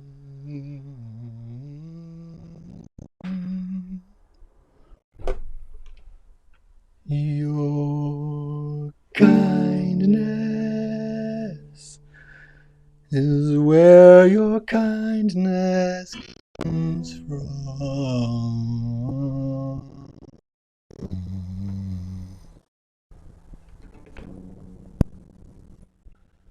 Your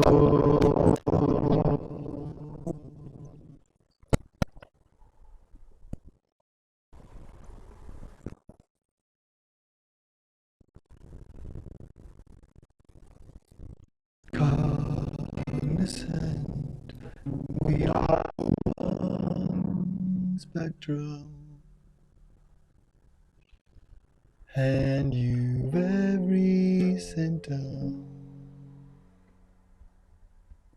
My kindness is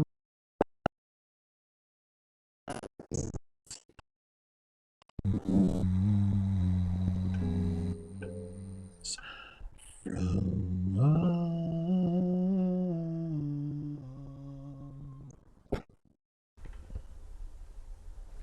please.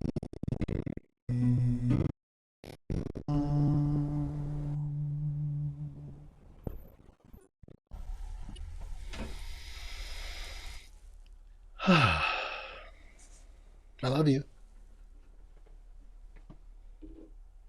And you are a kindness come. You are a kindness. Come. You are a kindness. Come.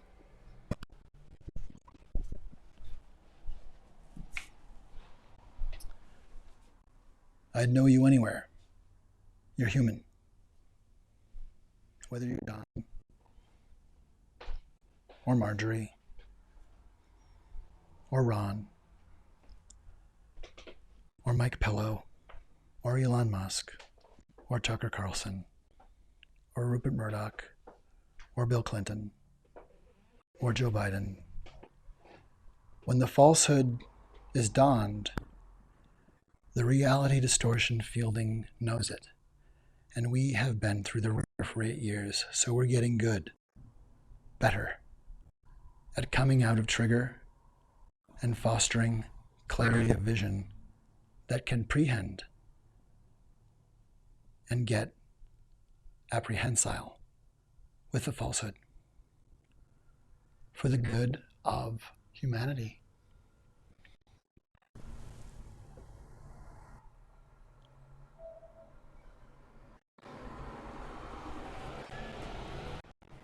There you go, Burgles. Still back there, is he? Oh yeah. I think I still see you back there. Fading away, I guess. Maybe.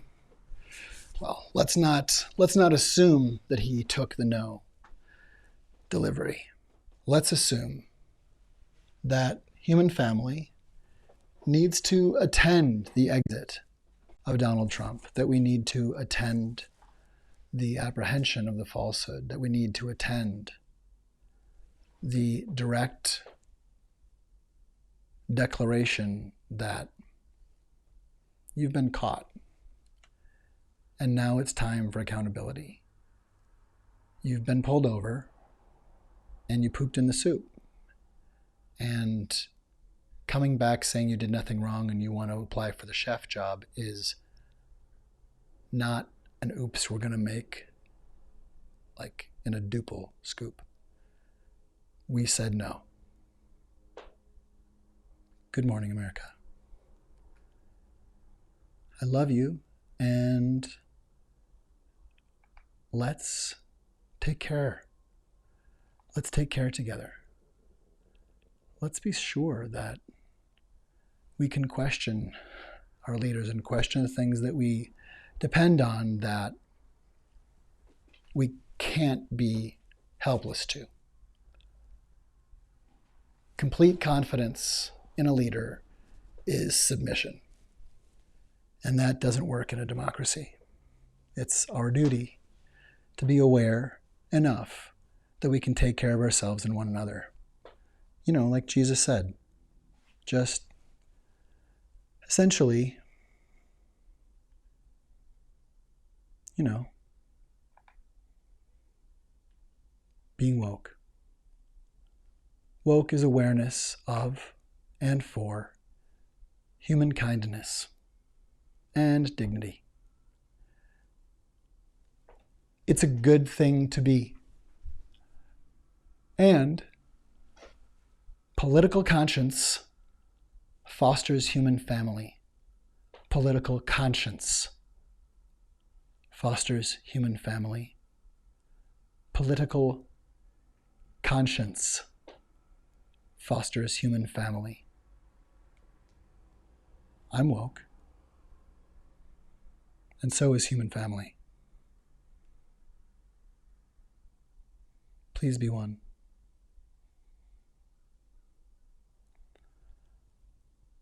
Oh, is that? I think she's tuning in. Tuning in to send us. All right. Well, I love you too, Liberty.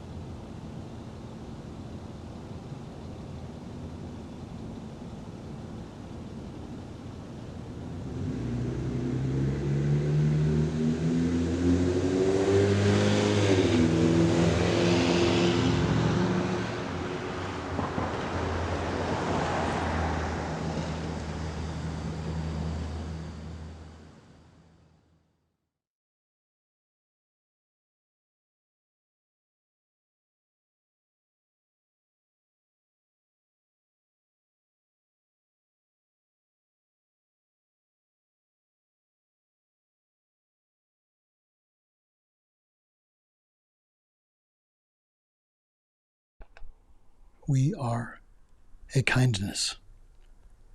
Come, please Please, please, please, please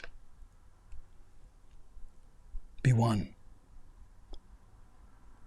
New under the sun. You are a kindness.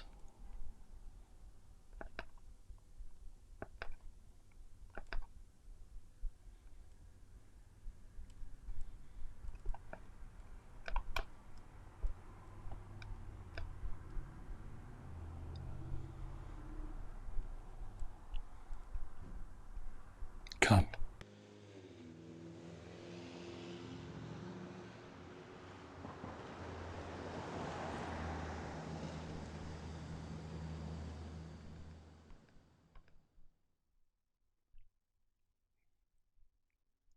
Let's let the hokum let you go. Are you? Oh. All right. We'll try to